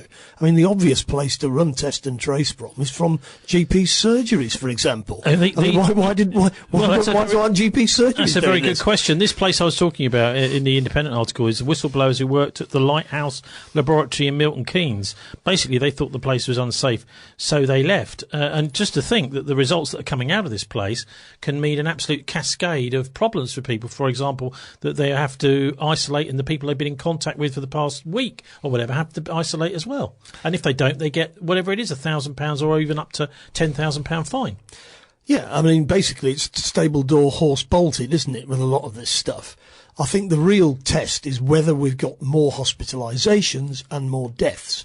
And I think that is moving in the wrong direction, which is what's making people, that's what the mainstream are saying. It's moving in the wrong direction. What can we do to stop this? It's creeping up, certainly, but it's certainly nothing like that enormous great lump when we had this back in March and April. Anyway, Martin, I think we've just finished now. We haven't really got time for Gaddafi and Mazzini. I think because of the stuff we've been talking about tonight, let's go for Mazzini. And so here is Webster Tarpley, the author of one of the best books, actually, on the September the 11th attacks. If you can remember what it was called, Martin, can you?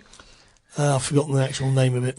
Oh gosh, oh no, I can't remember. Right, but I'll tell you that afterwards. But Webster is, we went round on a tour, didn't we, with him back in around about 2006, all around the country, giving talks about the 9/11 attacks. And one of the things that was superb about him is he realised that actually George W. Bush was being threatened on 9/11 as well by Dick Cheney, his vice president. So here's Webster Tarpley talking a bit about Giuseppe Mazzini, the alter ego of Albert Pike, organising, apparently, revolutions and 3 world wars.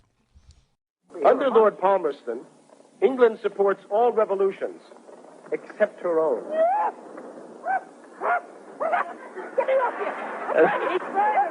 And the leading revolutionary on Her Majesty's Secret Service is Giuseppe Mazzini, our first stooge. Now, Mazzini has concocted a very effective terrorist belief structure. Mazzini is a Genoese admirer of the diabolical Venetian friar Paolo Sarpi. Mazzini's father was a physician to Queen Victoria's father. And for a while, Mazzini worked for the Carbonari, one of Napoleon's Freemasonic fronts. What about those suitcases I put in that ice cream truck? Then, in 1831, Mazzini founded his Young Italy Secret Society. Louis Napoleon Bonaparte, today's president of France, sent him articles for his magazines. Mazzini's cry is, God and the people, Dio e popolo, which means in practice that the people are the new God. Populism becomes a kind of ersatz religion. Mazzini teaches that Christianity developed the human individual, but that the era of Christianity, freedom, human rights is now over. From now on, the protagonists of history are not individuals anymore, but peoples, understood as racial nationalities. Mazzini is adamant that there are no inalienable human rights. There is only duty, the duty of thought and action to serve the destiny of the racial collectivities. Liberty, says Mazzini, is not the negation of all authority. It is the negation of every authority that fails to represent the collective aim of the nation. There is no individual human soul, only a collective soul. According to Mazzini, the Catholic Church, the papacy, and every other institution which attempts to bring God to man must be abolished. Every national grouping that can be identified must be given independence and self-determination in a centralized dictatorship. In the coming century, Mussolini and the Italian fascists will repeat many of Mazzini's ideas verbatim. Mazzini thinks that each modern nation has a mission. The British would take care of industry and colonies. The Poles, leadership of the Slavic world. The Russians, the civilization of Asia. The French get action. The Germans take care of thought, and so forth. For some strange reason, there is no mission for Ireland. And therefore, Mazzini does not support the independence of Ireland. There is, in fact, only one monarchy which Mazzini supports, because he says it has deep roots among the people. You guessed it, Queen Victoria. Mazzini preaches an Italian revolution to the Third Rome. After the Rome of the Caesars and the Rome of the popes comes the Rome of the people. For this, the Pope must be driven out. Mazzini has tried to put this into practice just last year. In November 1848, armed Young Italy gangs forced Pope Pius IX to flee from Rome to Naples. From March to June of 1849, Mazzini ruled Rome and the Papal States as one of three dictators, all of them Grand Orient Freemasons. During that time, death squads operated in Rome, Ancona, and other cities. Some churches were sacked and many confessionals were burned. For Easter 1849, Mazzini staged a monstrous mock Eucharist in the Vatican he called the Novum Pascha, featuring himself, God, and the people. During that time, Mazzini was planning to set up his own Italian national church on the Anglican model. The defense of Rome was organized by Giuseppe Garibaldi, who had joined Mazzini's Young Italy in the early 1830s. But a French army sent by fellow stooge Louis Napoleon drove out Mazzini, Garibaldi, and their supporters. Lord Palmerston said that Mazzini's dictatorship in Rome was by far better than any regime the Romans have had for centuries. Right now, Mazzini is here in London, enjoying the support of Lord Ashley, the Earl of Shaftesbury, a Protestant fanatic who also happens to be Lord Palmerston's son-in-law. Mazzini's direct access to the British government payroll comes through James Stansfeld, a junior Lord of the Admiralty and very high official of British intelligence. Last year, Stansfeld provided money for Mazzini's Roman Republic. John Bowring of the Foreign Office is another of Mazzini's patrons. He's the man who will start the second Opium War against China. Bowring is also Jeremy Bentham's literary executor. John Stuart Mill of India House is another of Mazzini's friends. Mazzini is close to the proto-fascist writer Thomas Carlyle and has been having an affair with Carlyle's wife. Now, one of Metternich's henchmen once said that the Palmerston policy is to make Italy turbulent, which is bad for Austria, without making her powerful, which would be a threat to England. Mazzini's role in Italy has been that of a marplot, a saboteur, a wrecker, a terrorist, an assassin. His specialty is to send his brainwashed dupes to their deaths in terrorist attacks. He hides out and always succeeds in saving himself. Mazzini travels readily on the continent using false passports, posing as American, an Englishman, or even a rabbi. Well, I'll put the complete final version on the podcast of Webster Tarpley. The actual book he wrote was called 9/11 Synthetic Terror, Made in the USA, which we, amazingly, Martin and I, back at whenever it was, 2007 or so, went around the country with Webster to about 8 different venues, staying in a city for one night, rather like Piers Corbyn, I suppose, is doing now with his stand-up protests. We ended up, the very last event was in Edinburgh, and we'd had 2.5 boxes full of his books, and the very last person in the queue got the very last book in the very last box at the end of the last talk, which I thought was rather sweet. So, thanks to our guest, it's Irish Republican Labour activist Martin Summers. We're hoping to have a councillor on next week. We'll see. Also, of course, to studio engineer Dave Bazanko. Download our MP3s and you can listen in the car or anywhere you like. You'll find this show's podcast, story links, comment page and our contact details at thisweek.org.uk. Like Craig Murray and many others, I'm shadow banned on Twitter, but I'm still just about there, at Tony Gosling. Have a relaxing and enjoyable weekend. Sunday noon, we're rebroadcast on the Richie Allen stream at richieallen.co.uk apparently, and we're also on Q Radio as well. I'll put some links up to that on our show page and to the Richie Allen show too. Do please join us for the Politics Show live stream at 5 o'clock next Friday. God bless. And don't let the banksters get you down.